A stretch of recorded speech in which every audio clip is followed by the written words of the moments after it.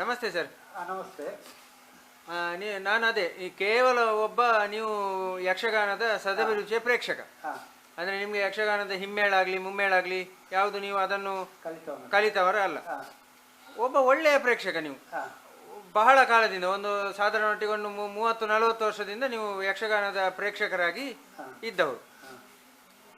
ಅಂದರೆ ಈ ಯಕ್ಷಗಾನ ಮತ್ತೆ ಯಕ್ಷಗಾನದ ಸಂಘಟನೆಯನ್ನು ಕೂಡ ನೀವು ಮಾಡ್ತೀರಿ. ಬಹಳಷ್ಟು ತಾಳಮದ್ದಳೆಗಳು, ಆಮೇಲೆ ಈ ಯಕ್ಷಗಾನದ ಬಯಲಾಟಗಳನ್ನೆಲ್ಲ ನೀವು ಸಂಯೋಜನೆ ಮಾಡಿದವರು.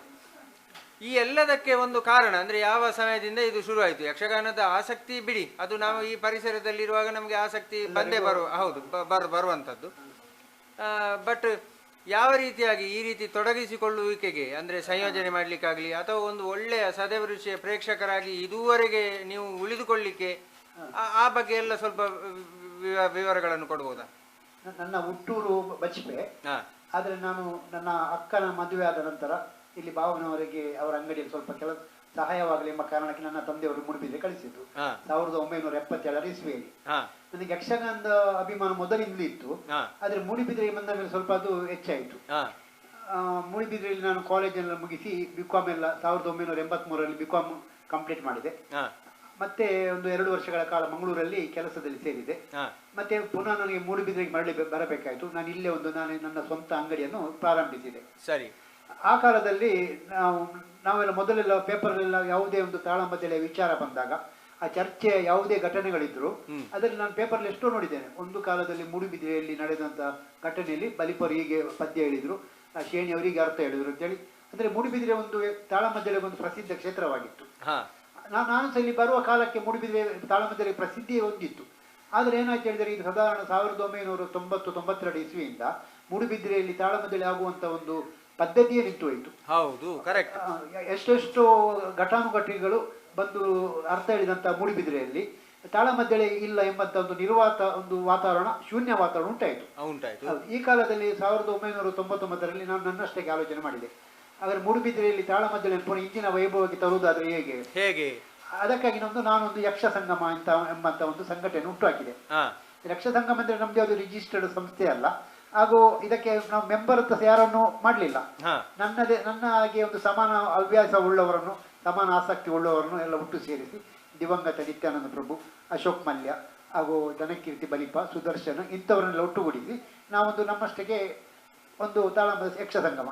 ಇದರಲ್ಲಿ ಕೆಲವರು ಅವರು ಮನಪೂರ್ವಕವಾಗಿ ಕೊಟ್ಟಷ್ಟು ಹಣವನ್ನು ತಗೊಳ್ಳುವುದು, ಉಳಿದ ಹಣ ಎಷ್ಟಿದ್ರು ನಾನು ಕೈಯಿಂದ ಹಾಕುದು. ಆ ರೀತಿಯಲ್ಲಿ ಒಂದು ಪದ್ಧತಿಯಲ್ಲಿ ನಾವು ತಾಳಮದ್ದಳೆಯನ್ನು ಪ್ರಾರಂಭಿಸಿದ್ದೆವು. ಆಗ ನಾವು ನಮ್ಮ ತಾಳಮದ್ದಳೆ ಪ್ರಾರಂಭಿಸಿದ ವರ್ಷದಲ್ಲೇ ನಮ್ಮದು ಒಂದು ಅಭೂತಪೂರ್ವ ಯಶಸ್ಸನ್ನು ಕಂಡು ಇಲ್ಲಿ ಪುನಃ ಕೆಲವರು ಜಾಗೃತರಾದರು. ಇಲ್ಲಿ ನಮ್ಮ ಜೈನ ಮಠದ ಸ್ವಾಮೀಜಿಯವರು, ಅವರು ಕಿರಿಯ ಸ್ವಾಮೀಜಿಯವರು ಹೊಸತಾಗಿ ಪಟ್ಟಾಭಿಷೇಕ ಆದರು. ಅವರಿಗೆ ಯಕ್ಷಗಾನದ ಬಗ್ಗೆ ಅತ್ಯಂತ ಹೆಚ್ಚು ಒಲವು. ಹಾಗೆ ಅವರು ಅದೇ ಮರು ವರ್ಷ ಅವರ ತಾಳಮದ್ದಳೆ ಕೂಟ ಏರ್ಪಡಿಸಿ ಅದು ಇವತ್ತಿಗೂ ಪರ್ಮನೆಂಟ್ ಆಗಿ ಉಳಿದಿದೆ. ಹಾಗೆ ಕಾಳಿಕಾಂಬದವರು ಶುರು ಮಾಡಿದ್ರು, ಸ್ಕೈ ಪೆಂಟ್ಸ್ ಶೈಲೇಂದ್ರ ಅವರು ಶುರು ಮಾಡಿದ್ರು. ಹಾಗೆ ಇವತ್ತು ಏನಿಲ್ಲ ಹೇಳಿದ್ರು ಮೂಡುಬಿದ್ರೆ ಆಸುಪಾಸಿನಲ್ಲಿ ಒಂದು ವರ್ಷಕ್ಕೆ 25 ತಾಳಮದ್ದಳೆ ಆದರೂ ಆಗ್ತಾ ಇರ್ತದೆ. ಹೌದು. ಹಾಗೆ ನನಗೆ ಕಲಾವಿದರ ಬಗ್ಗೆ ಇರುವಂತ ಒಂದು ಪರಿಚಯ, ಅದು ಹೇಗೆ ಕಲಾವಿದರ ಪರಿಚಯ ಆಗ್ಲಿಕ್ಕೆ ಕಾರಣ ಏನು? ಕಲಾವಿದರ ಪರಿಚಯ ಆಗ್ಲಿಕ್ಕೆ ನಾನು ಇಲ್ಲಿ ಡಿಗ್ರಿಯಲ್ಲಿ ಇರುವಾಗ ನನಗೊಂದು ಹವ್ಯಾಸ ಇತ್ತು, ಪೇಪರ್ ಅಲ್ಲೆಲ್ಲ ಬರೆಯುವುದು. ಹಾಗೆ ಕೆಲವು ಆದಷ್ಟು ನಾನು ಉದಯವಾಣಿಗೆ ಕಳಿಸುವುದು, ಅದ್ರಲ್ಲಿ ಕೆಲವು ಪ್ರಕಟವಾಗ್ತಿತ್ತು, ಕೆಲವು ಪ್ರಕಟವಾಗ್ತಿರ್ಲಿಲ್ಲ. ಆದ್ರೂ ನನಗೆ ಬರೆಯುವ ಒಂದು ಚಟ ಇತ್ತು. ಹಾಗೆ ಉದಯವಾಣಿಗೆ ಆಗ್ತಾ ಇದ್ದೆ. ನಂದು ಕಾಲೇಜೆಲ್ಲ ಮುಗಿದಾಗ ನನಗೆ ಹೊಸದಿಗಂತ ಪೇಪರ್ನಲ್ಲಿ ನಾನೊಂದು ಪರ್ಮನೆಂಟ್ ಅಂಕಣಕಾರನ ಅದೇ. ಅದರಲ್ಲಿ ಪ್ರತಿ ಆದಿತ್ಯವಾರ ಯಕ್ಷಗಾನದ ಬಗ್ಗೆ ಪರಿಚಯ ಲೇಖನ ಅಥವಾ ಯಕ್ಷಗಾನದ ವಿಮರ್ಶೆ, ಈ ರೀತಿಯ ಒಂದು ಅಂಕಣವನ್ನೇ ನಾನು ಪ್ರಾರಂಭಿಸಿದೆ. ಹಾಗೆ ನಾನು ಪ್ರಾರಂಭಿಸುವಾಗ ಇದರ ಬಗ್ಗೆ ನಾನೆಲ್ಲ ಚೌಕಿಗೆಲ್ಲ ಹೋಗಿ ಆ ಕಲಾವಿದರ ಎಲ್ಲ ಮಾಹಿತಿ ಎಲ್ಲ ತಗೊಳ್ಬೇಕಲ್ಲ, ಯಾರ್ಯಾರು ಎಂತ ಪಾತ್ರ ಮಾಡಿದ್ದು, ಆ ರೀತಿ ಮಾಹಿತಿ ಎಲ್ಲ ತಗೊಳ್ಳುವಾಗ ಅವರಿಗೆಲ್ಲ ಗೊತ್ತಾಯ್ತು ನಾನೊಬ್ಬ ಪತ್ರಿಕೆಯಲ್ಲಿ ಬರೆಯುವ ಅಂತೇಳಿ. ಆ ರೀತಿ ನನಗೆ ಅಲ್ಲಿ ಸ್ವಲ್ಪ ಮರ್ಯಾದೆ ಸ್ವಲ್ಪ ಸಿಗ್ಲಿಕ್ಕೆ ಶುರುವಾಯಿತು. ಕರೆಕ್ಟ್. ಹಾಗೆ ನಾನು ಪತ್ರಿಕೆಯಲ್ಲಿ ಬರೆಯುವಾಗ ನಾನು ವಸ್ತುನಿಷ್ಠವಾಗಿ ಬರೀತಿದ್ದೆ. ಯಾಕೆಂದ್ರೆ ನನಗೆ ಎಲ್ಲರೂ ಪರಿಚಯದವರು ಎಲ್ಲರೂ ನನ್ನದು ಮಿತ್ರರೇ. ಅದರಲ್ಲಿ ನಾನು ಪತ್ರಿಕೆಯಲ್ಲಿ ಬರೆಯುವಾಗ ನಾನು ಮಿತ್ರತ್ವದ ಒಂದು ಲೇಪವನ್ನಲ್ಲಿ ಉಳಿಸಿಕೊಳ್ಳಿಲ್ಲ, ವಸ್ತುನಿಷ್ಠ ವಿಮರ್ಶೆ. ಹಾಗಾಗಿ ಕೆಲವರು ನನಗೆ ಹೆದರ್ಲಿಕ್ಕೂ ಶುರು ಮಾಡಿದ್ರು, ಏನಾದ್ರು ತಪ್ಪು ಬರೆದ್ರೆ ಇವರು ಪತ್ರಿಕೆಯಲ್ಲಿ ಬರೆಯುತ್ತಾರೆ ಅಂತ. ಹಾಗೆ ಒಮ್ಮೆ ಒಂದು ಪ್ರಸಿದ್ಧ ಮೇಳವೊಂದರ ಒಂದು ಪ್ರಸಂಗವನ್ನು, ಅವಾಗ ಅದು ಟಿಕೆಟ್ ಮೇಳ, ಟೆಂಟ್ ಮೇಳ, ಅದರ ಒಂದು ವಿಮರ್ಶೆಯನ್ನು ನಾನು ಬರೆದದ್ದು. ಅದು ಅದರ ಯಜಮಾನರವರಿಗೆ ಹೋಗಿ ಆ ಕಲಾವಿದರಿಗೆ ಸ್ವಲ್ಪ ತೊಂದರೆ ಆಯ್ತಂತೆ. ನಂತರ ಕಲಾವಿದರು ನಾನು ಚೌಕಿಗೆ ಹೋದಕೊಳ್ಳೆ ಯಾರು ಏನು ಮಾತನಾಡಬೇಡಿ, ಪತ್ರಕರ್ತರು ಬಂದರು ಅಂತ 7 ವರ್ಷದ ಮಟ್ಟಿಗೆ ಅದು ಉಳಿಯಿತು. ಹಾಗೆ ಆ ಕಲಾವಿದ ಇವತ್ತು ಸಹ ನನ್ನಲ್ಲೊಂದು ಮಾತನಾಡೋದು ಸ್ವಲ್ಪ ವಕ್ರ ದೃಷ್ಟಿಯಲ್ಲಿ ಮಾತನಾಡೋದು. ಹಾಗೆ ಎಲ್ಲ ಕಲಾವಿದರು ನನಗೆ ಆತ್ಮೀಯರಾದರು. ನಂತರ ನಾನು ಇಲ್ಲಿ ಅಂಗಡಿ ಮಾಡಿದ ನಂತರ ಇಲ್ಲಿ ಬರುವ ಮೇಳದ ಕಲಾವಿದರೆಲ್ಲರೂ ನನ್ನ ಅಂಗಡಿಗೆ ಬಂದು ನನ್ನನ್ನು ಭೇಟಿಯಾಗಿದ್ದು ಹೋಗುವವರೆಲ್ಲ, ಕುಂಬಳಿ ಸುಂದರವಾಗಲಿ ಅಥವಾ ಇವರು ಶೇಣಿ ಗೋಪಾಲಕೃಷ್ಣ ಭಟ್ರಾಗಲಿ, ಎಲ್ಲರೂ ನನ್ನ ಅಂಗಡಿಗೆ ಬಂದು ನನ್ನ ಅಂಗಡಿಯಲ್ಲಿ ಮಾತನಾಡಿ ನಂತರ ನಾನು ಕೊಡುವಂಥ ಚಾವ ಸಿಯಾಳವ ಏನಾದರೂ ಕುಡಿದು ಒಂದು ಅರ್ಧ ಮುಕ್ಕಾಲು ಗಂಟೆ ಮಾತನಾಡಿಯೇ ಹೋಗುವವರು. ಹಾಗೆ ನನಗೆ ಎಲ್ಲ ಕಲಾವಿದರದ್ದು ಪರಿಚಯ ಈ ನಿಟ್ಟಿನಲ್ಲಿ ಆಯಿತು.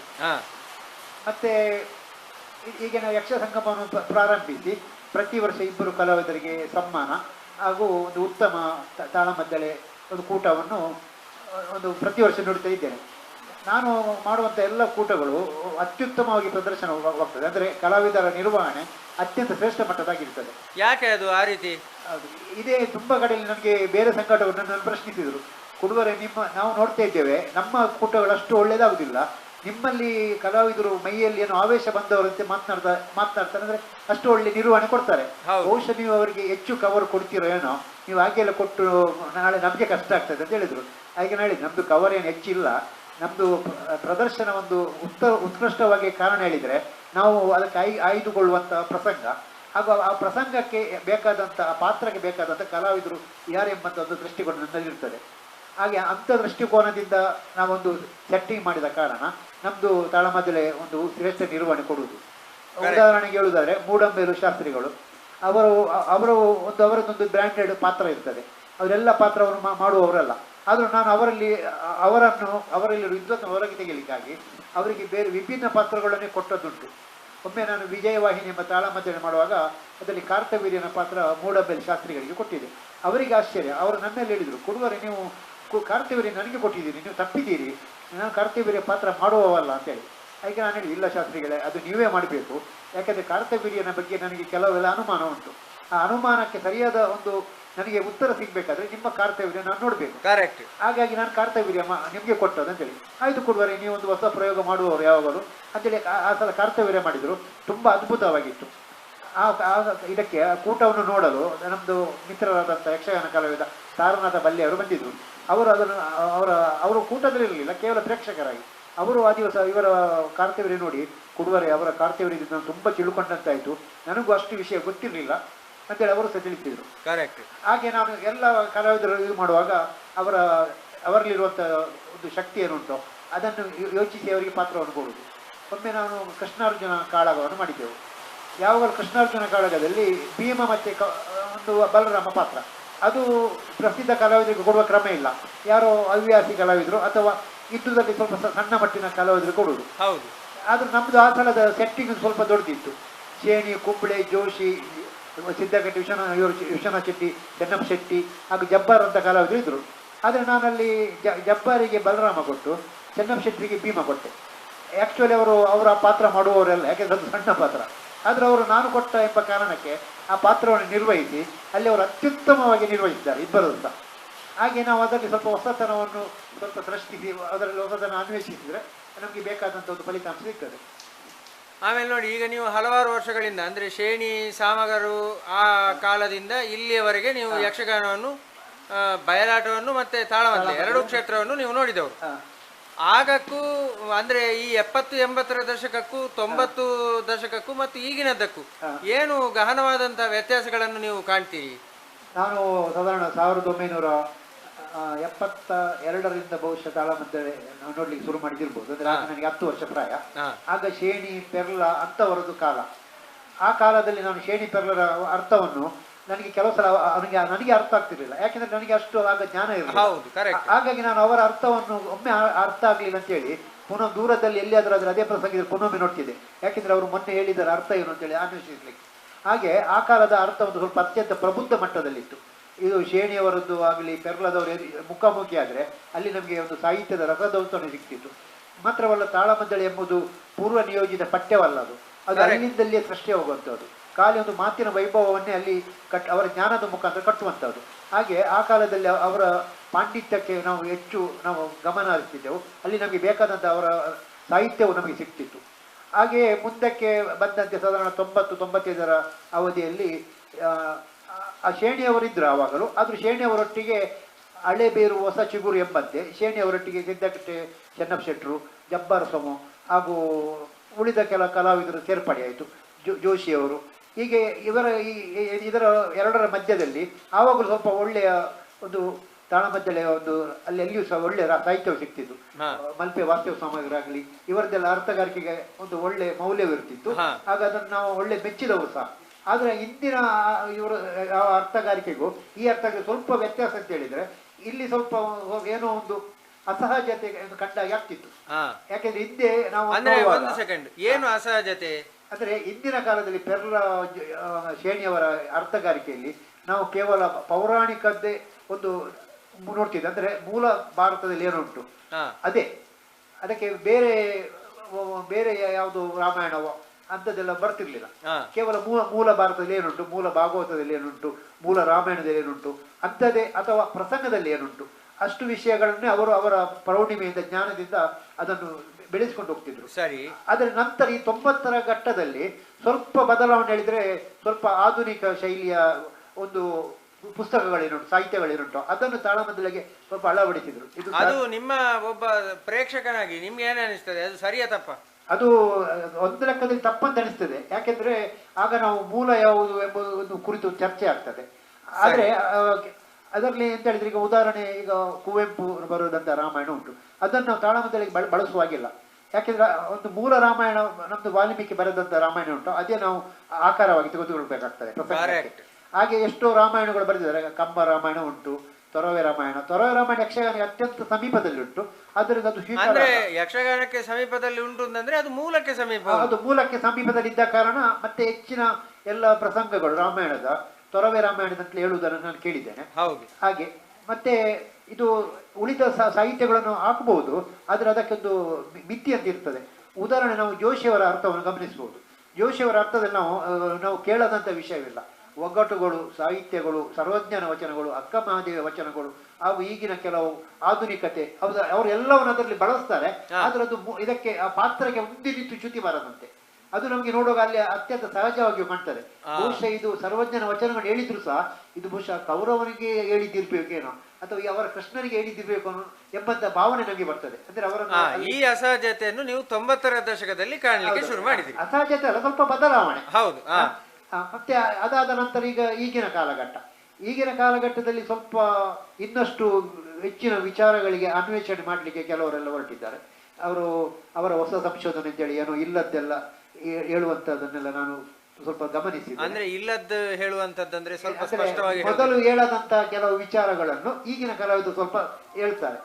ಇದು ಸರಿಯೋ ತಪ್ಪು ಅಂತ ಹೇಳ್ಬೇಕಾದ್ರೆ ನಾವು ಮೂಲವನ್ನೇ ಹುಡುಕ್ಬೇಕಾಗ್ತದೆ. ಆದ್ರೆ ಎಲ್ಲರೂ ಮೂಲವನ್ನೇ ಹುಡುಕಿಕೊಂಡು ಹೋಗುವ ಹಾಗೆ ಇಲ್ಲಲ್ಲ. ಯಾಕೆಂದ್ರೆ ಅಂತ ಇದು ಎಲ್ಲರಿಗೂ ಇರುವುದಿಲ್ಲ ಅಂತ ಸೌಲಭ್ಯ, ಮೂಲ ರಾಮಾಯಣ ಓದುವುದು ಅಂತ. ಹಾಗಿರುವಾಗ ನಾವು ಅವರು ಹೇಳಿದ್ದನ್ನೇ ನಾವು ಸತ್ಯ ಅಂತ ತಿಳ್ಕೊಳ್ಳುವಂತ ಒಂದು ಭೀತಿ ಮುಂದಕ್ಕೆ ಮುಟ್ಟಬಹುದು. ಆದ್ದರಿಂದ ಹಾಗಂತೇಳಿ ಎಲ್ಲ ಕಲಾವಿದರಲ್ಲ, ಕೆಲವು ಕಲಾವಿದರು, ಉದಾಹರಣೆ ಹೇಳೋದಾದ್ರೆ ಮೊನ್ನೆ ಒಂದು ಕಡೆಯಲ್ಲಿ ನಾನೊಂದು ಯಾವುದು ತಾಳಮದ್ದಲೆ ನೋಡಿದೆ. ಅವರು ಮೂಲಕ್ಕೆ ಸ್ವಲ್ಪ ವಿಭಿನ್ನವಾದಂಥ ಒಂದು ಅಲ್ಲಿ ಚರ್ಚೆಯನ್ನು ಮಾಡಿದರು. ಮತ್ತೆ ಕೆಲವರು ಮೊನ್ನೆ ಒಂದು ಅಂಬೆಯ ಪಾತ್ರ ನೋಡಿದೆ, ಅಲ್ಲಿ ಹೋದ ವರ್ಷ ಅಂಬೆ ಹಾಕಿದ್ದು ಒಳ್ಳೆ ವಿಷಯ ಒಳ್ಳೇದಿತ್ತು. ನೋಡುವಾಗ ಸಾಮಾನ್ಯ ಕಲಾವಿದರಿಗೆ ಒಳ್ಳೆ ಅಂಬೆ ಮಾರ್ಯಾರೆ, ಎಷ್ಟು ಒಳ್ಳೆ ಮಾತನಾಡಿದ್ರು, ಎಂತ ವಿದ್ವತ್ತು ಅಂತೇಳಿ. ಆದರೆ ನಾವಲ್ಲಿ ಗಮನಿಸಬೇಕು, ಅಲ್ಲಿ ಅಂಬೆ ಪಾತ್ರ ಮಾಡಿದವರು ಅಲ್ಲಿ ಭೀಷ್ಮನಲ್ಲಿ ಚರ್ಚೆ ಮಾಡಿದರು, ವಾದ. ಅಂದ್ರೆ ಅದನ್ನು ಪರಶುರಾಮನಲ್ಲಿ ನಿರ್ಣಯವಾಗಬೇಕಾದಂಥ ವಿಷಯಗಳೇನುಂಟು ಅದೆಲ್ಲವನ್ನು ಅಂಬೆ ಇಲ್ಲಿ ಕೇಳಿದ್ರೆ ಅಲ್ಲಿ ಮುಂದೆ ಭೀಷ್ಮ ಪರಶುರಾಮರು ಯಾವುದೋ ವಿಷಯದಲ್ಲಿ ವಾದ ಮಾಡೋದು.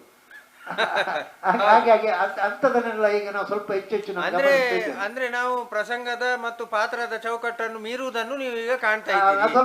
ಸ್ವಲ್ಪ ಮೀರಿದಾಗೆ ಕಾಣ್ತದೆ. ಯಾಕೆಂದ್ರೆ ಬೇರೆ ಪಾತ್ರಗಳು ಹೇಳಬೇಕಾದ ವಿಷಯವನ್ನು ಅದಕ್ಕಿಂತ ಮೊದಲು ಇನ್ನೊಂದು ಪಾತ್ರ ಹೇಳಿದ್ರೆ ಅದು ಸ್ವಲ್ಪ ಅಸಂಬದ್ಧವಾಗ್ತದೆ. ಹಾಗೆಂತೇಳಿ ಅವ್ರು ಮಾತನಾಡಿದ ಕಲಾವಿದರು ವಿದ್ವತ್ತು ನಾವು ಮೆಚ್ಚಲೇಬೇಕು.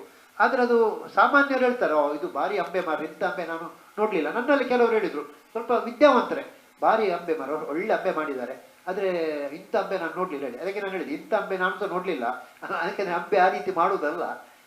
ಹಾಗೆ ಅಂಥದ್ದು ಕೆಲವು ಉಂಟು. ಇನ್ನು ಸ್ವಲ್ಪ ಕೌರವನ ಪಾತ್ರಧಾರಿ ಮುಂದಕ್ಕೆ ಗದಾಯುದ್ಧದಲ್ಲಿ ಎತ್ತಬೇಕಾದ ಪ್ರಶ್ನೆಗಳೇನುಂಟು ಅದನ್ನು ಇಲ್ಲಿ ಕೃಷ್ಣಸಂಧಾನದಲ್ಲಿ ಎತ್ತಿದ್ರೆ ಅದು ಅಸಹಜತೆ ಆಗ್ತದೆ. ಹೌದು. ಹಾಗೆ ಅಂಥದ್ದೆಲ್ಲ ಕೆಲವು. ಮತ್ತೆ ಈಗ ಇತ್ತೀಚೆಗೊಂದು ಯಕ್ಷಗಾನದ ಒಂದು ಅಭಿಮಾನಿಗಳಲ್ಲಿ ಒಂದು ಒಂದು ದೌರ್ಬಲ್ಯ ನಾನು ಇದು ಕಂಡುಕೊಂಡೆ. ಅದು ಸಹ ಯಾವುದು, ವಾಟ್ಸಪ್ನಲ್ಲಿ ಏನೇನೋ ಪ್ರಶ್ನೆಗಳನ್ನು ಕೇಳುವುದು. ಉದಾಹರಣೆ ಒಂದೇ ಒಂದು ಪ್ರಶ್ನೆ ಬಂತು, ಯಾರೊಬ್ಬ ಬಗ್ಗೆ ಅವನ ತಂದೆ ತಾಯಿಗಳ ಹೆಸರೇನು ಅಂತೇಳಿ.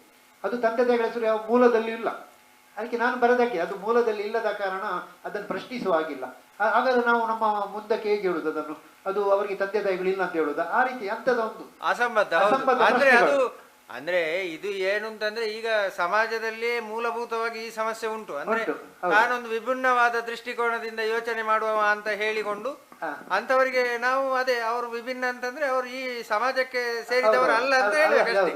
ಮತ್ತೇನೊಂದು, ನಾವು ಪೌರಾಣಿಕ ಕಥೆಗಳಿಗೆ ನಾವು ಆಧಾರ ಕೇಳುವ ಹಾಗಿಲ್ಲ, ಯಾಕಂದ್ರೆ ಕೆಲವೊಂದಕ್ಕೆ ಆಧಾರ ಇರುವುದಿಲ್ಲ. ನಾವು ಅದ್ರ ಆಧಾರ ಎಲ್ಲದಕ್ಕೂ ಆಧಾರ ಕೇಳ. ಈಗ ನಾವು ನಮ್ಮ ತಂದೆ ತಾಯಿಗೆ ಹುಟ್ಟಿದ್ದು ಅಂತ ಹೇಳುವುದಕ್ಕೆ ಆಧಾರ ಆಧಾರ ಏನಿಲ್ಲ. ಹಾಗೆ ನಾನೊಂದು ವಾಟ್ಸಪ್ನಲ್ಲಿ ಒಬ್ಬರಿಗೆ ಅದೇ ಪ್ರಶ್ನೆ ಹಾಕಿದೆ ನೋಡಿ, ಅದೆಲ್ಲ ನಾವು ಕೇಳಬಾರ್ದು. ಹಾಗೆಲ್ಲ ಕೇಳಿದ್ರೆ ಅದಕ್ಕೊಂದು ಉತ್ತರ ಒಮ್ಮೆ, ಇದು ಶೇಣಿಯವರು ಒಮ್ಮೆ ಕೊಟ್ಟಿದ್ದಾರೆ ಇದು ಉತ್ತರ. ಆ ಶೇಣಿಯವರು ಕೊಟ್ಟ ಉತ್ತರ ನಿನಗೆ ಕೊಡಬೇಕಾಗ್ತದೆ, ಅದಕ್ಕೆ ತೊಂದರೆ ಇಲ್ಲ, ಕೊಡಿ ಅಂತ ಒಂದು ಹುಡುಗಿ ಕೊಡಿ ಅಂತ ಹೇಳಿದ್ರು. ಅದಕ್ಕೆ ಬೇಡ, ನಿನಗೆ ಬೇಸರ ಆಗ್ತದೆ ಅಲ್ಲ, ನೀವು ಕೊಡಿ ಅಂತ ಹೇಳಿದ್ರು. ಹಾಗೆ ಅವಳಿಗೆ ಅದೇ ಬರೆದದ್ದು ನಾನು. ಈಗ ನಿನ್ನ ತಂದೆಯ ಹೆಸರು ನಿನಗೆ ಗೊತ್ತುಂಟು, ನಿನ್ನ ಅಜ್ಜನ ಹೆಸರು ಗೊತ್ತುಂಟು, ಅವನ ಅಜ್ಜನ ತಂದೆಯ ಹೆಸರು ನಿನಗೆ ಗೊತ್ತಿರ್ಬೋದು, ಅವನ ತಂದೆಯ ಹೆಸರು ಕೇಳಿದ್ರೆ ನಿನಗೆ ಗೊತ್ತಿಲ್ಲ ಅಂತ ಹೇಳಿದ ಕೂಡಲೇ ನಿನಗೆ ಅಜ್ಜನಿಗೆ ತಂದೆ ಇರಲಿಲ್ಲ ಅಂತ ಅರ್ಥ ಅಲ್ಲ, ನಿನಗೆ ಗೊತ್ತಿಲ್ಲ ಅಷ್ಟೇ. ಹಾಗೆ ನಾವು ಪೌರಾಣಿಕದಲ್ಲಿ ನಮಗೆ ಗೊತ್ತಿಲ್ಲದನ್ನು ನಾವು ಕೇಳುವಾಗೆ ಹೊರಡಬಾರ್ದು. ಕರೆಕ್ಟ್. ಆಮೇಲೆ ಈ ಯಕ್ಷಗಾನದ ಅಭಿಮಾನಿಗಳ ಬಗ್ಗೆ ನಿಮ್ಮ ಅಭಿಪ್ರಾಯ ಏನು? ನಾನು ಮೊನ್ನೆ ಒಂದು ವಾಟ್ಸಪ್ನಲ್ಲಿ ಇದೆ ಹೀಗೆ ಬರೆದಿದ್ದೆ, ಯಕ್ಷಗಾನಕ್ಕೆ ಅಭಿಮಾನಿಗಳು ಬೇಕು, ಯಕ್ಷಗಾನ ಕಲಾವಿದರ ಅಭಿಮಾನಿಗಳಾದಷ್ಟು ಕಮ್ಮಿ ಆದ್ರೆ ಒಳ್ಳೆಯದು. ಯಾಕೆಂದರೆ ಕಲಾವಿದರ ಬಗ್ಗೆ ಅಭಿಮಾನ ಇರಲಿ ಅವರಿಗೆ, ಆದರೆ ಕಲಾವಿದರ ಅಭಿಮಾನ ಅಂತೇಳಿ ನಮ್ಮ ವಾಟ್ಸಪ್ನಲ್ಲಿ ನೋಡ್ತಾ ಇದ್ದೇವೆ, ಒಬ್ಬ ಒಂದು ನಿರ್ದಿಷ್ಟ ಕಲಾವಿದರ ಅವನ ಬಗ್ಗೆ ಒಂದು ಚಿತ್ರ ಹಾಕಿದರೆ ಅದಕ್ಕೆ ತುಂಬ ಜನ ಲೈಕ್ ಕೊಡ್ತಾರೆ. ಅದೇ ಬೇರೆಯವರು ಹಾಕಿದರೆ ಅವರಿಗೆ ಅದಕ್ಕೆ ಲೈಕ್ ಇಲ್ಲ. ಹಾಗಾದರೆ ಇದು ಯಕ್ಷಗಾನ ಕಲಾವಿದರಿಗೆ ಅಭಿಮಾನಿಗಳು ಬೇಕಾವುದು, ಆದರೆ ಅದು ಓವರ್ ಆಗಬಾರ್ದು. ಯಾಕೆಂದರೆ ಇದೇ ಒಂದು ಪರಿಸ್ಥಿತಿ ಹಿಂದೆ ಚಿತ್ರರಂಗಕ್ಕೆ ಬಂದದ್ದು ನಮಗೆ ಗೊತ್ತುಂಟು. ರಾಜ್ಕುಮಾರ್ ಅಭಿಮಾನಿಗಳ ಸಂಘ ಅಂತ ಮಾಡಿದ ಕೂಡಲೇ ವಿಷ್ಣುವರ್ಧನ್ ಅಭಿಮಾನಿಗಳ ಸಂಘ ಶುರುವಾಯಿತು, ಅಂಬರೀಷ್ ಅಭಿಮಾನಿಗಳ ಸಂಘ ಶುರುವಾಯಿತು. ಇದು ಎಲ್ಲಿವರೆಗೆ ಹೋಯ್ತು ಅಂತ ಹೇಳಿದರೆ ಅವರ ಅಭಿಮಾನಿಗಳ ಒಳಗೆ ಸಂಘರ್ಷ, ವಿರೋಧ.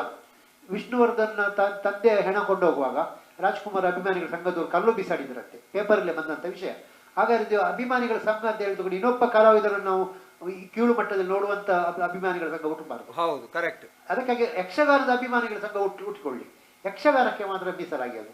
ಅಭಿಮಾನಿಗಳಲ್ಲಿ ಅಭಿಮಾನ ಇರಲಿ, ಹಾಗೆ ಅದನ್ನು ನಾವು ಪ್ರಕಟಪಡಿಸಲಿಕ್ಕೆ ಹೋಗಿ ಬೇರೊಬ್ಬ ಕಲಾವಿದರನ್ನು ಕೀಳು ಮಾಡುವುದೋ ಅಥವಾ ಬೇರೆ ಕಲಾವಿದರೆಲ್ಲ ಎಂಬ ರೀತಿಯಲ್ಲಿ ಬಿಂಬಿಸುವುದು ಸರಿಯಲ್ಲ. ಅಂದ್ರೆ ಈಗ ಇಷ್ಟು ವರ್ಷ ನೀವು ಯಕ್ಷಗಾನ, ತಾಳಮದ್ದಲೆ, ಯಕ್ಷಗಾನ ಹಲವಾರು ಕಲಾವಿದರು ಇದನ್ನೆಲ್ಲ ನೀವು ನೋಡಿದ್ದೀರಿ.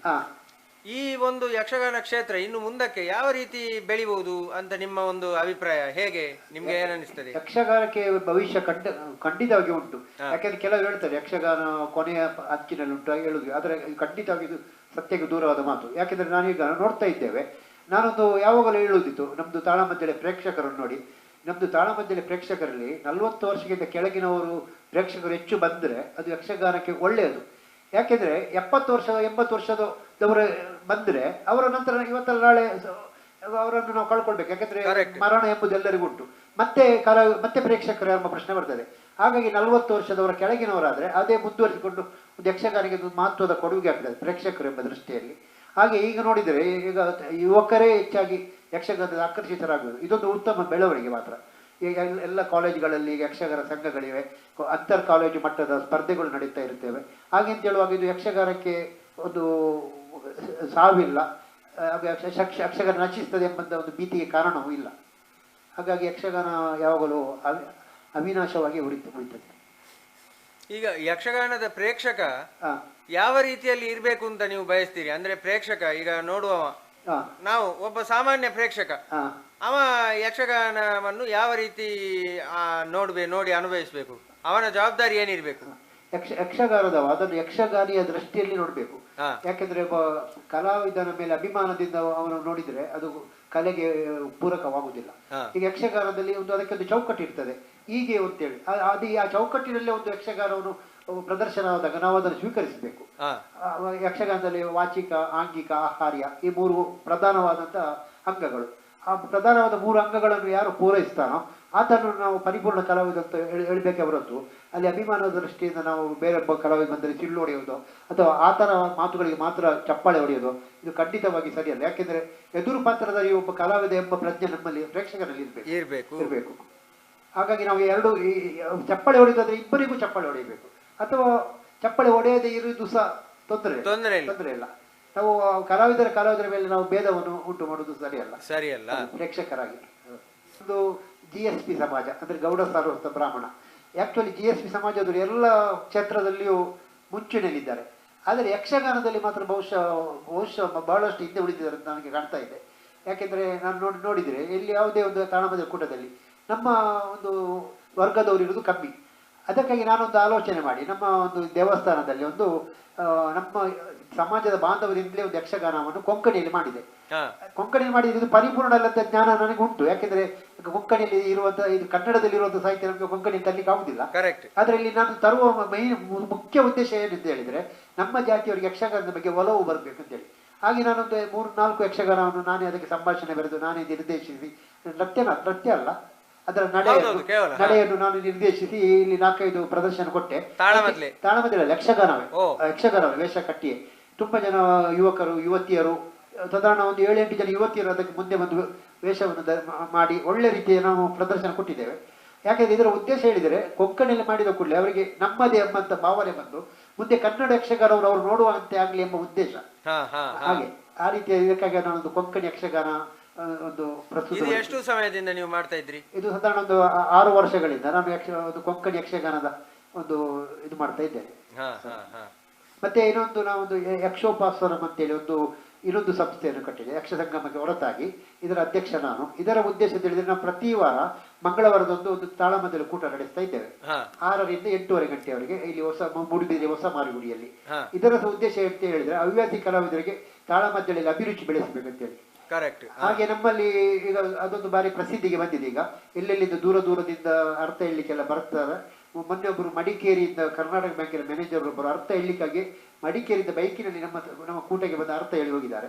ಹಾಗೆ ಒಮ್ಮೆ ನಮ್ಮ ಕೂಟ ನೋಡ್ಲಿಕ್ಕೆ ಬಂದಂತ ವಿದ್ಯಾ ಕೋಳಿಯವರು ಅವರು ನಮ್ಮೊಂದಿಗೆ ಅರ್ಥ ಹೇಳಿ ನಮಗೆ ಪ್ರೋತ್ಸಾಹಿಸಿದ್ದಾರೆ. ಆಗ ನಾನು ಸಹ ಹವ್ಯಾಸಿ ಅರ್ಥಧಾರಿಯೇ. ನಂದು ದಶರಥನಿಗೆ ಅವರೊಂದು ಕೈಕೆ ಹೇಳಿ ನಮ್ಮನ್ನೊಂದು ಪ್ರೋತ್ಸಾಹಿಸಿದ್ದಾರೆ. ಹಾಗೆ ಒಮ್ಮೆ ವಾಸ್ತವ ಸಮಗ್ರ ಒಮ್ಮೆ ನನ್ನಲ್ಲಿ ಮಾತನಾಡಲು ಬಂದವರು ಎಲ್ಲಿದ್ದೀರಿ ಕುಡುವರೆ ಹೇಳುವಾಗ ಇಲ್ಲಿ ಮಾರಿಗುಡಿಯಲ್ಲಿ ಅಂತೇಳಿ. ಆ ದಿವಸ ನಮ್ದು ಕರ್ನಾಟಕ ಪ್ರಸಂಗ. ಅವರು ಬರುವಾಗ ಕೊನೆಯ ಸನ್ನಿವೇಶ ಕುಡುವರೆ ನಾನೊಂದು ಅರ್ಥ ಹೇಳ್ತೇನೆ ಸರ್ಪಾಸ್ತ್ರ ಮಾಡ್ತೇನೆ ಅಂತ ಹೇಳಿದ್ರು. ಆದ್ರೆ ನಾವು ಅವರಿಂದ ಮಾಡಿಸ್ಲಿಲ್ಲ. ಯಾಕೆಂದ್ರೆ ಅವರಂತ ಮಹಾನ್ ಕಲಾವಿದರು ನಮ್ಮಂತ ಕನ್ನಡರಿಗೆ ಸರ್ಪಾಸ್ತ್ರ ಹೇಳೋದು ಬೇಡ ಅಂತೇಳಿ, ಬೇಡ ಸಾಮಗ್ರಿಗೆ ನಮ್ದು ತಪ್ಪಿದ್ರೆ ತಿದ್ದಿ ಪ್ರೇಕ್ಷಕರಿಗೆ ನಿಲ್ಲಿ ಅಂತೇಳಿ ಅವರನ್ನ ಸಮಾಧಾನ ಪಡಿಸಿದ್ದೇವೆ. ಹಾಗೆ ನಮ್ಮಲ್ಲಿ ಆ ಕೂಟಕ್ಕೆ ಭಾಗವಹಿಸಿದವರು ತುಂಬಾ ಜನ ಈಗ ಹವ್ಯಾಸದ ಕಲಾವಿದರಾಗಿ ಅರ್ಥ ಹೇಳ್ತಾ ಇದ್ದಾರೆ. ಉದಾಹರಣೆ ಹೇಳುವುದಾದ್ರೆ ಗಾಳಿಮನೆ ವಿನಾಯಕ್ ಭಟ್, ಕೆರೆಗದ್ದೆ ವೆಂಕಟರಮಣ ಭಟ್, ಬಾಲಕೃಷ್ಣ ಭಟ್, ಹಾಗೂ ದಾಮೋದರ ತಪ್ಪಲಿಗರು, ಹಾಗೆ ಇವರೆಲ್ಲ ಈಗ ರಜನೀಶ್ ಹೊಳ್ಳ ಇವರು ಮುಂತಾದವರು ಈಗ ತಾಳಮದ್ದಳೆಯಲ್ಲಿ ಒಂದು ಹವ್ಯಾಸಿ ಆದರೂ ಸಹ ಒಂದು ಉತ್ತಮ ನಿರ್ವಹಣೆ ಒಂದು ಪ್ರಸ್ತುತಿಯನ್ನು ಪಡಿಸ್ತಾ ಇದ್ದಾರೆ. ಇಷ್ಟು ಹೊತ್ತು ಅದೇ ಒಂದು ಯಕ್ಷಗಾನದ ಪ್ರೇಕ್ಷಕರಾಗಿ ಸಂಯೋಜಕರಾಗಿ ಹಲವಾರು ಹವ್ಯಾಸಿ ಕಲಾವಿದರನ್ನು ಕೂಡ ನೀವು ಮುಂದೆ ಒಂದು ವೇದಿಕೆಯನ್ನೆಲ್ಲ ಮಾಡಿಕೊಟ್ಟು ಬಹಳ ಒಳ್ಳೆಯ ಒಂದು ಕೆಲಸ ಇದು. ಒಬ್ಬ ಯಕ್ಷಗಾನದ ಸಾಮಾನ್ಯ ಅಭಿಮಾನಿಯಾಗಿ ನನ್ನ ಕಡೆಯಿಂದ ನಿಮಗೆ ಅನಂತ ಕೃತಜ್ಞತೆಗಳು ಸರ್. ನಿಮಗೆ ಸಹ ಕೃತಜ್ಞತೆಗಳು. ಯಾಕೆಂದ್ರೆ ನನ್ನಂತ ಒಬ್ಬ ಸಾಮಾನ್ಯ ಸಂಘಟಕರನ್ನು ಗುರುತಿಸಿದ ನಿಮ್ಮ ಒಂದು ಇದು ಕೆಲಸಕ್ಕೂ ನನ್ನ ಅಭಿನಂದನೆಗಳು. ನಮಸ್ತೆ ಸರ್. ನಮಸ್ತೆ.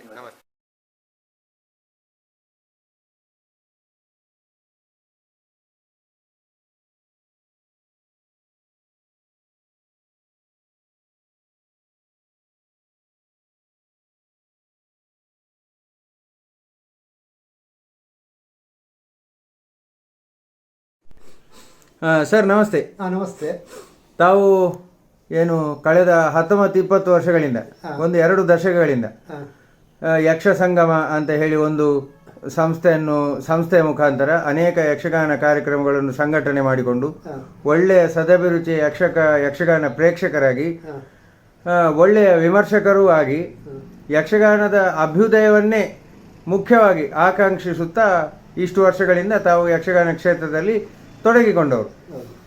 ಒಬ್ಬ ಸದಭಿರುಚಿಯ ಪ್ರೇಕ್ಷಕನ ನೆಲೆಯಿಂದ ಮತ್ತು ಒಬ್ಬ ಸಂಘಟಕನ ನೆಲೆಯಿಂದ ಯಕ್ಷಗಾನವನ್ನು ಹೇಗೆ ನೀವು ನೋಡ್ತೀರಿ ಎನ್ನುವಂಥದ್ದು ಒಂದು ದಾಖಲೆ ಆಗಬೇಕು ಎನ್ನುವ ಉದ್ದೇಶದಿಂದ ಈ ಒಂದು ಚಿಕ್ಕ ಸಂದರ್ಶನವನ್ನು ನಾವು ಮಾಡ್ತಾ ಇದ್ದೇವೆ.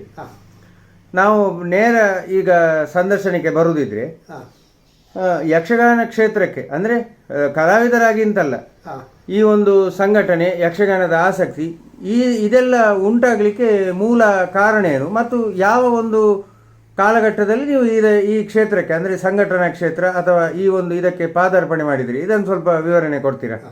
ಯಕ್ಷಗಾನ ನನಗೆ ಆಸಕ್ತಿ ಬರಲಿಕ್ಕೆ ಮುಖ್ಯ ಕಾರಣ ಹೇಳಿದರೆ, ನಾನು ಹುಟ್ಟಿದ ಊರು ಬಜ್ಪೆ. ಬಜ್ಪೆಯಲ್ಲಿ ಕಟೀಲು ಮೇಳದ ಆಟ ಸಾಕಷ್ಟು ಆಗ್ತಿತ್ತು ನಾವು ಬಾಲ್ಯದಲ್ಲಿ. ಹೌದು. ಆಗಿರುವಾಗ ನನಗೆ ಸಹ ಒಂದು ಸಹಜವಾಗಿ ಒಂದು ಆಟ ನೋಡುವಂಥ ಒಂದು ಇಚ್ಛೆ ಬೆಳೆಯಿತು. ಹಾಗೆ ನಾನು ಸಾಧಾರಣ ಒಂದು 3ನೇ ತರಗತಿಯಿಂದಲೂ ನಾನು ಯಕ್ಷಗಾನ ನೋಡಿದ ನೆನಪು ನನಗೆ ಈಗಲೂ ಮನಸ್ಸಿನಲ್ಲಿ ಉಂಟದು. ನಾನು 3ನೇ ಕ್ಲಾಸ್ನಲ್ಲಿ ಯಾರ ಪಾತ್ರ ನೋಡಿದ್ದೇನೆ ಅದು ಈಗಲೂ ನನ್ನ ಮನಸ್ಸಿನಲ್ಲಿ ಉಂಟು. ಅಂದರೆ ಅಷ್ಟು ನನಗೆ ಯಕ್ಷಗಾನದ ಬಗ್ಗೆ ಗಾಢವಾದ ಪ್ರಭಾವ ಇತ್ತು. ಮತ್ತು ನಮ್ಮ ಒಂದು ಮನೆಯಲ್ಲಿ ಒಬ್ಬರು ಅಜ್ಜಿ ಇದ್ದರು, ಒಬ್ಬರು ಅವರು ಹೇಳ್ತಿದ್ರು, ಅದು ಸತ್ಯವೋ ಅದು ಅಥವಾ ಅದು ನಾವು ಅದನ್ನು ಸಹ ನಾವು ಅಲೌಕಿಕ ರೀತಿಯಲ್ಲಿ ನೋಡಿದ್ರು ಆಗ್ತದೆ. ನಾನು ಹುಟ್ಟುವ ದಿವಸ ಬಜ್ಪೆಯಲ್ಲಿ ಒಂದು ಯಕ್ಷಗಾನ ಇತ್ತಂತೆ. ಹಾಗೆ ನನ್ನ ತಾಯಿ ತುಂಬು ಬಸುರಿ, ಅಂದರೆ ಇವತ್ತು ನಾಳೆ ಹೆರಿಗೆ ಆಗುವಂಥ ಒಂದು ಸಮಯ. ಕರೆಕ್ಟ್. ಹಾಗೆ ನಮ್ಮ ಹೆರಿಗೆಗಾಗಿ ಒಬ್ಬರು ಕೆಲಸಕ್ಕೆ ಒಬ್ಬರು ಜನ ಇದ್ದರು. ಅವರು ಆ ದಿವಸ ಕಟೀಲು ಮೇಳದ ಆಟ ಬಜ್ಪೆಯಲ್ಲಿ ಅವರು ಆಟ ನೋಡಲಿಕ್ಕಾಗಿ ಆ ಹೆಂಗಸು, ಕೆಲಸಕ್ಕೆ ಬಂದ ಹೆಂಗಸು ಆಟ ನೋಡಲಿಕ್ಕೆ ಹೋಗಿದ್ದರಂತೆ. ಅಷ್ಟೊಂದು ಇಲ್ಲಿ ನನ್ನ ತಾಯಿ ಹೆರಿಗೆಯಾಗಿ ನಾನು ಹುಟ್ಟಿದೆ. ಹುಟ್ಟಿದ ಕೂಡಲೇ ಅಲ್ಲಿ ಬೇರೊಂದು ಕೆಲಸವನ್ನು ಕಳಿಸಿ ಅವಳನ್ನು ಕರೆಸಿದೆವು. ಕರೆಸಿದಾಗ ನನ್ನ ತಂದೆ ಕೇಳಿದ್ರಂತೆ, ಆಟ ಎಂತ ಆಯ್ತು ಅಲ್ಲಿ? ಆಟದಲ್ಲಿ ಅಲ್ಲಿಗ ಶ್ರೀರಾಮಚಂದ್ರ ಹುಟ್ಟಿದ ಅಂತ ಹೇಳಿದ್ರಂತೆ. ಅದೇ ಅಲ್ಲಿ ಆಟದಲ್ಲಿ ಶ್ರೀರಾಮಚಂದ್ರ ಹುಟ್ಟುವಾಗ ಇಲ್ಲಿ ನಾನು ಹುಟ್ಟಿದ್ದೇನೆ. ಹಾಗೆ ತಂದೆಯವರು ಆಗ ಇವನಿಗೆ ರಾಮನ ಹೆಸರು ಇಡುವ ತಂದೆಯವರು ಯೋಚಿಸಿದ್ರಂತೆ. ಆದರೆ ನಮ್ಮಲ್ಲಿ ಅಂತ ಹೇಳಿದರೆ ಒಂದು ಕ್ರಮ ಅಂತ ಹೇಳಿದರೆ, ಹೆಸರು ಇಡುವುದು ನಾವು ಸಾಮಾನ್ಯವಾಗಿ ಮುಲ್ಕಿಯಲ್ಲಿ ದೇವರಲ್ಲಿ ದರ್ಶನದಲ್ಲಿ ಕೇಳಿ ಹೆಸರು ಇಡುವ ಒಂದು ಕ್ರಮ ಇತ್ತು. ಎಲ್ಲರೂ ಅಲ್ಲ, ಕೆಲವರು ಹಾಗೆ ಮಾಡ್ತಾರೆ. ಹಾಗೆ ನಾನು 5 ಹೆಣ್ಣು ಮಕ್ಕಳ ನಂತರ ಹುಟ್ಟಿದ ಕಾರಣ ಮುಲ್ಕಿ ದರ್ಶನದಲ್ಲಿ ಹೆಸರು ಕೇಳುವುದರಲ್ಲಿ ತಂದೆಯವರದೊಂದು ಅಭಿಪ್ರಾಯ ಮೊದಲೇ ಇತ್ತು. ಮುಲ್ಕಿ ದರ್ಶನ ಅಂದ್ರೆ ಯಾವ್ದು? ಅದು ಮುಲ್ಕಿ ವೆಂಕಟರಮಣ ದೇವಸ್ಥಾನ, ಕಾಲಭೈರವ. ನಮ್ಮ ಜಾತಿಯವರಲ್ಲಿ ಹೆಚ್ಚಿನ ಅಂಶ ಅಲ್ಲಿ ದರ್ಶನ. ಹಾಗೆ ಅಲ್ಲಿ ಸಹ ಒಂದು ಯೋಗ ಎಂಬಂತೆ ಅಲ್ಲಿ ಸಹ ನನಗೆ ಶಾಂತಾರಾಮ ಅಂತೇಳಿ ದೇವರ ಹೆಸರಿಟ್ಟರು. ಹಾಗೆ ಯಕ್ಷಗಾನದಲ್ಲಿ ಶ್ರೀರಾಮಚಂದ್ರ ಹುಟ್ಟಿದ ಏನೋ ಅದೊಂದು ಅಜ್ಜಿ ಹೇಳಿದ ಕಥೆ, ಅದನ್ನು ನಾವು ಸರಿ ಅಂತ ಹೇಳಲಿಕ್ಕೆ ಆಗುದಿಲ್ಲ. ಹಾಗೆ ನಾನು ಯಕ್ಷಗಾನದಲ್ಲಿ ಆಸಕ್ತಿಯನ್ನು ಬೆಳೆಸಿ ಅಲ್ಲಿ ಸುತ್ತಮುತ್ತಲು ಎಷ್ಟೋ ಆಟಗಳಾಗ್ತಿದೆ. ಎಲ್ಲ ಆಟಗಳಿಗೆ ನಾನು 5ನೇ ಕ್ಲಾಸಿಂದ ನಾನು 3-4 ಮೈಲು ದೂರದ ಆಟಕ್ಕೆ ಓದೋದುಂಟು. ಅಂದರೆ ನಮ್ಮ ಶಾಲೆಯಲ್ಲಿರುವಂಥ ಮಕ್ಕಳು ಆಡಿಸುವಂಥ ಆಟ, ಅವರ ತಂದೆ ತಾಯಂದ್ರೆ ಆಡಿಸುವ ಆಟ, ಹಾಗೆಲ್ಲ ಹೇಳಿ ನಾವು ಹೋಗ್ತಾ ಇದ್ದೆವು. ಹಾಗೆ ನಮ್ಮದು ಇದು ಆಟದ ಒಂದು ಪ್ರೀತಿ ಹೆಚ್ಚಾಯಿತು. ಹೆಚ್ಚಾದಾಗ ಅಂದರೆ ಒಂದು 4-5 ಕಿಲೋಮೀಟರ್ ದೂರ ಹೋಗ್ಬೇಕಂತಾದರೆ ನಾವೊಂದು 5-6 ಗಂಟೆಗೆ ಮನೆಯಿಂದ ಹೊರಡುದು. ಹಾಗೆ ನಾವು ತಂದೆಗೆ ಗೊತ್ತಾಗದಾಗೆ ಹೋಗುದು. ಯಾಕಂದರೆ ತಂದೆಗೆ ಗೊತ್ತಾದರೆ ಎಷ್ಟು ಚಿಕ್ಕ ಮಗನನ್ನು ಅಷ್ಟು ದೂರ ಕಳಿಸ್ಲಿಕ್ಕಿಲ್ಲ ಅಂತೇಳಿ ನಮಗೆ ಒಂದು ಹೆದರಿಕೆ. ಹಾಗೆ ಸ್ವಲ್ಪ ದೂರ ಹೋಗುವಾಗ ಅದು ತಂದೆಗೆ ಗೊತ್ತಾಯಿತು. ಕೊನೆಗೆ ತಂದೆಯವರೇ ನನ್ನನ್ನು ಸೈಕಲಲ್ಲಿ ಕುಳ್ಳಿರಿಸಿ ಅಲ್ಲಿ ಆಟದ ಹತ್ರ ಬಿಟ್ಟು ಮರುದಿವಸ ಮನೆ ಕರ್ಕೊಂಡು ಹೋಗಿ ಬರ್ತಿದ್ರು.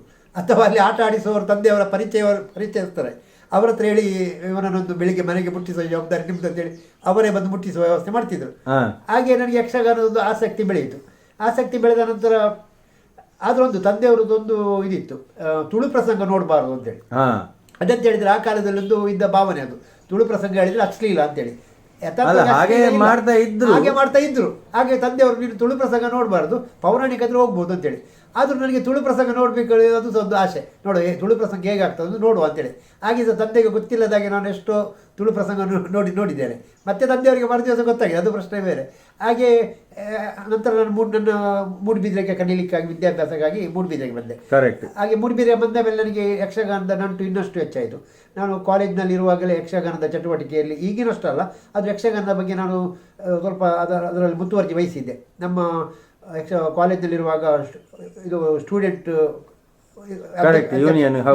ಯೂನಿಯನ್ಗೆ ಉದ್ಘಾಟನೆಗೆ ಯಾವಾಗಲೂ ಆರ್ಕೆಸ್ಟ್ರಾವನ್ನೇ ತರುವುದು. ಹಾಗೆ ನಾವು 2ನೇ BComನಲ್ಲಿರುವಾಗ ನಾನೇ ನಮ್ಮ ಆವಾಗ ಯುವರಾಜ್ ಏನಂತೇಳೊಬ್ಬರು ಲೆಕ್ಚರರ್ ಇದ್ದರು. ಅವರು ಯಕ್ಷಗಾನದ ಒಳ್ಳೆ ಅರ್ಥಧಾರಿ, ಯಕ್ಷಗಾನದ ಅಭಿಮಾನವುಳ್ಳವರು. ಅವರೊಂದಿಗೆ ನಾನು ಅವರಿಗೆ ಮಾತನಾಡಿ ಅವರು ಯಕ್ಷಗಾನ ಪ್ರೋತ್ಸಾಹ ಕೊಡುವವರು. ಆ ವರ್ಷ ನಾವು ಶೂರ್ಪನಖ ಮಾನಭಂಗ ಎಂಬಂಥ ಒಂದು ತಾಳಮದ್ದಳೆಯನ್ನು ಮಾಡಿಸಿದ್ದೆವು ಕಾಲೇಜಿನಲ್ಲೂ. ಆದರೆ ಅದಕ್ಕೂ ವಿರೋಧ ಬಂತು ಕೆಲವರು ವಿದ್ಯಾರ್ಥಿಗಳು. ಅದರಲ್ಲಿ ಒಬ್ಬ ವಿದ್ಯಾರ್ಥಿ ಅಂದರೆ ನಮ್ಮ ಕಾಲೇಜಿನವನೇ ಒಂದು ಪತ್ರಿಕೆಯಲ್ಲಿ ಬರೆದ, ಇವರು ವಿದ್ಯಾರ್ಥಿ ಸಂಘದ ಓಪನಿಂಗ್ನ ದಿವಸವೇ ಇವರು ಮಂಗಳಾರತಿ ಆಡಿದರು ಅಂತೇಳಿ ಒಂದು ವ್ಯಂಗ್ಯದಲ್ಲಿ ಬರೆದ. ಅದು ನಾವು ಅದನ್ನು ಇದು ಮಾಡಲಿಲ್ಲ. ನಂತರ ನೆಕ್ಸ್ಟ್ ಕಾಲೇಜ್ ಡೇಗೆಲ್ಲ ಯಕ್ಷಗಾನವನ್ನೇ ಸಹ ಆಡಿಸಲಿಕ್ಕೆ ನಾವೆಲ್ಲ ಪ್ರಯತ್ನ ಪಟ್ಟೆವು. ಅಂದರೆ ಯುವರಾಜರು ಮೇಯ್ನ್, ನಾವೆಲ್ಲ ಅವರಿಗೆ ಸಪೋರ್ಟ್ ಪ್ರೋತ್ಸಾಹ. ಹಾಗೆ 1 ವರ್ಷ ಹುಡುಗಿಯರದ್ದು ಯಕ್ಷಗಾನ, 2ನೇ ವರ್ಷ ಹುಡುಗರದ್ದು ಯಕ್ಷಗಾನ, ಹಾಗೆಲ್ಲ ಮಾಡಿ ಯಕ್ಷಗಾನವು ಸಹ ಕಾಲೇಜಿನ ಇದರಲ್ಲಿ ಸಹ ನಾವು ಆಡಿಸಲಿಕ್ಕೆ ನಾವು ಪ್ರಯತ್ನ ಪಟ್ಟಿದ್ದೇವೆ. ನಂತರ ನಾನು ಒಂದು 2 ವರ್ಷ ಮಂಗಳೂರಲ್ಲಿ ಕೆಲಸಕ್ಕೆ ಇದ್ದೆ. ಆ ಕೆಲಸದಲ್ಲಿರುವಾಗಲೂ ಸಹ ಹಾಗೆ, ಅಲ್ಲಿ ಮಂಗಳೂರಲ್ಲಿ ಕೆಲಸ ಇರುವಾಗ ಪ್ರತಿ ಶನಿವಾರ ಅಥವಾ ಆದಿತ್ಯವಾರ ಟೌನ್ ಹಾಲಲ್ಲಿ ಆಟ ಇರ್ತದೆ. ಅದನ್ನು ಪ್ರತಿ ಆಟವನ್ನು ನಾನು ನೋಡ್ತಿದ್ದೆ, ಒಂದೇ ಒಂದು ಆಟ ತಪ್ಪದೆ ಅಲ್ಲಿ ಯಕ್ಷಗಾನ ಪ್ರದರ್ಶನವನ್ನು ನೋಡ್ತಿದ್ದೆ. ಹಾಗೆ ನಂತರ ನಾನು ಮೂಡುಬಿದಿರೆಗೆ ಬಂದು ವ್ಯಾಪಾರಕ್ಕೆ ಇಳಿದೆ. ವ್ಯಾಪಾರಕ್ಕೆ ಇಳಿದ ಮೇಲೆ ನನ್ನದು ಇನ್ನಷ್ಟು ಯಕ್ಷಗಾನದ ನಂಟು ಜಾಸ್ತಿ ಆಯಿತು. ಅಂದರೆ ನನಗೆ ಇದರ ಮಧ್ಯೆ ಒಂದು ವಿಷಯ ತಿಳಿಸಲಿಕ್ಕೆ ಇಚ್ಛಿಸ್ತೇನೆ. ನನಗೆ PUCಯಲ್ಲಿ ಇರುವಾಗಲೇ ನನಗೆ ಒಂದು ಯಕ್ಷಗಾನ ಎಲ್ಲ ಕಲಾವಿದರ ಪರಿಚಯವಾಗಿತ್ತು. ನಾನಂದರೆ ಯಕ್ಷಗಾನಕ್ಕೆ ಹೋದರೆ ನಾನು ಮೊದಲೇ ಹೋಗುವುದು ಚೌಕಿಗೆ ಹೋಗಿ ಅಲ್ಲಿ ಕಲಾವಿದರ ಹತ್ರ ಮಾತನಾಡಿ ಅವರ ಪರಿಚಯ ಮಾಡಿಕೊಂಡು ಮತ್ತೆ ನಾನು ಯಕ್ಷಗಾನ ನೋಡೋದು. ಹಾಗೆ ನನಗೆ ಎಲ್ಲ ಕಲಾವಿದರ ಪರಿಚಯವಾಗಿತ್ತು. ಅದು ಶೇಡಿ, ತೆಕ್ಕಟ್ಟೆ, ರಾಮದಾಸ್ ಸಾಮಗ, ವಾಸುದೇವ ಸಾಮಗ, ಚೆನ್ನಪ್ಪ ಶೆಟ್ಟಿ ಎಲ್ಲರ ಪರಿಚಯವಾಗಿತ್ತು ನನಗೆ. ಹಾಗೆ ನಾನು ಅಂಗಡಿ ಇಟ್ಟ ಮೇಲೆ ನಮಗೆ ಇನ್ನೂ ಸಹ ಅವರದ್ದೊಂದು ಮಿತ್ರತ್ವ ಜಾಸ್ತಿ ಆಯಿತು. ಅಂದರೆ ನನ್ನ ಅಂಗಡಿಗೆ ಅವರು ಯಾವಾಗಲೂ ಬರುವುದು, ಹಾಗೆ ಬಂದಾಗ ಯಕ್ಷಗಾನದ ಬಗ್ಗೆ ಮಾತನಾಡೋದು, ಹೀಗೆಲ್ಲ ಆಸಕ್ತಿ ಬೆಳೆದು ನನಗೆ ಯಕ್ಷಗಾನದಲ್ಲಿ ಒಂದು ಅವಿನಾಭಾವ ಸಂಬಂಧ ಹುಟ್ಟಿಕೊಂಡಿತು. ಮತ್ತು ನಮ್ಮದು ಯಕ್ಷ ಸಂಗಮ ಹುಟ್ಟಲಿಕ್ಕೆ ಅದಕ್ಕೊಂದು ಕಾರಣ ಉಂಟು. ಒಂದು ಕಾಲದಲ್ಲಿ ಮೂಡುಬಿದಿರೆಯಲ್ಲಿ ಯಕ್ಷಗಾನ ತಾಳಮದ್ದಳೆ ಅತ್ಯಂತ ಪ್ರಸಿದ್ಧವಾಗಿತ್ತು. ಅಂದರೆ ಎಷ್ಟೋ ಆಗ್ತಿತ್ತು, ವರ್ಷಕ್ಕೊಂದು 20 ಆಗ್ತಿತ್ತು ಅಂತೇಳಿ ಹಿರಿಯರು ಹೇಳ್ತಿದ್ರು. ಆದರೆ ಸಾಧಾರಣ 90ರ ದಶಕದಿಂದ ಒಂದು 2000 ಇಸವಿಯವರೆಗೆ ಒಂದು ತಾಳಮದ್ದಳೆ ಸಂಪೂರ್ಣ ನಿಂತು ಹೋಯಿತು. ಮೂಡುಬಿದಿರೆಯಲ್ಲಿ ಒಂದೇ ಒಂದು ತಾಳಮದ್ದಳೆ ಇಲ್ಲ. ನಾನು ಮೂಡುಬಿದಿರೆಗೆ 77ನೇ ಇಸವಿಯವರೆಗೆ ಬಂದಿದ್ದೇನೆ.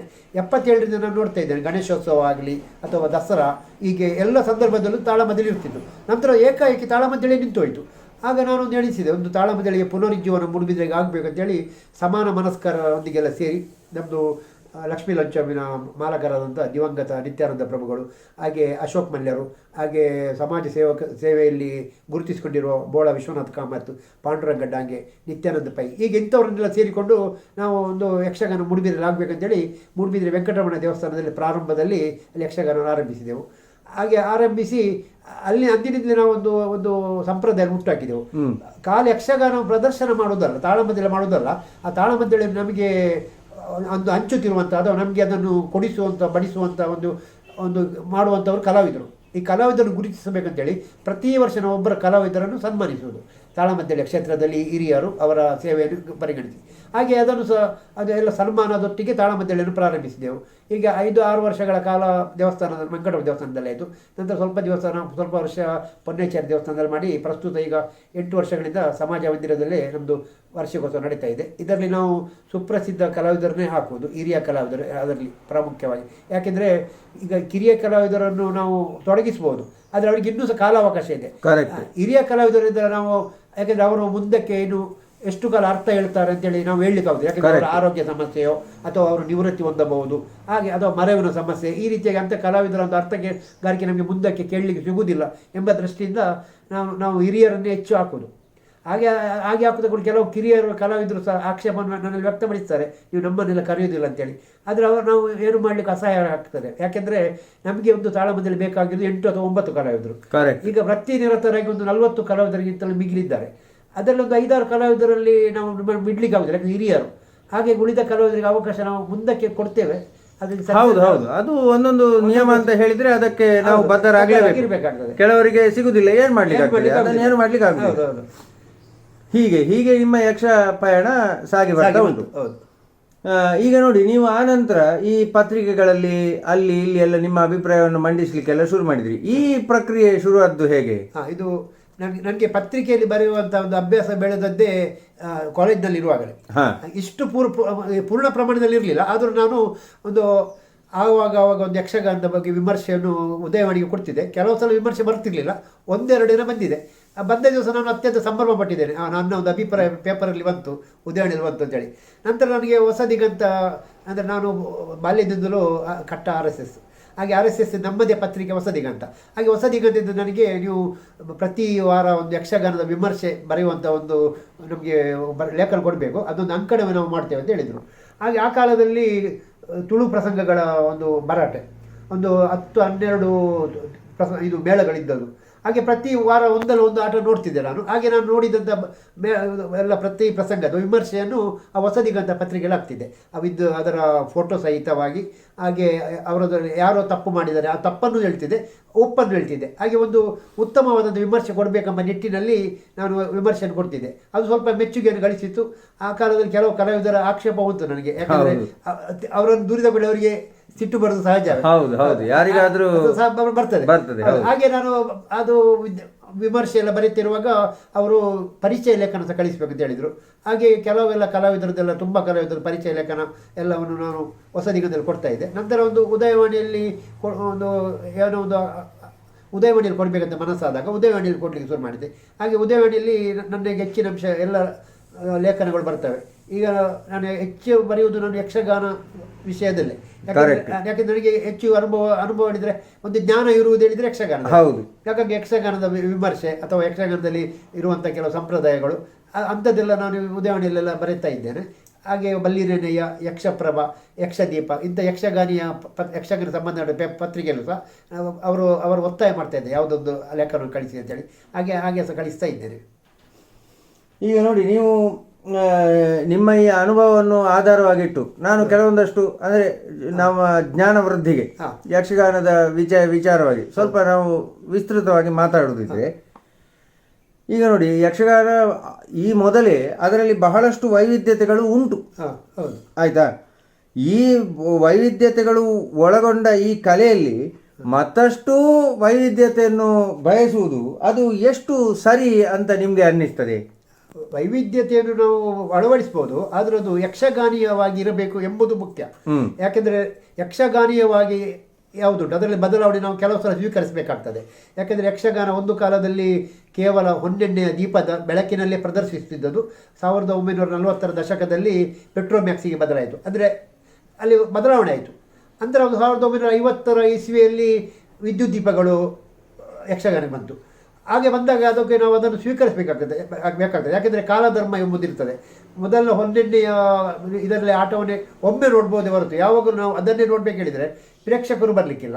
ಹಾಗಾಗಿ ನಾವು ಬದಲಾವಣೆ ಸಹಜ. ಹಾಗೆಂತೇಳಿ ಅಲ್ಲಿ ವೈವಿಧ್ಯತೆ ಅಂತೇಳಿದರೆ ಯಾವುದು ಎಂಬುದು ಪ್ರಶ್ನೆ ಮುಖ್ಯವಾಗಿ. ನಾವು ವೈವಿಧ್ಯತೆ ಮಾಡಲಿಕ್ಕೆ ಹೋಗಿ ಏನೋ ಆಗಬಾರ್ದು. ಅಲ್ಲಿ ಯಕ್ಷಗಾನದ ಮೂಲಸತ್ವ ಏನುಂಟು ಆ ಮೂಲಸತ್ವ ಉಳಿಸಿಕೊಂಡು ವೈವಿಧ್ಯತೆ ಮಾಡಿದರೆ ಸ್ವೀಕಾರಾರ್ಹ. ಮತ್ತು ಯಕ್ಷಗಾನಕ್ಕೆ ಅದರದ್ದೇ ಆದಂಥ ಒಂದು ಸಂಪ್ರದಾಯ ಇದೆ, ಪರಂಪರೆ ಇದೆ. ಅದನ್ನು ನಾವು ಬಿಟ್ಟು ಹೋಗಬಾರ್ದು.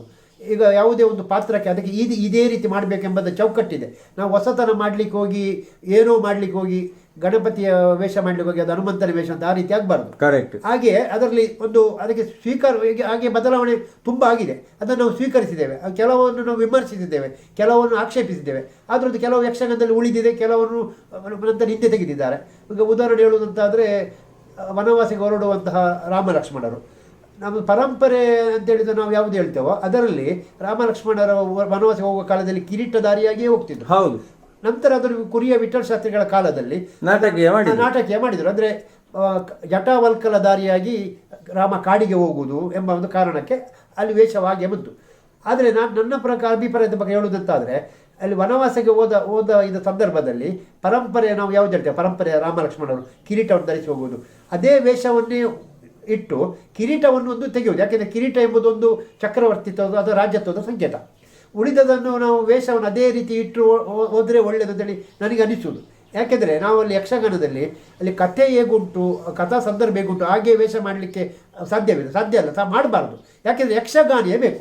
ಈಗ ರಾಮಾಯಣ ಕಥೆ ನೋಡುದು, ನಮಗೆ ರಾಮಾಯಣ ಕಥೆ ಗೊತ್ತಿಲ್ಲ ಅಂತೇಳಿ ಯಾರು ನೋಡುವುದಲ್ಲ. ಈಗ ಸೀತಾಪಾರ ಕಥೆ ಗೊತ್ತುಂಟು, ನೋಡುವುದು ಯಾಕೆ? ಯಕ್ಷಗಾನ ಅಂತ ನೋಡುವಾಗ ಅಲ್ಲಿ ಯಕ್ಷಗಾನಿಯ ಶೈಲಿ ಇರಬೇಕು. ಅಲ್ಲಿ ಯಕ್ಷಗಾನ ಶೈಲಿ ಯಾವುದು? ವೇಷಭೂಷಣ. ಆ ವೇಷಭೂಷಣವನ್ನು ನಾವು ಜಟಾವಲ್ಕಲಧಾರಿ ಮಾಡಿದರೆ ಸಂದರ್ಭಕ್ಕೆ ಸರಿ ಅದರಲ್ಲಿ ಅದು ನಾಟಕೀಯವಾಯಿತು. ಆಗಿರುವಾಗ ನಾವು ಯಕ್ಷಗಾನಿಯನ್ನು ಉಳಿಸ್ಬೇಕಂತಾದರೆ ಮತ್ತು ಯಕ್ಷಗಾನದಲ್ಲಿ ಒಂದು ಸಂಕೇತ, ಎಲ್ಲವೂ ಒಂದು ಸಂಕೇತ. ಈಗ ನಾವು ಉದಾಹರಣೆ ಹೇಳುವುದಾದರೆ ಕಂಸವಧೆ ಮಾಡುವಾಗ ಕೃಷ್ಣನಿಗೆ 8 ವರ್ಷ ಪ್ರಾಯ ಅಂತ ಹೇಳ್ತೇವೆ ನಾವು. ಅದರಲ್ಲಿ ಸಹಜತೆ ತರಲಿಕ್ಕಾಗಿ 8 ವರ್ಷದ ಬಾಲಕನನ್ನು ಕೃಷ್ಣನ ಪಾತ್ರ ಮಾಡಲಿಕ್ಕೆ ಆಗುದಿಲ್ಲ. ಯಾಕೆಂದ್ರೆ 8 ವರ್ಷದ ಬಾಲಕರಿಗೆ ಅಷ್ಟು ನಲಿಲಿಕ್ಕೆ, ಕುಡಿಲಿಕ್ಕೆ ಅಥವಾ ಅರ್ಥ ಹೇಳಲಿಕ್ಕೆ ಬರುದಿಲ್ಲ. ಅಲ್ಲಿ ಸಂಕೇತ ಇದು 8 ವರ್ಷದ ಬಾಲಕ. ಅವ ಬೇಕಾದ್ರೆ ಈಗ ಪಡ್ರೆ ಚಂದ್ರನಂತವರು 75ನೇ ವರ್ಷದಲ್ಲಿ ಕೃಷ್ಣ ಮಾಡಿದ್ದು ನಾನು ನೋಡಿದ್ದೇನೆ. ಆವಾಗ ನಮಗೆ ಅಲ್ಲಿ ಅಸಹಜತೆ ಕಾಣಲಿಲ್ಲ. ಅಲ್ಲಿ 75 ವರ್ಷದ ಕೃಷ್ಣ ಅಂತ ನಮ್ಮ ಮನಸ್ಸಿಗೆ ಮುಡ್ಲಿಲ್ಲ. ನಮಗೆ ಮನಸ್ಸಲ್ಲಿ 8 ವರ್ಷದ ಕೃಷ್ಣ ಅಲ್ಲಿ ಕೇವಲ ಒಂದು ಸಂಕೇತ. ಹೌದು. ಹಾಗೆಯೇ ತಾರಕಾಸುರನ್ನು ಕೊಲ್ಲುವಾಗ ಷಣ್ಮುಖ 6 ದಿವಸ ಮಗು ಅಂತ ಹೇಳುವಾಗ 6 ದಿವಸದ ಮಗುವನ್ನು ಯಕ್ಷಗಾನಕ್ಕೆ ತರಲಿಕ್ಕೆ ಆಗುದಿಲ್ಲ ಅಂತೇಳಿ. ಹಾಗೆ ಯಕ್ಷಗಾನದಲ್ಲಿ ಒಂದು ಸಂಕೇತವಾಗಿ ನಾವು ಯಾವುದು ಉಂಟು ಅದನ್ನು ಉಳಿಸ್ಕೊಳ್ಬೇಕು. ಹಾಗೆ ಬದಲಾವಣೆ ಅಲ್ಪ ಸ್ವಲ್ಪ ಬದಲಾವಣೆ ಇದ್ರೆ ಮಾಡ್ಬೋದು. ಈಗ ಕುರಿಯ ವಿಠ್ಠಲ ಶಾಸ್ತ್ರಿಗಳಂತವರು ತುಂಬ ಬದಲಾವಣೆ ಮಾಡಿದ್ದಾರೆ. ಅದು ಕೆಲವೆಲ್ಲ ಇವತ್ತಿಗೂ ಅದೊಂದು ಸಮಂಜಸವಾಗಿ ಕಂಡಿದೆ. ಈಗ ಉದಾಹರಣೆಗೆ ಅವರು ಹನುಮಂತನ ಪಾತ್ರವನ್ನು ಒಂದು ಬದಲಾವಣೆ ಮಾಡಿದ್ದು. ಪರಂಪರೆ ಹನುಮಂತನ ಪಾತ್ರವೇ ಬೇರೆ, ಅದಕ್ಕೊಂದು ಕಿರೀಟವೇ ಬೇರೆ, ಹನುಮಂತನ ಕಿರೀಟವೇ ಬೇರೆ, ಹಾಗೆ ಚೂಳಿಗಳು, ಹಾಗೆ ಚುಟ್ಟಿ ಇಡುವ ಕ್ರಮ ಎಲ್ಲ ಉಂಟು. ಈಗಿನ ಹನುಮಂತ ಕುರಿಯ ಶಾಸ್ತ್ರಿಗಳು ಬದಲಾವಣೆ ಮಾಡಿದ್ದು ಒಂದು ಉಲ್ಲನಿದ್ದ ಡ್ರೆಸ್ ಹಾಕಿಕೊಂಡು ಹನುಮಂತನ ಮುಖದಲ್ಲಿ ಇಲ್ಲಿ ತುಟಿ ಹತ್ತಿರ ಉಬ್ಬು ಬರುವ ಹಾಗೆ ಮಾಡಿಕೊಂಡು ಹಸುರು ಕಲರ್ ವರ್ಣದಲ್ಲಿ ಏನೋ ಮಾಡಿದರು. ಅದು ಒಂದರ ಲೆಕ್ಕದಲ್ಲಿ ಆ ಕಾಲದಲ್ಲಿ ಸ್ವೀಕಾರಾರ್ಹ. ಯಾಕೆಂತ ಹೇಳಿದರೆ ಆ ಚೂಡಾಮಣಿ ಒಂದು ಪ್ರಸಂಗವನ್ನು ಹಿಡಿಯುವ. ಚೂಡಾಮಣಿ ಪ್ರಸಂಗದಲ್ಲಿ ಹನುಮಂತನಿಗೆ ತುಂಬ ರಂಗಸ್ಥಳದಲ್ಲಿ ತುಂಬ ವೈವಿಧ್ಯಮಯವಾದ ಕೆಲಸ ಉಂಟು. ಅಲ್ಲಿ ಎಲ್ಲ ರಸಗಳು ಬರ್ತದೆ. ಅಲ್ಲಿ ಕರುಣರಸ, ವೀರರಸ, ರೌದ್ರ, ಭಯಾನಕ ಎಲ್ಲ ರಸಗಳಲ್ಲಿ ಪ್ರಸ್ತುತಪಡಿಸಬೇಕು. ಆಗ ಇಷ್ಟು ದೊಡ್ಡ ಭಾರವಾದ ಕಿರೀಟವನ್ನು ಹೊತ್ತುಕೊಂಡು ಆ ಡ್ರೆಸ್, ಆ ಒಂದು ವೇಷಭೂಷಣದಲ್ಲಿ ಚೂಡಾಮಣಿಯ ಹನುಮಂತನಿಗೆ ಕೆಲಸ ಮಾಡಲಿಕ್ಕೆ ಆಗುವುದಿಲ್ಲ ಎಂಬ ಕಾರಣಕ್ಕೆ ಶಾಸ್ತ್ರಿಗಳು ಅಲ್ಲಿ ಬದಲಾವಣೆ ಮಾಡಿದ್ದು. ಯಾಕೆಂದರೆ ಆ ಕಾಲಕ್ಕೆ ಅದು ಸರಿಯಾಗಿ ಆ ಸಂದರ್ಭಕ್ಕೆ ಸರಿ ಆಗ್ತದೆ. ಯಾಕೆಂದರೆ ಇಲ್ಲದ್ರೆ ಅಷ್ಟು ದೊಡ್ಡ ಭಾರತ ಕಿರೀಟವನ್ನು ಹಾಕಿಕೊಂಡು ಅಲ್ಲಿ ಆರಿದನು ಲಂಕೆಯನ್ನು ಬಿಟ್ಟು 700 ಯೋಜನ ಅಂಥ ವೀರ ಪದಕ್ಕೆ ಅಲ್ಲಿ ನ್ಯಾಯ ಸಿಗುವುದಿಲ್ಲ, ಅಂದರೆ ಕೆಲಸ ಮಾಡಲಿಕ್ಕೆ ಆಗುವುದಿಲ್ಲ. ಹಾಗೆ ಅಂಥ ಬದಲಾವಣೆ ನಾವು ಸ್ವೀಕಾರ ಮಾಡ್ಬೋದು ಹೇಳಿ ನನ್ನದೊಂದು ಅಭಿಪ್ರಾಯ. ಅಂದರೆ ಇಷ್ಟೇ ಬಹಳಷ್ಟು ವೈವಿಧ್ಯತೆಗಳು ಇದ್ದರೂ ನಾವು ಏನು ಕಾಲಧರ್ಮಕ್ಕೆ ಅನುಸಾರವಾಗಿ ಆಗುವಂತಹ ಬದಲಾವಣೆಗಳು ಮತ್ತು ಕೆಲವೊಂದಷ್ಟು ಏನು ವೈವಿಧ್ಯತೆಗಳನ್ನು ಬೇರೆ ಕಡೆಯಿಂದ ಯಕ್ಷಗಾನೀಯವಾಗಿ ತಂದರೂ ಕೂಡ ಅದು ಆಕ್ಷೇಪಾರ್ಹ ಅಲ್ಲ. ಅದನ್ನು ಬಟ್ ಯಕ್ಷಗಾನೀಯವಾಗಿರಬೇಕು ಮತ್ತು ಅದನ್ನು ನಾವು ಚಿಂತನ ಮಂಥನದ ಮೂಲಕ ಚರ್ಚೆ ಮಾಡಿ ಅದನ್ನು ಸ್ವೀಕಾರಾರ್ಹವೋ ಅಲ್ಲವೋ ಅನ್ನೋದನ್ನು ನಿರ್ಧಾರ ಮಾಡಿ ನಾವು ಸೆಮಿನಾರ್ ಟೈಪ್ ಆಗಬೇಕು. ಯಾಕೆಂದ್ರೆ ಮಾಡೋದು ಸರಿಯೋ ತಪ್ಪು ಅಂತೇಳಿ. ಯಾಕೆಂದರೆ ಯಕ್ಷಗಾನಕ್ಕೆ ಹೀಗೆ ಅಂತೇಳೋದು ಶಾಸ್ತ್ರ ಅಂತೇಳಿ ಬರೆದಿಟ್ಟ ಶಾಸ್ತ್ರ ಇಲ್ಲ. ಆದರೆ ಹಾಗಂತೇಳಿ ಅದು ಶಾಸ್ತ್ರೀಯ ಕಲೆ ಅಲ್ಲೋ ಅಂತೇಳಿದರೆ ಶಾಸ್ತ್ರೀಯ ಕಲೆ. ಯಾಕೆಂದರೆ ನಾವು ಬರೆದಿಟ್ಟದ್ದು ಇಲ್ಲದಿದ್ದರೂ ಸಹ ನಾವು ಇಂದಿನಿಂದ ಉಳಿಸಿಕೊಂಡು ಬಂದ ಪರಂಪರೆ ಉಂಟು. ಯಾಕೆಂದರೆ 400 ವರ್ಷಗಳ ಇತಿಹಾಸ ಇರುವ ಯಕ್ಷಗಾನಕ್ಕೆ ಯಕ್ಷಗಾನ ಅಂದರೆ ಹೇಗಿತ್ತು ಎಂಬುದಕ್ಕೆ ಎಲ್ಲದಕ್ಕೊಂದು ಇದೇ ಮಿತ್ತ ಮತ್ತೆ ಅಂತ ಹೇಳುವಂಥ ಒಂದು ಸಂಪ್ರದಾಯವಿದೆ. ಅದನ್ನು ಬೆಳೆಸಬೇಕು. ಈಗ ನೋಡಿ, ಯಕ್ಷಗಾನಕ್ಕೆ ನಾಟ್ಯ, ಸಂಗೀತ, ಸಾಹಿತ್ಯ ಇತ್ಯಾದಿಯಾಗಿ ಬೇರೆ ಬೇರೆ ಸೋದರ ಕಲೆಗಳಿಂದ ಎರವಲು ಪಡೆಯುವುದು ಬೇಕು ಅಂತಾದರೆ ಎಷ್ಟು ಬೇಕು, ಬೇಡ ಅಂತಾದರೆ ಯಾಕೆ ಬೇಡ? ಅಂದರೆ ಈ ಭರತನಾಟ್ಯ, ಕೂಚುಪುಡಿ ಅಥವಾ ಬಡಗುತಿಟ್ಟಿನ ನಾಟ್ಯ, ತೆಂಕಿದ್ದು ಬಡಗಿಗೆ, ಬಡಗಿದ್ದು ತೆಂಕಿಗೆ, ಇದೆಲ್ಲ ಈ ಮಿಕ್ಸಿಂಗು ಇದು ಅಂಥ ಮಿಶ್ರಣವನ್ನು ಮಾಡೋದು ಕಲೆಗೆ ಮಾಡುವ ಅಪಚಾರ ಅಂತೇಳಿ ನಾನು ಹೇಳುವುದು. ಯಾಕೆಂತೇಳಿದರೆ ಈಗ ಯಕ್ಷಗಾನಕ್ಕೆ ನಾನು ಮೊದಲು ಹೇಳಿದಂತೆ ಅದಕ್ಕೆ ತನ್ನದೇ ಆದ ಒಂದು ಶಾಸ್ತ್ರೀಯತೆ ಇದೆ, ಮೂಲ ಚೌಕಟ್ಟಿದೆ. ಯಾಕೆಂದರೆ ಯಕ್ಷಗಾನ ಎಂಬುದು ಶ್ರೀಮಂತ ಕಲೆ, ಅದಕ್ಕೆ ಬೇರೆ ಕಲೆಯಿಂದ ಎರವಲು ಪಡೆಯಬೇಕಾದಂಥ ದುಸ್ಥಿತಿ ಇಲ್ಲ. ಈಗ ಒಂದು ಕಾಲದಲ್ಲಿ ಯಕ್ಷಗಾನ ಕಲಾವಿದರು ಬಡವರಾಗಿದ್ದಿರ್ಬೋದು, ಆದರೆ ಯಕ್ಷಗಾನ ಕಲೆ ಆ ಕಾಲದಲ್ಲೂ ಶ್ರೀಮಂತವಾಗಿತ್ತು. ಆಗಿರುವಾಗ ನಾವು ಅದರಲ್ಲಿ ಕಥಕ್ಕಳಿದ್ದೋ, ಭರತನಾಟ್ಯದ್ದೋ, ಅದೇನು ಅದರಲ್ಲಿ ಇರುವಂಥ ತಾಳವೋ ರಾಗವೋ ಅದನ್ನು ತರುವ ಅಗತ್ಯ ಇಲ್ಲ. ಹಾಗೆಂದರೆ ಸಂದರ್ಭೋಚಿತ ಕೆಲವು ತಂದದ್ದು ಇದೆ. ಯಾಕೆಂತೇಳಿದರೆ ಈಗ ಕೋಳಿಯೂರು ರಾಮಚಂದ್ರ ರಾಯರಾಗಲಿ, ಮಂಕುಡಿ ಸಂಜೀವ್ ಶೆಟ್ಟರಂಥವರು ಭರತನಾಟ್ಯವನ್ನು ಕಲಿತಿದ್ದಾರೆ. ಆ ಭರತನಾಟ್ಯವನ್ನು ಕಲಿತು ಅದನ್ನು ಸಂಪೂರ್ಣವಾಗಿ ಯಕ್ಷಗಾನಕ್ಕೆ ತರಲಿಲ್ಲ ಅವರು. ಅಲ್ಲಿ ಅಗತ್ಯ ಬಿದ್ದ ಸಂದರ್ಭದಲ್ಲಿ ಅದನ್ನು ಬಳಸಿದ್ದಾರೆ. ಅದನ್ನು ನಾವು ಆಕ್ಷೇಪಿಸಲಿಕ್ಕೆ ಆಗುವುದಿಲ್ಲ. ಈಗ ಭಸ್ಮಾಸುರ ಮೋಹಿನಿಯಲ್ಲಿ ಬೇಕಾದದ್ದು ಮೋಹಿನಿಯ ನೃತ್ಯಕ್ಕೋ ಅಥವಾ ಬೇರೆ ಯಾವುದೋ ಮೋಹಿನಿ ಅಮೃತ ಮತನದ ಮೋಹಿನಿಯ ನೃತ್ಯಕ್ಕೋ ಬೇಕಾದಲ್ಲಿ ಅದನ್ನು ಬಳಸ್ಬೋದು. ಹಾಗೆಂತೇಳಿ ಭರತನಾಟ್ಯವೇ ಯಕ್ಷಗಾನಕ್ಕೆ ಬರಬಾರ್ದು. ಯಕ್ಷಗಾನ ಒಂದು ಅದಕ್ಕೆ ಇತಿಮಿತಿಯಲ್ಲಿ ಅದನ್ನು ಸ್ವಲ್ಪ ಬಳಸಿದರೆ ಅದು ಯಕ್ಷಗಾನದ ಸೌಂದರ್ಯ ಹೆಚ್ಚಾಗಬಹುದು. ಹಾಗೆಂತೇಳಿ ಅದೇ ಮಿತಿ ಮೀರಿ ಹೋಗಬಾರ್ದು. ಈಗ ನಾವು ಊಟ ಮಾಡೋ ಉಪ್ಪಿನಕಾಯಿ ಒಂದು ಎಷ್ಟು ಬೇಕು, ಉಪ್ಪಿನಕಾಯಿ ಸ್ವಲ್ಪ ಅದಕ್ಕೆ ರುಚಿ ಜಾಸ್ತಿ ಉಂಟು. ಹಾಗೆಂತೇಳಿ ಉಪ್ಪಿನಕಾಯಿ ರುಚಿ ಅಂತೇಳಿ ಅನ್ನದಷ್ಟು ಉಪ್ಪಿನಕಾಯಿ ನಾವು ತಿನ್ನಲಿಕ್ಕೆ ಆಗೋದಿಲ್ಲಲ್ಲ. ಹಾಗೆ ಬೇರೆ ಕಲೆ ಇದನ್ನು ನಾವು ಇದಕ್ಕೆ ಸಮಯೋಚಿತ ಸಂದರ್ಭ ಸೇರಿಸಿದ್ರು ಸಹ ಅದೇ ಮಿತಿ ಮೀರಿ ಯಕ್ಷಗಾನ ಮೂಲತತ್ವ ಏನುಂಟೋ ಅದನ್ನು ಕಳೆದುಕೊಳ್ಳುವ ದುರ್ಗತಿ ಬರಬಾರ್ದು. ಈಗ ನೋಡಿ, ಯಕ್ಷಗಾನದ ನಿಜವಾದ ನಿರ್ದೇಶಕ ಯಾರು ಅಂತ ನಿಮ್ಮ ಅಭಿಪ್ರಾಯದಲ್ಲಿ? ಇದೊಂದು ಬಹಳ ಕಷ್ಟವಾದಂಥ ಪ್ರಶ್ನೆ. ಯಾಕೆಂದರೆ ಇದು ಎಷ್ಟೋ ಕಾಲದಿಂದ ಇದರ ಬಗ್ಗೆ ಒಂದು ವಿಮರ್ಶೆ ನಡೀತಾ ಇದೆ. ಅದಕ್ಕಿಂತ ಮೊದಲು ಯಕ್ಷಗಾನಕ್ಕೆ ನಿರ್ದೇಶಕ ಬೇಕೋ ಬೇಡವೋ ಎಂಬ ಪ್ರಶ್ನೆಯು ಪ್ರಬಲವಾಗಿ ವಾದ ವಿವಾದಕ್ಕೆ ಎಷ್ಟೋ ಕಾಲದಿಂದ ಬಂದಿದೆ. ಆದರೆ ನಾನು ಹೇಳುವುದಂತಾದರೆ ಯಕ್ಷಗಾನಕ್ಕೆ ನಿರ್ದೇಶಕ ಎಂಬುದೊಂದು ಹೊಸದಾಗಿ ಒಂದು ನಿರ್ದೇಶಕನನ್ನು ಹೇರುವ ಅಗತ್ಯವಿಲ್ಲ. ಯಾಕೆಂದರೆ ಯಕ್ಷಗಾನದಲ್ಲಿ ಭಾಗವತನೇ ನಿರ್ದೇಶಕ ಅಂತೇಳಿ ನನ್ನ ಅಭಿಪ್ರಾಯ. ಯಾಕೆಂದರೆ ಭಾಗವತ ಅಂತ ಹೇಳಿದರೆ ಅವನಿಗೆ ಎಲ್ಲವೂ ಗೊತ್ತಿರ್ತದೆ. ಯಕ್ಷಗಾನದ ಗೊತ್ತಿರ್ತದೆ ಅಂತ ನಾವು ತಿಳ್ಕೊಂಡಿರ್ತೇವೆ, ಗೊತ್ತಿರುವವನೇ ಭಾಗವತ. ಮತ್ತು ಈಗ ಅಂತ ಹೇಳಿದರೆ ಒಳ್ಳೆ ರಾಗ ಇದ್ದವ ಭಾಗವತ ಅಂತ ಆಗಿದೆ. ಆದರೆ ನಿಜವಾಗಿ ಆದರೆ ಆಗಿಲ್ಲ. ಯಕ್ಷಗಾನದಲ್ಲಿ ಭಾಗವತನೇ ಪ್ರಥಮ ವೇಷಧಾರಿ ಎಂಬುದು ಒಂದು ಶಾಸ್ತ್ರವೇ. ಯಾಕೆಂದರೆ ಆತನು ವೇಷ ಹಾಕುತ್ತಿದ್ರು ಆತನು ಪ್ರಥಮ ವೇಷಧಾರಿ. ಯಾಕೆಂದರೆ ಒಂದು ಯಕ್ಷಗಾನದಲ್ಲಿ ತುಂಬ ಇದಿರ್ತದೆ, ಎದುರು ವೇಷ, ಪ್ರಧಾನ ವೇಷ, ಪ್ರಥಮ ವೇಷ, ಹಾಗೆ ಪುಂಡು ವೇಷ, ಸ್ತ್ರೀವೇಷ, ಹಾಸ್ಯ ವೇಷ, ಹೀಗೆ ಎಲ್ಲವನ್ನು ಅರಿತವನೇ ಭಾಗವತ. ಈ ಭಾಗವತನಾದ್ರೂ ಎಲ್ಲವೂ ತಿಳಿದಿರಬೇಕು. ಹಾಗಾಗಿ ಭಾಗವತನೇ ನಿರ್ದೇಶಕನಾದರೆ ಒಳ್ಳೆಯದು. ಒಂದು ಅದು. ಎರಡನೇದು, ಪೀಠಿಕೆಯಿಂದ ಹಿಡಿದು ಮಂಗಲದವರೆಗೆ ಭಾಗವತ ಕಂಪ್ನಿ ಸಂಪೂರ್ಣವನ್ನು ನಡೆಯನ್ನು ನೋಡ್ತಾರೆ. ಹಾಗಾಗಿ ಇರುವಾಗ ಅವರಿಗೆ ಅವರೊಬ್ಬರು ಮಾತ್ರ ಅದಕ್ಕೆ ಸಮರ್ಥರು. ಯಾವುದು ತಪ್ಪಿದೆ, ಯಾವುದನ್ನು ಹೇಳ್ಬೋದು, ಯಾವುದನ್ನು ಸರಿ ಮಾಡ್ಬೋದು ಅಂತ ಹೇಳಲಿಕ್ಕೆ ಭಾಗವತರಷ್ಟು ಒಂದು ಸಮರ್ಥ. ಹೌದು. ಆದ್ರೆ ಈಗ ಇಡೀ ರಾತ್ರಿಗೆ 3-4 ಭಾಗವತರಿದ್ದಾರೆ. ಈಗ 3-4 ಭಾಗವತರಿದ್ದ ಕಾರಣ ಅದರಲ್ಲಿ ಯಾವ ಭಾಗವತ ನಿರ್ದೇಶಕ ಅಂತೇಳಿ ಒಂದು ಪ್ರಶ್ನೆ ಬರ್ತದೆ. ಹಾಗೂ ಈಗಿನ ಭಾಗವತ ನನಗೆ ಕಾಣ್ತದೆ ಯಾರು ನಿರ್ದೇಶನದ ಜವಾಬ್ದಾರಿ ಯಾರು ವಹಿಸಿಕೊಂಡಾಗೆ ನನಗೆ ಕಾಣ್ತಾ ಇಲ್ಲ. ಕೆಲವೊಂದು ಭಾಗಗಳಲ್ಲಿ ಈಗ ಪೂಜ್ಯರು, ಹಾಗೆ ನಮ್ಮ ಪಟ್ಲ ಸತೀಶ್ ಶೆಟ್ಟರು ಇವರೆಲ್ಲ ನಿರ್ದೇಶನ ಕೊಡ್ತಾರೆ. ಯಾಕೆಂದರೆ ಅವರು ಕಲಾವಿದರು ಹೇಳುವುದನ್ನು ಕೇಳಿದ್ದಾರೆ. ನನ್ನನ್ನು ಇಷ್ಟು ಬೆಳೆಸಿದ್ದು ಪಟ್ಲ ಭಾಗವತರು, ನನ್ನನ್ನು ಬೆಳೆಸಿದ್ದು ಪೂಜ್ಯರು, ಅಥವಾ ನನ್ನನ್ನು ಬೆಳೆಸಿದ್ದು ಅಮ್ಮಣ್ಣಯ್ಯರು, ನನ್ನನ್ನು ಬೆಳೆಸಿದ್ದು ಪದ್ಯಾಣ ಗಣಪತಿ ಭಟ್ರು. ಅವರು ಬೆಳೆಸಿದ್ದಾರೆ ಹೌದು, ಆದರೆ ಸಮಗ್ರವಾಗಿ ನಿರ್ದೇಶನ ಕೊಡುವಂಥ ಜವಾಬ್ದಾರಿಯನ್ನು ಭಾಗವತರು ವಹಿಸಬೇಕು. ಈಗ ಬೆಳೆಸಿದ್ದಾರೆ ಅಂತ ಹೇಳಿದರೆ ವೈಯಕ್ತಿಕ ಒಬ್ಬ ಬೆಳೆದಿರ್ಬೋದು, ಅದು ಪ್ರಶ್ನೆ ಅಲ್ಲ. ವೈಯಕ್ತಿಕವಾಗಿ ಬೆಳೆಯುವ ಪ್ರಶ್ನೆ ಅಲ್ಲ. ಸಮಗ್ರವಾಗಿ ಒಂದು ಯಕ್ಷಗಾನದ ಪ್ರಸಂಗ ಉತ್ತಮವಾಗಿ ಹೋಗ್ಬೇಕಂತಾದ್ರೆ ಅಲ್ಲಿ ಎಲ್ಲ ಅಂಗಗಳನ್ನು ನಾವು ನೋಡ್ಬೇಕು. ಒಂದು ಸಣ್ಣ ಒಂದು ದೇವತೆಯ ಬಲಕ್ಕೆ ಸಮೇತ ಅಲ್ಲಿ ನಿರ್ದೇಶನ ಮಾಡುವಂತ ಅವಕಾಶ ಇದ್ರೆ ಅದು ಭಾಗವತರಿಗೆ. ಹಾಗಾಗಿ ಭಾಗವತರೇ ನಿರ್ದೇಶಕರು ಅಂತೇಳಿ ನನ್ನ ಅಭಿಪ್ರಾಯ. ಈಗ ನೋಡಿ, ಈಗ ಒಂದು 20-25 ವರ್ಷಗಳಲ್ಲಿ ನೀವು ಯಕ್ಷಗಾನವನ್ನು ನೋಡ್ತಾ ಬಂದಿದ್ದೀರಿ ಆಯ್ತಾ. ಈ ಒಂದು 20-25 ವರ್ಷಗಳಲ್ಲಿ ಕಲಾವಿದರಲ್ಲಿ ಅಥವಾ ಯಕ್ಷಗಾನ ಪ್ರದರ್ಶನದ ಒಂದು ರೀತಿಯಲ್ಲಿ, ಆಮೇಲೆ ಯಕ್ಷಗಾನ ಪ್ರೇಕ್ಷಕರ ಮೇಲೆ ಮಾಡುವಂತಹ ಒಂದು ಪರಿಣಾಮದಲ್ಲಿ ಯಾವೆಲ್ಲ ರೀತಿಯ ಬದಲಾವಣೆಗಳನ್ನು ನೀವು ಗುರುತಿಸುತ್ತೀರಿ? ಇಂದಿನ ಯಕ್ಷಗಾನಕ್ಕೂ ಈಗಿನ ಯಕ್ಷಗಾನ ತುಂಬಾ ಬದಲಾವಣೆ ನಾನು ಗಮನಿಸಿದ್ದೇನೆ. ಹಾಗೆಂತೇಳಿ ನಾನು ಹೆಚ್ಚು ಯಕ್ಷಗಾನದ ಬಗ್ಗೆ ನನಗೆ ಇದಿಲ್ಲ, ಅದು ಪರಿಣತನಲ್ಲ. ಅದೇ ಸಾಧಾರಣ 25 ವರ್ಷ ಅಲ್ಲ, ಒಂದು 40 ವರ್ಷದ ಅನುಭವ ನನಗೆ ನೋಡಿ. ಹೌದು, ಇದನ್ನು 40 ವರ್ಷದ ಅನುಭವದಲ್ಲಿ ಹೇಳುವುದಂತಾದ್ರೆ ಈಗ ಯಕ್ಷಗಾನ ತುಂಬಾ ಬದಲಾವಣೆ ಹೊಂದಿದೆ. ಒಂದನೇದು ಕಲಾವಿದರು ಬದಲಾವಣೆ ಹೊಂದಿದ್ದಾರೆ ಯಕ್ಷಗಾನ. ಅದೇ ನಾವೀಗ ಒಂದೊಂದೇ ನೋಡುವ. ಕಲಾವಿದರಲ್ಲಿ ಬದಲಾವಣೆ ಯಾವೆಲ್ಲ ರೀತಿಯ ಬದಲಾವಣೆಗಳನ್ನು ನೀವು ಗುರುತಿಸ್ತೀರಿ ಆಗಿನ ಕಾಲಕ್ಕೂ 40 ವರ್ಷದ ಹಿಂದೆಗೂ ಈಗಕ್ಕೂ? 40 ವರ್ಷ ಹಿಂದಿನ ಕಲಾವಿದರು ಈಗಿನ ಕಲಾವಿದರಿಗೂ ಬದಲಾವಣೆ ಸ್ಪಷ್ಟವಾಗಿ ಗುರುತಿಸಬಹುದು. ಹಿಂದಿನ ಕಲಾವಿದರು ಹೇಳಿದ್ರೆ ಕೂದಲನ್ನು ಬಿಡಿಸಿದ್ರು, ಈಗ ಪ್ರಶ್ನೆ ಇಲ್ಲ ಅಲ್ಲ. ಕಾಲಕ್ಕೆ ಸರಿಯಾಗಿ ಅದು ಸರಿಯೂ ಅಲ್ಲ, ಅದನ್ನು ನಾವು ಒಪ್ತೇವೆ. ಹಾಗೆ ಕಲಾವಿದರ ಮನೋಧರ್ಮದಲ್ಲೂ ಸಹ ತುಂಬ ಬದಲಾವಣೆ ಆಗಿದೆ. ಯಾಕೆಂದರೆ ಹಿಂದಿನ ಕಲಾವಿದರಲ್ಲಿ ಇರುವಂಥ ವೃತ್ತಿನಿಷ್ಠೆ ಏನುಂಟೋ ಅದು ಈಗಿನ ಕಾಲದಲ್ಲಿ ಇಲ್ಲ ಅಂತ ಹೇಳುವುದಿಲ್ಲ ನಾನು, ಕೊರತೆ ಉಂಟು, ಅದು ತುಂಬ ಕಮ್ಮಿ ಆಗಿದೆ. ಯಾಕೆಂದರೆ ನಾನು ಗಮನಿಸಿದ್ದೇನೆ, ಈಗ ಪಡ್ರೆ ಚಂದು ಮಹಾನ್ ಕಲಾವಿದರು, ಈಗ ಬಣ್ಣದ ಮಾಲಿಂಗರಾಗಲಿ, ಬಣ್ಣದ ಕುಟ್ಯಪ್ಪರಾಗಲಿ, ಇವರೆಲ್ಲ ಮಹಾನ್ ಕಲಾವಿದರು. ಇವರು ನಮ್ಮದು ಕೇದಿಗಡಿ ಗುಡ್ಡಪ್ಪ ಗೌಡರು, ಕದ್ರಿ ವಿಷ್ಣು, ಮತ್ತು ಹಾಗೆ ಬಲಿಪ ನಾರಾಯಣ ಭಾಗವತರು, ನೆಡ್ಡೆ ನರಸಿಂಹ ಭಟ್ರು ಎಲ್ಲ ಮಹಾನ್ ಕಲಾವಿದರು. ಇವರು ಆ ಮಹಾನ್ ಕಲಾವಿದರಾಗಿದ್ದರೂ ಸಹ ಆ ಕಾಲದಲ್ಲಿ ಇದ್ದಂಥ ಒಂದು ಬಸ್ಸು ಸೌಕರ್ಯ ಇಲ್ಲದ ಕಾಲದಲ್ಲಿ ಅವರು ಒಂದೊಂದು ದಿವಸ 4-5 ಕಿಲೋಮೀಟರ್ ದೂರ ಅಥವಾ 4-5 ಕಿಲೋಮೀಟರ್ ಮೈಲು ದೂರ ನಡೆದುಕೊಂಡು ಯಕ್ಷಗಾನ ನಡೆಯುವಲ್ಲಿ ಹೋಗಬೇಕು. ಲಾರಿಯ ಸೌಕರ್ಯವಿಲ್ಲ.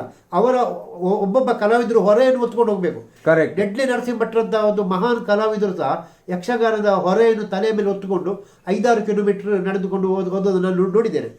ಹಾಗೆ ಆವಾಗ ಅವರಿಗೆ ನಮ್ಮ ಒಂದು ವೃತ್ತಿನಿಷ್ಠೆ ಇತ್ತು ಅವರಿಗೆ. ಅಂದರೆ ನಮ್ಮ ಒಂದು ಮೇಳ ಅಲ್ಲಿ ಪ್ರದರ್ಶನ ಆಗ್ತಾ ಇದೆ, ನಮ್ಮ ಮೇಳ ಪ್ರದರ್ಶನವಾಗುವಾಗ ನಾವು ಅದಕ್ಕೆ ಸಹಕಾರಿಯಾಗಿ ಹೋಗಬೇಕು. ಯಾಕೆಂದರೆ ಯಕ್ಷಗಾನದಿಂದ ನಾನಿದ್ದೇನೆ ಎಂಬಂಥ ಭಾವನೆ ಅವರಲ್ಲಿ ಬಲವಾಗಿ ಬೇರೂರಿತ್ತು. ಈಗ ಹಾಗೆಲ್ಲ. ಈಗ ಹೆಚ್ಚಿನ ಕಲಾವಿದರಲ್ಲಿ ವಾಹನ ಇದೆ. ಇದು ಸಂತೋಷದ ವಿಷಯವೇ. ಯಾಕೆಂದರೆ ಕಲಾವಿದರು ಒಂದು ಉನ್ನತ ಮಟ್ಟಕ್ಕೆ ಏರಿದರೆ ನಮಗೆ ಸಂತೋಷವೇ. ಆದರೂ ಅವರು ಬರುವುದು ಸಮಯಕ್ಕೆ ಸರಿಯಾಗಿ. ಎಲ್ಲಿಯವರೆಗೆ ಅಂತ ಹೇಳಿದರೆ, ಈಗ ಇಡೀ ರಾತ್ರಿ ಆಟ ಇಲ್ಲ, ಕಾಲಮಿತಿ. ಇಡೀ ರಾತ್ರಿ ಆಟ ಆದರೂ ಅದೇ ಪರಿಣಾಮ. ಕಾಲಮಿತಿ ಅಂದರೆ ಇವತ್ತು ಯಾವ ಪ್ರಸಂಗ, ಮತ್ತೆ ನಮ್ಮದು ಯಾವುದು, ನಮ್ಮದು ಬ್ರಹ್ಮ, ನಾನಾಗಲಿ 7 ಗಂಟೆಗೆ ಬಂದರೆ ಸಾಕು, 9 ಗಂಟೆಗೆ ಹೋಗ್ಬೋದು, ಇದೇ ಲೆಕ್ಕಾಚಾರ. ಹಾಗೆ ಅವರು ಬರುವುದು ಸಮಯಕ್ಕೆ ಸರಿಯಾಗಿ ಬರುವುದು, ಸಮಯಕ್ಕೆ ಸರಿಯಾಗಿ ಹೋಗುವುದು. ಈಗಿರುವಾಗ ಎಂತ ಆಗ್ತದೆ ಅಂತ ಹೇಳಿದರೆ, ಕಲಾವಿದರೊಳಗೆ ಒಂದು ಹೊಂದಾಣಿಕೆ ಇರುವುದಿಲ್ಲ. ಇಂದಿನ ಕಾಲದಲ್ಲಿ ಹಾಗೆ ಅಲ್ಲ. ಎಲ್ಲೇ ಆಟ ಆಗಲಿ ಕಲಾವಿದರೊಂದು 40-50 ಜನರು ಒಂದೇ ಕಡೆಯಲ್ಲಿ ನಿಂತು ಅಲ್ಲಿ ಅವರಲ್ಲಿ ವಿಚಾರ ವಿಮರ್ಶೆ ಆಗ್ತಿತ್ತು. ನಾನು ಸಣ್ಣದಿರುವಾಗ ಸಾಧಾರಣ ಒಂದು 5-6ನೇ ಕ್ಲಾಸ್ನಲ್ಲಿ ಇರುವಾಗ ನಾನು ಹೇಳಿದ್ದೆ ಮೊದಲು ನನಗೆ ಕಲಾವಿದರ ಮೇಲೆ ಹೆಚ್ಚು ಆಸಕ್ತಿ ಅಂತೇಳಿ. ಹಾಗೆ ಒಂದು ಮಧ್ಯಾಹ್ನ ಶಾಲೆ ಬಿಟ್ಟಾಗ ಅಲ್ಲಿದ್ದು ನಮ್ಮದು ಬಸ್ಪೇಲಿ ಬಂಗಲೆ ಅಂತೇಳಿ ನಾವು ಹೇಳೋದು, ಬಂಗಲೆ ಅಂತೇಳಿ ಅಲ್ಲಿ ಅವರಿಗೆ ಇಲ್ಲಿ ಉಳ್ಕೊಳ್ಳಿಕ್ಕೆ ವ್ಯವಸ್ಥೆ. ಮಧ್ಯಾಹ್ನ ಒಮ್ಮೆ ಅಲ್ಲಿ ಹೋಗೋದು ನೋಡಲಿಕ್ಕೆ, ಕಲಾವಿದರು ನೋಡಲಿಕ್ಕೆ. ಹಾಗೆ ಸಾಯಂಕಾಲ 4 ಶಾಲೆ ಬಿಟ್ಟಾಗ ಹೋಗ್ಬಿಟ್ರೆ 5 ಗಂಟೆ ಕಾಪಿ ಕುಡಿದು ಪುನೊಮ್ಮೆ ಅಲ್ಲಿ ಚೌಕಿ ಅಲ್ಲ, ಅದೊಂದು ಕಲಾವಿದರು ಉಳ್ಕೊಳ್ಳೋ ಬಿಡಾರ, ಅಲ್ಲಿ ಹೋಗೋದು. ಯಾಕೆಂದರೆ ನಮಗೆ ಒಂದು ಆಸಕ್ತಿ ಕಲಾವಿದರು ಏನು ಮಾಡ್ತಾರೆ ಅಂತೇಳಿ. ಹಾಗೆ ನೋಡುವಾಗ ನಾನು ಅಲ್ಲಿ ಎಷ್ಟೋ ಸಲ ಗಮನಿಸಿದ್ದೇನೆ. ಚೆನ್ನಪ್ಪ ಶೆಟ್ಟರು ಸಹಿತ ಆಗ ಕಟೀಲ್ ಮೇಳದಲ್ಲಿದ್ದರು. ಚೆನ್ನಪ್ಪ ಶೆಟ್ಟರು, ಪೆರ್ವಾನಾರಾಯಣ ಶೆಟ್ಟರು ಅಂಥವರೆಲ್ಲ ಇದ್ದಾಗ ಸಾಯಂಕಾಲದ 5 ಗಂಟೆ ಹೊತ್ತಿನಲ್ಲಿ ಅವರು ಆ ದಿವಸದ ಪ್ರಸಂಗದ ಒಂದು ಪ್ರಾಕ್ಟೀಸ್ ಮಾಡ್ತಿದ್ರು. ಅವರು ನಾನು ಹೋಗೋ ನನಗೆ ಈಗಲೂ ನೆನಪುಂಟು, ಚೆನ್ನಪ್ಪ ಶೆಟ್ಟರು ಲಕ್ಷ್ಮಣನ ಪಾತ್ರ. ಇನ್ನೊಂದು ಯಾರೋ ಒಬ್ಬರು ಅವರು ನನಗೆ ಪರಿಚಯ ಆವಾಗ ಇರಲಿಲ್ಲ, ಮತ್ತೆ ಗೊತ್ತಾಯ್ತು ಅವರು ಕದ್ರಿ ವಿಷ್ಣು ಅಂತೇಳಿ. ಅವರದ್ದು ಇಂದ್ರಜಿತ್ ಪಾತ್ರ ಅಂತೆ. ಅಂದರೆ ವೇಷ ಇಲ್ಲ, ಅವರು ಅಲ್ಲಿ ಕೂತ್ಕೊಂಡು ಪ್ರಾಕ್ಟೀಸ್.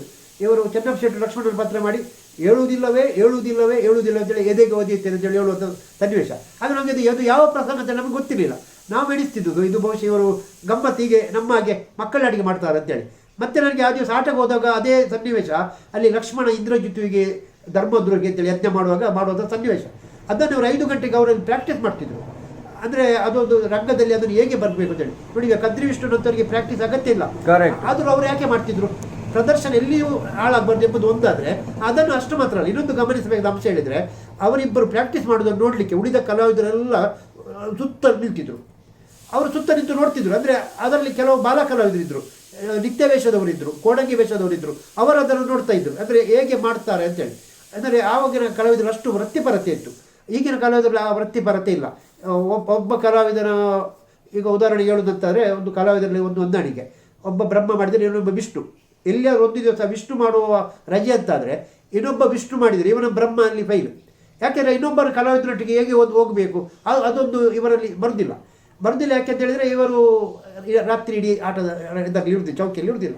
ಅಂದರೆ ಸಮಯಕ್ಕೆ ಸರಿಯಾಗಿ ಬರೋದು, ಸಮಯಕ್ಕೆ ಸರಿಯಾಗಿ ಹೋಗುವುದು ಅಲ್ಲ, ಅವರ ಒಂದು ಪರಿಸ್ಥಿತಿ ಆಗಿರ್ಬೋದು. ಯಾಕೆಂದರೆ ಕೆಲವರು ಈಗಿನ ಹೆಚ್ಚಿನಂಶ ಕಲಾವಿದರು ಕೇವಲ ಯಕ್ಷಗಾನವನ್ನೇ ನಂಬಿಕೊಂಡಿಲ್ಲ. ಹೆಚ್ಚಿನಂಶ ಬ್ಯಾಂಕು ಉದ್ಯೋಗಿಗಳಿದ್ದಾರೆ, ಲೆಕ್ಚರರ್ಗಳು ಇದ್ದಾರೆ, ಹಾಗೆ ಬೇರೆ ಬೇರೆ ಕಂಪನಿಗಳಲ್ಲಿ ಕೆಲಸ ಮಾಡುವವರು ಕಟೀಲು ಮೇಳದಲ್ಲಿ ವೇಷಧಾರಿಗಳಾಗಿ ರಾತ್ರಿ ದುಡಿದು ಹಗಲು ಹೋಗುವವರಿದ್ದಾರೆ.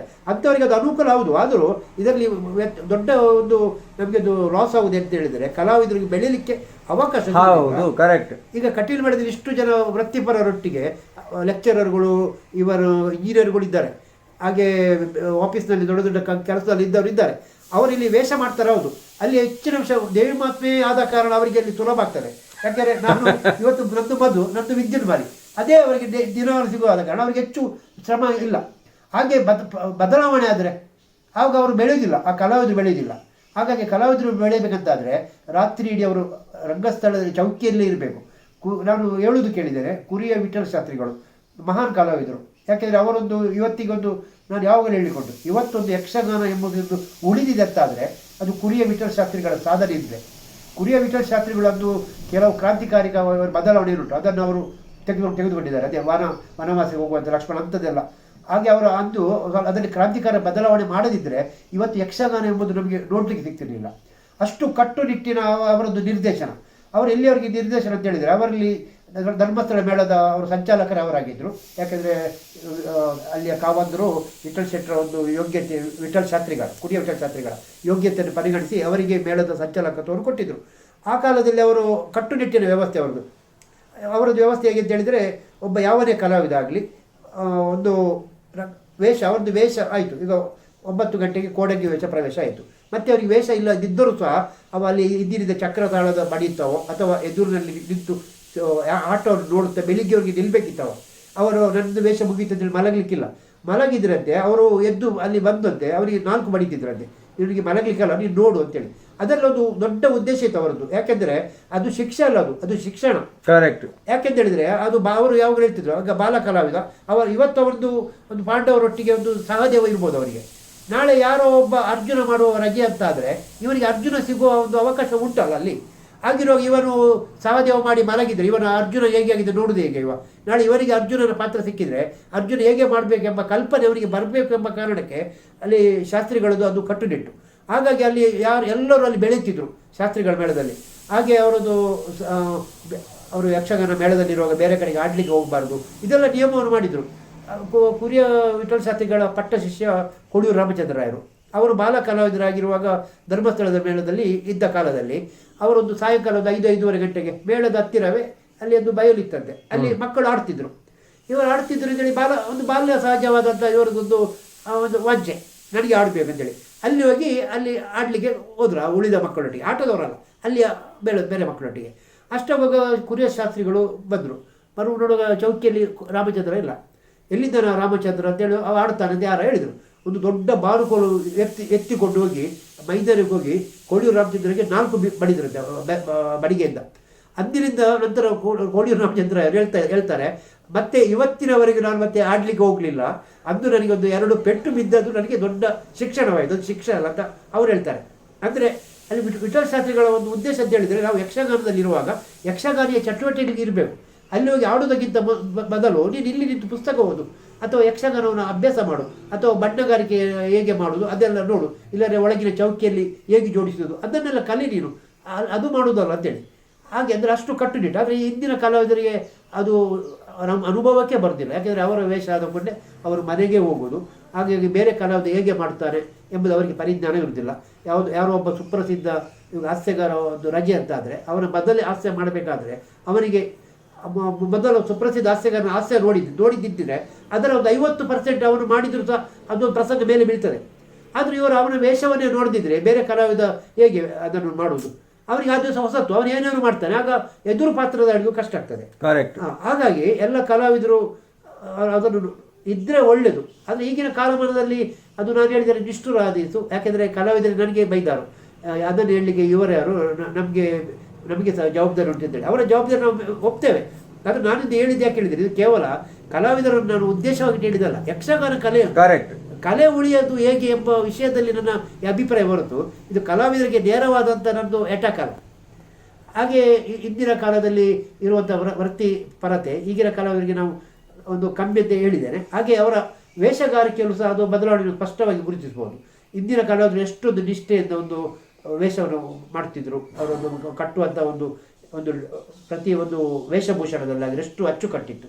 ಆಗ ಈಗಿನಷ್ಟು ಒಂದು ಸೌಕರ್ಯ ಇರಲಿಲ್ಲ, ಸರಿಯಾದ ವೇಷಭೂಷಣವೂ ಇರಲಿಲ್ಲ. ಆದರೂ ಆ ಕಾಲದಲ್ಲಿ ಅವರು ಅದನ್ನೆಲ್ಲ ಆ ಕೊರತೆಯನ್ನು ಮೀರಿ ಅವರದೊಂದು ಉತ್ತಮವಾಗಿ ಪ್ರಸ್ತುತಿ ಆಗಬೇಕಂತೇಳಿ ಅವರೊಂದು ಉದ್ದೇಶ ಇಟ್ಟು ಮಾಡಿದಾರಲ್ಲ, ಅದಕ್ಕಾಗಿ ಆ ಕಲಾವಿದರಿಗೆ ನಾನು ಯಾವಾಗಲೂ ನಮಸ್ಕರಿಸುವುದು. ಮತ್ತು ಇವತ್ತು ಒಂದು ಯಕ್ಷಗಾನ ಕಲೆ ಉಳಿದಿದೆ ಅಂತ ಹೇಳಿದರೆ ಅದು ಇಂದಿನ ಕಲಾವಿದರು ಮಾಡಿದಂಥ ಒಂದು ತ್ಯಾಗದ ಫಲ. ಯಾಕೆಂದರೆ ಹಾಗೆ ಸಂಭಾವನೆ ವಿಷಯದಲ್ಲಿ ನೋಡಿದ್ರು ಸಹ ಇಂದಿನ ಕಾಲದ ಕಲಾವಿದರಿಗೂ ಈಗಿನ ಕಾಲದ ಸಂಭಾವನೆ ನೋಡುವಾಗ ಈಗಿನ ಕಲಾವಿದರಿಗೆ ಉತ್ತಮ ಸಂಭಾವನೆ. ಅದು ನನಗೆ ಅತ್ಯಂತ ಸಂತೋಷ ತರುವ ವಿಷಯ. ಯಾಕೆಂದರೆ ಯಕ್ಷಗಾನವನ್ನು ನಮಗೆ ಒಂದು ಪ್ರಸ್ತುತಿಪಡಿಸುವಂಥ ಕಲಾವಿದರು ಬಡವರಾಗಬಾರದು, ಕಲಾವಿದರು ಶ್ರೀಮಂತರಾಗಬೇಕು. ಆದರೂ ಆ ಶ್ರೀಮಂತಿಕೆಯಲ್ಲಿ ನಾವು ಇಂದಿನವರನ್ನು ಮರೆಯಬಾರದು ಅಂತೇಳಿ ನನ್ನದೊಂದು ನಿಲುವು. ಯಾಕೆಂದರೆ ಇಂದಿನ ಕಾಲದಲ್ಲಿ ಅದೇ ನಾನು ಹೇಳಿದೆ, ಹೊರೆ ಹೊತ್ತುಕೊಂಡು ಹೋಗುವಂಥ ಸಂಬಳ, ಒಂದೊಂದು ಕೆಲಸ ಸಂಬಳವು ಸರಿಯಾದಂಥ ಸಂಬಳವಿಲ್ಲ. ಒಂದು ಹೆಚ್ಚು ಹೇಳಿದರೆ ಒಂದು ದಿವಸಕ್ಕೆ ಒಂದು 10-15 ರೂಪಾಯಿ ಸಂಬಳ ಇದ್ದರೆ ಆ ಕಾಲದಲ್ಲಿ ದೊಡ್ಡದು. ಈಗಿನ ಪರಿಸ್ಥಿತಿ ಆಗಿಲ್ಲ. 1,000ಗಿಂತ ಅಂದರೆ ಮೇಳದಲ್ಲಿ ತಿರುಗಾಟದಲ್ಲಿ 1,000ಗಿಂತ ಹೆಚ್ಚು ಸಂಬಳ ಇರ್ತದೆ. ನಾವು ಹೀಗೆ ಮಳೆಗಾಲದಲ್ಲಿ ಕರೆದರೆ 2-2.5 ಸಾವಿರ ಸಂಬಳ ಕೊಡುವವರು ಇದ್ದಾರೆ, ಪಡೆಯುವವರು ಇದ್ದಾರೆ. ಹಾಗೆಂತೇಳಿ ಕಲಾವಿದರು ನನಗೆ ಇಂತಿಷ್ಟೇ ಕೊಡಬೇಕಂತೇಳಿ ಹೇಳುವ ಮಟ್ಟಕ್ಕೆ ಇವತ್ತು ಮುಟ್ಟಲಿಲ್ಲ. ಯಾಕೆಂದರೆ ಮುಟ್ಟಿದರಂತೆ ನನ್ನ ಕೆಲವರು ಹೇಳಿದ್ದಾರೆ. ಆದರೆ ನನ್ನಲ್ಲಿ ಯಾವನೇ ಕಲಾವಿದರಾಗಿ ನನಗೆ ಇಂತಿಷ್ಟೇ ಕೊಡಬೇಕು ಅಂತೇಳಿ ನಾನು ಇಷ್ಟರವರೆಗೆ ನನ್ನಲ್ಲಿ ಬೈಬಿಟ್ಟು ಹೇಳಿಲ್ಲ. ನಾವೀಗ ಯಕ್ಷಗಾನ ಇಷ್ಟು ತಾಳಮದಲ್ಲಿ ಮಾಡ್ತೇವೆ, ನಾವು ಕೊಟ್ಟದ್ದನ್ನು ಅವರು ಸ್ವೀಕರಿಸ್ತಾರೆ, ಇಂತಿಷ್ಟೇ ಕೊಡಬೇಕಂತೇಳಿ ಅವರು ಹೇಳುವುದಿಲ್ಲ. ಹಾಗೆ ನಮಗೆ ಗೊತ್ತಿರ್ತದೆ ಒಬ್ಬ ಕಲಾವಿದರಿಗೆ ಎಷ್ಟು ಈಗ ಒಂದು ಕವರ್ನಲ್ಲಿ ಎಷ್ಟು ಇಡಬೇಕಂತ ಒಂದು ಮಾನದಂಡ ಅಂದಿರ್ತದಲ್ಲ, ಅದರ ಪ್ರಕಾರ ನಾವು ಹೋಗ್ತೇವೆ. ಹಾಗಿದ್ರೆ ಕಲಾವಿದರು ಬಾಯ್ಬಿಟ್ಟು ಕೇಳುವುದಿಲ್ಲ. ಆದರೆ ಕೆಲವರು ಕೇಳಿದ್ದಾರೆ ಅಂತೇಳಿ ನನ್ನಲ್ಲಿ ಹೇಳಿದ್ದಾರೆ. ಆಗ ಒಂದು ಕೇಳಿದಾರಂತ ಹೌದಂತಾದರೆ ಅದು ಕಲಾವಿದರು ಆ ರೀತಿಯ ಒಂದು ಮನೋಭಾವನೆ ಬೆಳೆಸುವುದು ಸರಿಯಲ್ಲ. ಯಾಕೆಂದರೆ ನಮ್ಮ ಒಂದು ಕಲೆಯನ್ನು ನಾವು ಇವರಿಗೆ ಬೇರೆಯವರಿಗೆ ಪ್ರದರ್ಶನ ಮಾಡುವಂಥ ನಮ್ಮದು ಯೋಗ ಅಂತ ಭಾವಿಸಬೇಕು. ಅಂದರೆ ಹಾಗೆಂತೇಳಿ ಅವ್ರಿಗೆ ಕಮ್ಮಿ ಕೊಡಬೇಕಂತ ಹೇಳೋದಲ್ಲ ನಾನು. ಅದರಲ್ಲಿ ನಾವು ಬೇಡಿಕೆಯನ್ನು ಇಡಬಾರ್ದು. ಇಂತಿಷ್ಟು ಕೊಟ್ಟರೆ ಮಾತ್ರ ನನ್ನ ಪಾತ್ರ ಮಾಡ್ತೇನೆ, ಇದು ಬಡಗಿತಿನಲ್ಲಿ ಇದು ಹೆಚ್ಚು ಉಂಟು ಅಂತ ಹೇಳುವುದು ಕೇಳಿದ್ದೇನೆ ನಾನು. ನನ್ನ ಅನುಭವಕ್ಕೆ ಬರಲಿಲ್ಲ, ಆದರೆ ಬೇರೆ ಮಾತನಾಡೋಕೆ ಹೇಳ್ತಾರೆ.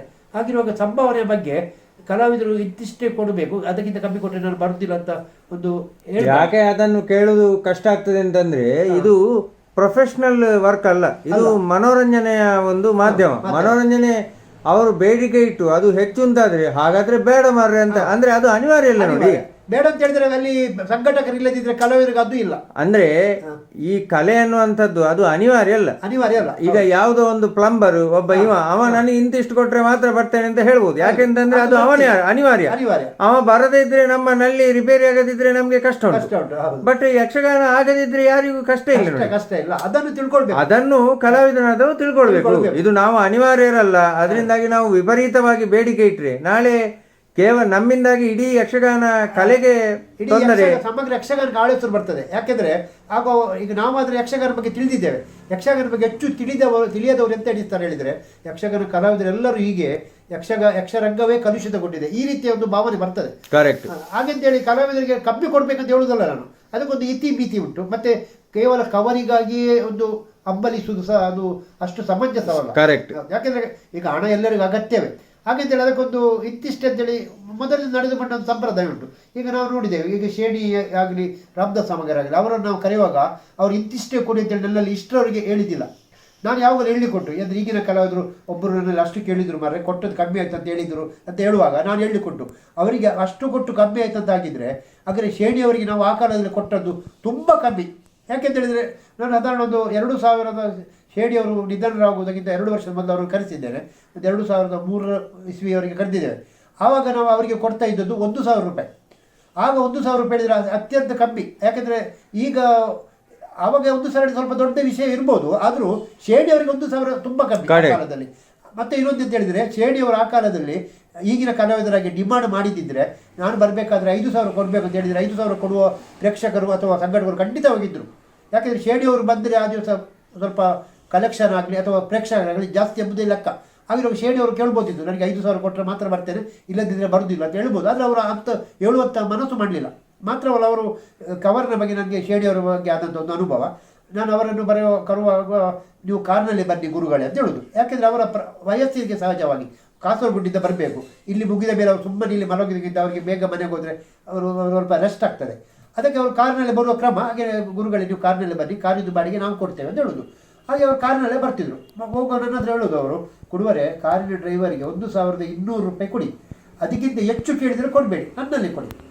ಅಂದರೆ ಕಾರಿನವರು ಸಮೇತ ಶೇಣಿಯವರ ಹೆಸರು ಹೇಳಿ ಹಣ ಮಾಡಬಾರ್ದು ಅಂತೇಳಿ, ಅದರಲ್ಲಿ ಹೆಸರು ಹಾಳಾಗೋದು ಶೇಣಿಯವರಿಗೆ ಅಂತೇಳಿ. ಹಾಗೆ ಅಲ್ಲ, ಅವರು ಡ್ರೈವರ್ 1200 ತಗೊಳ್ತಿದ್ರು. ಮತ್ತೆ ನಾನು ಕವರ್ ಕೊಡ್ಲಿಕ್ಕೆ ಹೋದರೆ, ಕೊಡುವರೆ ಕಾರಿನವ್ರಿಗೆ ಕೊಟ್ಟರಾ? ಹೌದು, ಅವರಿಗೆ ಕೊಟ್ಟೆ ಗುರುಗಳೇ. ಹಾಗಾದ್ರೆ ಇದು ಬೇಡ, ನಿಮಗೆ ಯಾಕೆ ಹೊರೆ ಆಗೋದು, ಕಾರಿನವ್ರಿಗೆ ಕೊಟ್ಟಿದ್ದಾರಲ್ಲ ಸಾಕು, ಬೇಡ ಅಂತೇಳಿ. ಕವರಲ್ಲಿ ಹಿಂದೆ ಕೊಟ್ಟಿದ್ದಾರೆ ಎಷ್ಟೋದಲ್ಲ, ಹಾಗೆ ನಾವು ಹಿಂದೆ ಪಡೆಯಲಿಲ್ಲ, ಅದು ಪ್ರಶ್ನೆ ಬೇರೆ. ಆದರೆ ಅವರಲ್ಲಿರುವಂಥ ಒಂದು ಔದಾರ್ಯ ನೋಡಿ, ಅಂದರೆ ಕಲೆಗೆ ಎಷ್ಟು ಅವರು ಬೆಲೆ ಕೊಡ್ತಿದ್ರು ಅಂತೇಳಿ. ಅದು ಸಹ ಆ ಕಾಲದಲ್ಲಿ ಸ್ವಲ್ಪ ಕಠಿಣವಾದಂಥ ಕಲಾವಿದರಿಗೆ ಕಠಿಣ ಸಂದರ್ಭ. ಆ ಕಾಲದಲ್ಲೂ ಸಹ ಅವರು ನಿಜವಾಗಿ ಅವರು ಬೇಡುವಂಥ ಪರಿಸ್ಥಿತಿ, ಆದರೂ ಅವರು ಎಷ್ಟು ಕೊಡಿ ಅಂತ ಹೇಳ್ತಿರ್ಲಿಲ್ಲ.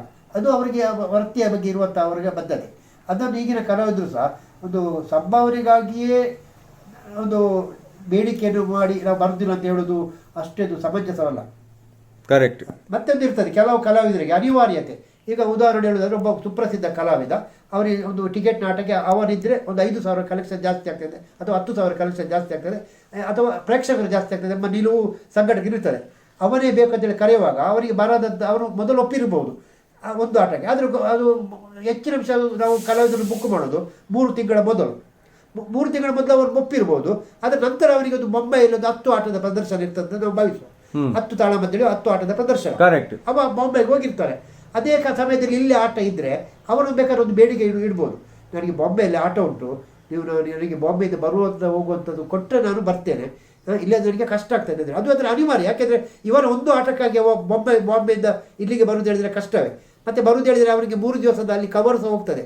ಅದರ ಕವರ್ನ ಬಗ್ಗೆ ಮಾತನಾಡಿದಿಲ್ಲ ಅವ. ನನಗೆ ಬಸ್ಸಿನ ಅಥವಾ ಫ್ಲೈಟಿದ್ದು ಟಿಕೆಟ್ ಕೊಟ್ಟರೆ ನಾನು ಬರ್ತೇನೆ ಅಂತೇಳಿ ಬೇಡಿಕೆ ಇಡ್ಬೋದು. ಅದನ್ನು ಇಟ್ಟಾಗ ಸಂಘಟಕರು ಬೇಕಾದರೆ ಒಪ್ಪಬಹುದು, ಇಲ್ಲದ್ರೆ ಬಿಡ್ಬೋದು. ಅದರಲ್ಲಿ ನಾವು ಕಲಾವಿದರು ದೂರಲಿಕ್ಕೆ ಆಗುದಿಲ್ಲ. ಯಾಕೆಂದರೆ ನಾವು ಕಲಾವಿದರು ಕಷ್ಟ ನೋಡಬೇಕು. ಯಾಕೆಂದರೆ ಇವನು ಕೊಡುವ ಒಂದು 2000 ಕವರಿಗಾಗಿ ನಾವು ಅಲ್ಲಿ 3 ದಿವಸದ ಆಟ ಬಿಟ್ಟು ವಿಮಾನಕ್ಕೋ ಅಥವಾ ರೈಲಿಗೋ ಸಾವಿರಾರು ಗಟ್ಟಲೆ ಖರ್ಚು ಮಾಡಿ ಬರುವುದು, ಅದು ನಾವು ಅದು ಅಪೇಕ್ಷಿಸಬಾರದು. ಕರೆಕ್ಟ್. ಅಂಥ ಸಂದರ್ಭ ಹೊರತುಪಡಿಸಿದರೆ ಬೇರೆ ಸಮಯದಲ್ಲಿ ಅವರು ಬೇರೆ ಮಾಡಬಾರದು. ಸರ್, ಈಗ ಕಲಾವಿದರ ಒಂದು ಬದಲಾವಣೆ ನೀವು ಅಂದರೆ 40 ವರ್ಷಗಳಲ್ಲಿ ನೀವು ನೋಡಿದ ಹಾಗೆ ಅದನ್ನು ನೀವು ತಿಳಿಸಿದ್ರಿ. ಅದೇ ರೀತಿ ಸಂಘಟನೆಯಲ್ಲಿ ಯಾವ ರೀತಿಯ ಬದಲಾವಣೆಗಳನ್ನು ನೀವು ಗುರುತಿಸಿದ್ದೀರಿ? ಅಂದರೆ ಒಳ್ಳೆಯದಾಗಿದ್ದ ಸಂಘಟನೆ ಅಥವಾ ಒಳ್ಳೆಯದಾಗಲಿಲ್ವಾ? ಯಾವ ರೀತಿಯ ಇದನ್ನು ಗಮನಿಸಿದ್ದೀರಿ? ಅದು ಸ್ವಲ್ಪ ಹೇಳ್ಬೋದಾ? ಇದು ಕಲಾವಿದರ ಬದಲಾವಣೆದಂತೆ ಸಂಘಟಕರು ಸಹ ತುಂಬ ಬದಲಾವಣೆ ಆಗಿದೆ. ನಾವು ಮೊದಲೆಲ್ಲ ನೋಡಿದ್ದೇವೆ. ಈಗ ಕಾರ್ಕಳದಲ್ಲಿ ಆ ವಾಮನ್ ಪ್ರಭುಗಳ ಕಾಮತ್ರ ಅವರ ಒಂದು ಸಂಘಟನೆ ಅತ್ಯುತ್ತಮವಾದಂಥ ಸಂಘಟನೆ, ಅತ್ಯಂತ ಶಿಸ್ತುಬದ್ಧವಾದ ಸಂಘಟನೆ. ಆ ಕಾಲದಲ್ಲಿ ಅವರಿಗೆ ಸಂಘಟನೆಗೆ ಎಷ್ಟು ಶಿಸ್ತು ಅಂತ ಹೇಳಿದರೆ, ಸುಪ್ರಸಿದ್ಧ ಕಲಾವಿದರು ಯಾರೇ ಇರಲಿ, ಬೇಕಾದ್ರೆ ಶೇಣಿಯವರೇ ಇರಲಿ, ರಾಮದಾಸ್ ಸಾಮಗರೇ ಇರಲಿ, ಅವರು ಬರುವಾಗ ತಡವಾಯ್ತಂತಾದರೆ ತಾಳಮದ್ದಳೆ ಸ್ಟಾರ್ಟ್ ಆಗುವಾಗ ಅವರು ಲಿಸ್ಟ್ ಕೊಟ್ಟಾಯಿತು, ಇಂಥವ್ರಿಗೆ ಇಂಥ ಪಾತ್ರ ಅಂತೇಳಿ. ಈಗ ಒಬ್ಬ ಕಲಾವಿದ ತಡವಾಗಿ ಬಂದರೆ ಅವಷ್ಟೇ ಸುಪ್ರಸಿದ್ಧನಾದರೂ ಸಹ ಅವರಿಗೆ ಅಲ್ಲಿ ಪಾತ್ರ ಇಲ್ಲ. ಅವ್ರದ್ದು ಹೇಳೋದು ಒಂದೇ, ಪಾತ್ರ ಲಿಸ್ಟ್ ಆಯಿತು ಮಾರಾಯರೆ, ಎಂತ ಮಾಡೋದು ಹೇಳಿ, ಈಗ ಯಾರನ್ನು ಇದರಲ್ಲಿ ತೆಗೆಯುವುದು ಹೇಳಿ, ಯಾರನ್ನು ತೆಗೆದು ನಿಮ್ಮನ್ನು ಹಾಕುವುದು, ನೀವು ಬರುವಾಗ ತಡ, ನಿಮಗೆ ವೇಷ ಪಾತ್ರ ಇಲ್ಲ ಹೋಗಿ. ಅಷ್ಟು ಅವರದ್ದು ಶಿಸ್ತು ಒಂದು ಲೆಕ್ಕದಲ್ಲಿ ಅದು ಸರಿಯೂ ಸಹ. ಯಾಕೆಂದರೆ ಅವರು ಕೊನೆಯ ಗಳಿಗೆಯಲ್ಲಿ ಕಲಾವಿದರು ಬರದಿದ್ದರೆ ಯಾರನ್ನು ಮಾಡೋದು, ಕರೆಕ್ಟ್. ಅದಕ್ಕಾಗಿ ಮೊದಲೇ ಅವರಲ್ಲಿ ಅಡ್ಜಸ್ಟ್ಮೆಂಟ್ ಮಾಡಿ ಮಾಡ್ತಾರೆ.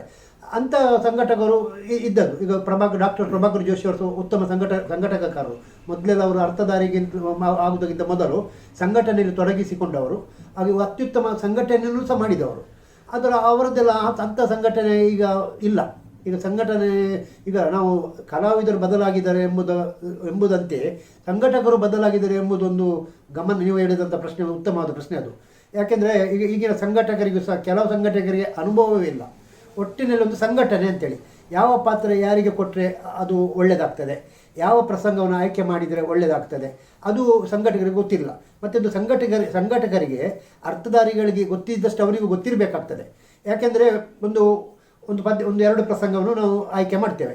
ಒಂದು ಪ್ರಸಂಗ ಸ್ವಲ್ಪ ಉದ್ದವಾಯಿತು ಅಂತಂದರೆ ಎರಡನೇ ಪ್ರಸಂಗವನ್ನು ಕಡಿತಗೊಳಿಸಬೇಕಾಗ್ತದೆ, ಅದು ನಿಯಮ. ಕರೆಕ್ಟ್. ಆವಾಗ ಅಲ್ಲಿ ಕಡಿತಗೊಳಿಸಬೇಕಾದ್ರೆ ಯಾವ ಪದ್ಯವನ್ನು ನಾವು ಕಡಿತಗೊಳಿಸಬೇಕು ಅದು ಸಂಘಟಕನಿಗೆ ಗೊತ್ತಿದ್ದರೆ ಮಾತ್ರ ಅಲ್ಲಿ ಒಂದು ಕಾರ್ಯಕ್ರಮ ಯಶಸ್ವಿ ಆಗುವುದು.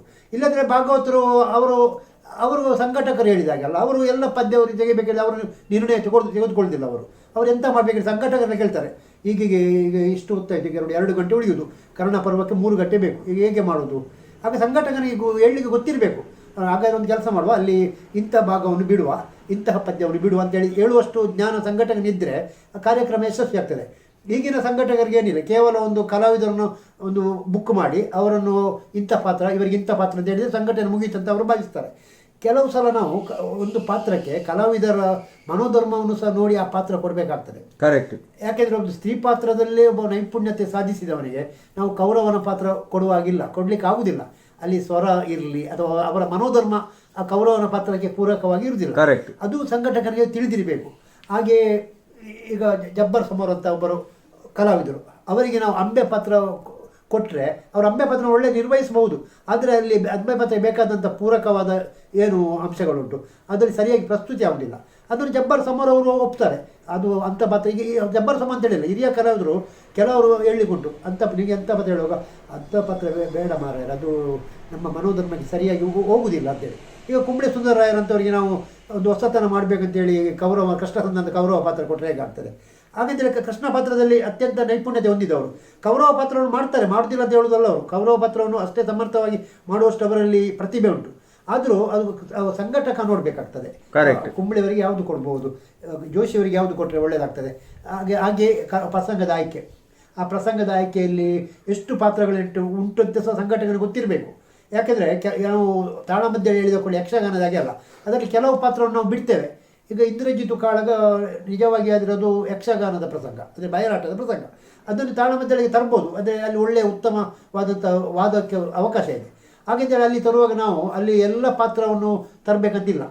ಅದು ಸಂಘಟನೆ ಗೊತ್ತಿರಬೇಕು ಯಾವ ಪಾತ್ರವನ್ನು ನಾವು ಬಿಟ್ಟರೆ ಒಳ್ಳೆಯದಾಗ್ತದೆ, ಅದು ಗೊತ್ತಿಲ್ಲ. ಆಮೇಲೆ ನೋಡಿ, ಸಂಘಟಕರ ಮೇಲೆ ಮತ್ತೊಂದು ಆರೋಪ ಉಂಟು. ಏನು ಅಂತಂದರೆ, ನಿಜವಾಗಿ ಯಾರಲ್ಲಿ ಪ್ರತಿಭೆ ಉಂಟು ಅಂಥವರಿಗೆ ಕೊಡುವುದಿಲ್ಲ. ಯಾರನ್ನೋ ದೊಡ್ಡದು ಮಾಡಲಿಕ್ಕೆ ಬೇಕಾಗಿ ಕೆಲವರು ಇಂತಿಂಥವರನ್ನು ಹಾಕ್ತಾರೆ, ಪ್ರತಿಭೆ ಇದ್ದವರಿಗೆ ಸಿಗುವುದಿಲ್ಲ, ಒಟ್ಟಾರೆ ಆಯ್ಕೆ ಮಾಡ್ತಾರೆ. ಈ ರೀತಿ ಎಲ್ಲ ಕೆಲವು ಆರೋಪಗಳು ಕೇಳಿ ಬರ್ತದೆ. ಇದರ ಬಗ್ಗೆ ನಿಮ್ಮ ಅಭಿಪ್ರಾಯ ಏನು? ಇದು ಆರೋಪ ಸತ್ಯವಾದ ವಿಚಾರವೂ ಹೌದು. ಯಾಕೆ ನಾನು ನೋಡ್ತಾ ಇದ್ದೆ ಹೆಚ್ಚು ಸಂಘಟಕರದ್ದೆಲ್ಲ ಒಂದು ಲಿಸ್ಟ್ ನೋಡುವಾಗ ಒಂದು ಕಲಾವಿದರದೊಂದು ಇಂಥ ಕಲಾವಿದರನ್ನೇ ಹಾಕುವುದು, ಅದೊಂದು ಯಾಕೆಂದರೆ ನನಗೆ ಅರ್ಥ ಆಗ್ತಾ ಇಲ್ಲ. ಒಂದು 4-5 ಕಲಾವಿದರು ಪ್ರತಿ ತಾಳ ಮಧ್ಯದಲ್ಲಿ 4-5 ಕಲಾವಿದರನ್ನೇ ಹಾಕುವುದು, ಅದು ಕಲಾವಿದರು ಲಾಬಿ ಮಾಡೋದು ಅಥವಾ ಸಂಘಟಕರು ಬೇರೆಯವರಿಂದ ಲಾಬಿಗೊಳಗಾಗೋದು ಗೊತ್ತಿಲ್ಲ. ಹಾಗಾದಾಗ ಉಳಿದವರಿಗೆ ಅವಕಾಶ ಸಿಗುವುದಿಲ್ಲ. ಅಲ್ಲಿ ಇನ್ನೊಂದು ಪ್ರಾಬ್ಲಮ್ ಆಗ್ತದೆ ನೋಡಿ, ಅಂದರೆ ಸಂಘಟಕರಲ್ಲಿ ಇರುವುದು ಪ್ರೇಕ್ಷಕನಿಗೆ ಒಳ್ಳೆಯದನ್ನು ಕೊಡುವ ಒಂದು ಜವಾಬ್ದಾರಿ ಸಂಘಟಕನಲ್ಲಿ ಇರುವುದು. ಅವ ಪ್ರೇಕ್ಷಕನಿಗೆ ಒತ್ತಾಯ ಮಾಡಿ ನೀನು ಇಂಥದ್ದೇ ನೋಡಬೇಕು ಅಂತ ಒತ್ತಾಯ ಮಾಡಿದಾಗ ಆಗಲಿಲ್ವಾ? ಹೌದು, ಅದು ನಾವು ಪ್ರೇಕ್ಷಕರ ಒಂದು ಮನೋಭಿರುಚಿಗೆ ನಾವು ಸವಾರಿ ಮಾಡಿದಾಗ ಆಗ್ತದೆ. ಯಾಕೆಂದರೆ ಈಗ ನಾವು ತಾಳಮದ್ದಲೆ ಮಾಡೋದು ಉಚಿತವಾಗಿ ಇರ್ಬೋದು, ಪ್ರೇಕ್ಷಕರು ಉಚಿತವಾಗಿ ಇರ್ಬೋದು. ಆದರೆ ಅಲ್ಲಿ ನೋಡುವುದು ಅದು ಪ್ರೇಕ್ಷಕರಿಗೆ ಬಿಟ್ಟ ವಿಚಾರ ಅಲ್ಲ. ಈಗ ಈಗ ಅವ್ರು ನೋಡಲೇಬೇಕಂತ ಒಂದು ಉತ್ಸಾಹ ಇದ್ದವ ಹಣ ಕೊಟ್ಟಾದರೂ ನೋಡಿಯೇ ನೋಡ್ತಾನೆ. ಕರೆಕ್ಟ್. ಏನು ಧರ್ಮಾರ್ಥ ಉಂಟಂತೇಳಿ ಬರುವವಲ್ಲ. ಹಾಗಿರುವಾಗ ಪ್ರೇಕ್ಷಕರ ಒಂದು ಮನೋಧರ್ಮಕ್ಕೆ ಸರಿಯಾಗಿ ಯಾವ ಪಾತ್ರ ಯಾರಿಗೆ ಕೊಟ್ಟರೆ ಒಳ್ಳೆಯದು ಅದು ಸಂಘಟಕರಿಗೆ ಗೊತ್ತಿರಬೇಕು. ಇಲ್ಲದಿದ್ದರೆ ಪ್ರೇಕ್ಷಕರಿಂದ ಅವರೊಂದು ಬರ್ಬೋದು, ಅವರಿಗೆ ಆಕ್ಷೇಪ. ಪ್ರೇಕ್ಷಕರದ್ದೇ ಇಂಥ ಪಾತ್ರ ಅವರಿಗೆ ಕೊಟ್ಟು ಈ ತಾಳಮದ್ದಲೆ ಹಾಳು ಮಾಡಿದರು, ಅದರ ಬದಲು ಇಂಥವರಿಗೆ ಕೊಟ್ಟರೆ ಒಳ್ಳೆಯದಾಗ್ತಿತ್ತು ಅದು ಪ್ರೇಕ್ಷಕರು ಹೇಳ್ಬೋದು. ಹಾಗಿರುವಾಗ ಇಲ್ಲಿ ಸಂಘಟಕರ ಜವಾಬ್ದಾರಿ ದೊಡ್ಡದಂತಲೇ ನನ್ನದು ಒಂದು ಭಾವನೆ. ಕರೆಕ್ಟ್. ಈಗ ಪ್ರೇಕ್ಷಕರ ದೃಷ್ಟಿಗೆ ಬರುವುದಿದ್ರೆ, ಪ್ರೇಕ್ಷಕರ ನೆಲೆಗಟ್ಟಿಗೆ ಅಂದ್ರೆ ಈ 40 ವರ್ಷದಲ್ಲಿ ಪ್ರೇಕ್ಷಕ ಯಾವ ರೀತಿ ಬದಲಾಗಿದ್ದಾನೆ, ಅವನ ಅಭಿರುಚಿ ಹೇಗೆ ಬದಲಾಗಿದೆ? ಈಗ ನಾನು ಗಮನಿಸಿದಂತೆ ಈಗ ಪ್ರೇಕ್ಷಕರು ತುಂಬ ಬದಲಾಗಿದ್ದಾರೆ. ಒಂದು ಲೆಕ್ಕದಲ್ಲಿ ಇದು ಉತ್ತಮ ಬೆಳವಣಿಗೆ ಯಾವುದು ಅಂದರೆ ನಾವೀಗ ಹೇಳುವಂಥ ವಿಷಯ. ಯಾಕೆಂದರೆ ಈಗಿನ ನಾವು ತಾಳಮದ್ದಳೆಯಲ್ಲಿ ಯುವಜನರ ತೊಡಗಿಸುವಿಕೆಯನ್ನು ನಾನು ಗಮನಿಸಿದ್ದೇನೆ. ಯಾಕೆಂದರೆ ಮೊದಲೆಲ್ಲ ನಾವು ತಾಳಮದ್ದಳೆ ಹೇಳಿದ ಕೂಡಲೇ ಅಲ್ಲಿ 50 ವರ್ಷದ ಮೇಲಿನವರೇ ಅಲ್ಲಿ ಪ್ರೇಕ್ಷಕರಾಗಿ ಇದ್ದವರು. ಆದರೆ ಈಗ ಆಗಲ್ಲ. ಈಗ ಸಾಧಾರಣ ಒಂದು 22 ವರ್ಷದ ಯುವಕರು ಸಹ ಒಂದು ತಾಳಮದ್ದಳೆ ಹೊರಡಿದ್ದಾರೆ. ಇದೊಂದು ಒಳ್ಳೆಯ ಬೆಳವಣಿಗೆ. ಹಾಗಂತೇಳಿ ಆ ಯುವಕರು ಬಂದಂಥ ಹೊಸ ಪ್ರೇಕ್ಷಕರ ಒಂದು ಮನೋಭಾವನೆ ಬೇರೆ ಇರ್ತದೆ. ಅದನ್ನು ನಾವು ಅದಕ್ಕೆ ಒತ್ತು ಕೊಟ್ಟರೆ ಇಲ್ಲಿ ತಾಳಮದ್ದಳೆ ಎಂಬ ಕಲೆ ಅಂದ್ರೆ ಅವರ ಮನೋಧರ್ಮ ಏನು ಬೇರೆ ಅಂದ್ರೆ ಏನು ಬೇರೆ ಅಂತ ಹೇಳಿದ್ರೆ ಅವರಿಗೆ ಹಿರಿಯ ಕಲಾವಿದರ ಒಂದು ಅವರದ್ದು ನೈಪುಣ್ಯತೆ ಏನುಂಟೋ, ಅವರ ಪ್ರತಿಭೆ ಏನುಂಟೋ ಅವರಿಗೆ ತಿಳಿದಿರುವುದಿಲ್ಲ. ಉದಾಹರಣೆ ಈಗ ನಾವು ಶೇಣಿ ಅವರದ್ದು ರಾಮದಾಸ್ ಸ್ವಾಮಿಗರದ್ದೆಲ್ಲ ಅರ್ಥ ನೋಡಿದವರು. ಈಗ ಶೇಣಿ ಅವರದ್ದೊಂದು ವೀರಮಣಿಯೋ ಅಥವಾ ಶೂರ್ಪನಖೆಯೋ ಈಗ ನೋಡಿದಂಥ ನಾನು ಈಗಿನ ಕಲಾವಿದರ ಅದೇ ಮಟ್ಟದಲ್ಲಿ ಇಲ್ಲ ಅಂತೇಳಿ ನಮಗೆ ಗೊತ್ತಾಗ್ತದೆ. ಆದರೆ ಈಗಿನ ಯುವ ಪ್ರೇಕ್ಷಕರಿಗೆ ಅದು ಗೊತ್ತಿರೋದಿಲ್ಲ. ಅವರೆಂತ ಎಣಿಸ್ತಾರೆ, ಈಗಿನ ಯಾವನೋ ಒಬ್ಬ ಯುವ ಕಲಾವಿದ ಅಥವಾ ಈಗಿನ ಒಬ್ಬ ಸುಪ್ರಸಿದ್ಧ ಅರ್ಥಧಾರಿ ಅಂತ ಎಣಿಸಿದವ ಏನೋ ಒಂದು ಬೇಡದ ಚಿತ್ರವನ್ನು ಕೊಟ್ಟರೆ ಅವು ಅದನ್ನೇ ಸತ್ಯ ಅಂತ ತಿಳ್ಕೊಳ್ತಾನೆ. ಅದಕ್ಕೂ ಅವ ಚಪ್ಪಾಳೆ ಬಡಿತಾನೆ. ಹಿಂದಿನ ಕಾಲದಲ್ಲಿ ಹಾಗೆ ಇರಲಿಲ್ಲ. ಹಿಂದಿನ ಕಾಲದಲ್ಲಿ ಒಬ್ಬ ಕಲಾವಿದ ತಪ್ಪಿದರೆ ಪ್ರೇಕ್ಷಕರು ಹೇಳ್ತಿದ್ರು, ಇದು ನೀವು ಮಾಡಿದ್ದು ತಪ್ಪು ಇದು ಅಂತೇಳಿ. ನನಗೊಮ್ಮೆ ನಮ್ಮದು ದಿವಂಗತ ಡಾಕ್ಟರ್ ಶೇಣಿ ಗೋಪಾಲಕೃಷ್ಣ ಭಟ್ರೆ ಒಂದು ಹೇಳಿದಂಥ ವಿಚಾರ. ಇಂದಿನ ಕಾಲದಲ್ಲಂತೆ ಕಲಾವಿದ ಏನಾದರೂ ತಪ್ಪು ಮಾಡಿದರೆ ಅಥವಾ ತಪ್ಪು ಮಾತನಾಡಿದರೆ ಪ್ರೇಕ್ಷಕರು ಸಭೆಯಿಂದ ಎದ್ದು ನಿಂತು ಆಕ್ಷೇಪಿಸ್ತಿದ್ದರಂತೆ. ಎದ್ದು ನಿಂತು ಕಲಾವಿದರಿಗೆ ಈಗ ನಮಸ್ಕರಿಸ್ತಾ, ಸ್ವಾಮಿ ನೀವು ಹಿರಿಯರು, ಸುಪ್ರಸಿದ್ಧ ವಾಗ್ಮಿಗಳು, ಸುಪ್ರಸಿದ್ಧ ಪಂಡಿತರು ಎಲ್ಲ ಹೌದು, ಆದರೆ ನೀವೀಗ ಈಗ ಹೇಳಿದ್ದು ತಪ್ಪು, ಅದನ್ನು ನಾವು ಒಪ್ಪುವುದಿಲ್ಲ ಅಂತ ಹೇಳುವಾಗ ಆಗ ಕಲಾವಿದರು ಸಹ ಅದನ್ನು ಸಹೃದಯದಿಂದ ಸ್ವೀಕರಿಸ್ತಿದ್ದರಂತೆ. ಹೌದು, ನಂದು ತಪ್ಪಾಯಿತು, ಇನ್ನು ಮುಂದೆ ಆ ರೀತಿ ಮಾಡುವುದಿಲ್ಲ ಅಂತೇಳಿ ಅವರು ಸಭೆಗೆ ಕೈ ಮುಗಿಯುತ್ತಿದ್ದರಂತೆ. ಇದನ್ನು ಡಾಕ್ಟರ್ ಶೇಣಿಯವರೇ ನನ್ನಲ್ಲಿ ಖಾಸಗಿಯಾಗಿಯೂ ಹೇಳಿದ್ದಾರೆ, ಇದನ್ನೊಂದು ಸಾರ್ವಜನಿಕ ಸಭೆಯಲ್ಲೂ ಹೇಳಿದ್ದಾರೆ ಅವರು ಇದೇ ಮಾತನ್ನು. ಯಾಕೆಂದರೆ ಪ್ರೇಕ್ಷಕರು ಅದರ ಅರ್ಥ ಹೇಳಿದರೆ ಪ್ರೇಕ್ಷಕರು ಪ್ರಬುದ್ಧರಾಗಿರಬೇಕು. ಅಲ್ಲಿ ಕಲಾವಿದ ತಪ್ಪು ಮಾಡಿದರೆ ಪ್ರೇಕ್ಷಕರು ಅದನ್ನು ಆಕ್ಷೇಪಿಸಬೇಕು. ಈಗಿನ ಕಾಲಮಟ್ಟ ಬದಲಾವಣೆ ಆಗಿದೆ. ಹಾಗಾಗಿ ಸಭೆಯಲ್ಲಿ ಆಕ್ಷೇಪಿಸುವುದು ಸರಿಯಲ್ಲ ಅಂತ ನನಗೆ ಅನಿಸುವುದು. ಯಾಕೆಂದರೆ ಈಗಿನ ಕಾಲಘಟ್ಟ ಬೇರೆ. ಅದಕ್ಕಿಂತ ಅವರು ಅದು ಅರ್ಥ ಆದ ಮೇಲೆ ಆಯಾಯ ಕಲಾವಿದರಲ್ಲಿ ಚರ್ಚಿಸಿ ಇದು ನಿಮ್ಮದು ತಪ್ಪಾಗಿದೆ ಅಂತ ಹೇಳಿದರೆ ಕಲಾವಿದರು ಅದಕ್ಕೆ ಸಮರ್ಥನೆ ಕೊಡ್ಬೋದು. ಹೌದು, ನಾವು ಮಾಡಿದ ತಪ್ಪು ಆದರೆ ಅವರು ತಪ್ಪದ್ದು ಒಪ್ಪಿಯಾರು, ತಪ್ಪಲ್ಲದಿದ್ದರೆ ಅದು ಯಾಕೆ ತಪ್ಪಲ್ಲ ಅಂತ ಅದರೊಂದು ಸಮರ್ಥನೆಯನ್ನಾದರೂ ಕೊಡ್ತಾರೆ. ಅಂತ ಒಂದು ಪ್ರೇಕ್ಷಕರು ಬೆಳೆದರೆ ಪ್ರಬುದ್ಧ ಪ್ರೇಕ್ಷಕರು ಅಂತ ಅರ್ಥ ಆಗ್ತದೆ. ಹೌದು. ಈಗ ಹಾಗಾದರೆ ಪ್ರೇಕ್ಷಕರಲ್ಲಿ ಪ್ರಬುದ್ಧತೆಯ ಕೊರತೆ ಉಂಟು. ಪ್ರಬುದ್ಧತೆ ಕೊರತೆ ಹೇಳಿದರೆ ಅವರಿಗೆ ಪ್ರಬುದ್ಧತೆಯ ಕೊರತೆ ಎನ್ನುವುದಕ್ಕಿಂತಲೂ ಅನುಭವದ ಕೊರತೆ ಅಂತ ಹೇಳ್ಬೋದು. ಯಾಕೆಂದರೆ ಅವರು ಹಿಂದಿನ ಕಲಾವಿದರದ್ದು ಪಾತ್ರ ಚಿತ್ರಣ ನೋಡದ ಕಾರಣ ಈಗಿನ ಕಲಾವಿದರು ಏನು ಮಾಡ್ತಾರೆ ಅದನ್ನೇ ಸರಿ ಅಂತೇಳಿ ತಿಳ್ಕೊಳ್ಳೋದೊಂದು ಅಪಾಯ. ಹಿಂದಿನ ಕಾಲದಲ್ಲಿ ಆದರೆ ಹಾಗೆ. ಮತ್ತೊಂದು ನಾವು ಇಲ್ಲಿ ಮೆಚ್ಚಬೇಕಾದಂತ ಹೇಳಿದರೆ ಯಾವುದೇ ಕಲೆ ಇರಲಿ, ಅದು ಕಲೆ ಉಳಿಬೇಕಂತಾದರೆ ಯುವ ಪ್ರೇಕ್ಷಕರು ಅದರ ತೊರಳಬೇಕು. ಒಂದು 20 ವರ್ಷದ ಮೊದಲೊಂದು ಎಲ್ಲ ಪೇಪರ್ಗಳಲ್ಲೊಂದು ಬರಹ ಬರ್ತಾಯಿತ್ತು, ಯಕ್ಷಗಾನಕ್ಕೆ ಮುಂದಕ್ಕೆ ಭವಿಷ್ಯವಿಲ್ಲ, ಯಕ್ಷಗಾನ ಮುಂದಕ್ಕೆ ಇರಬಹುದೇ ಅಂತೇಳಿ ಒಂದು ಕ್ವಶನ್ ಮಾರ್ಕ್.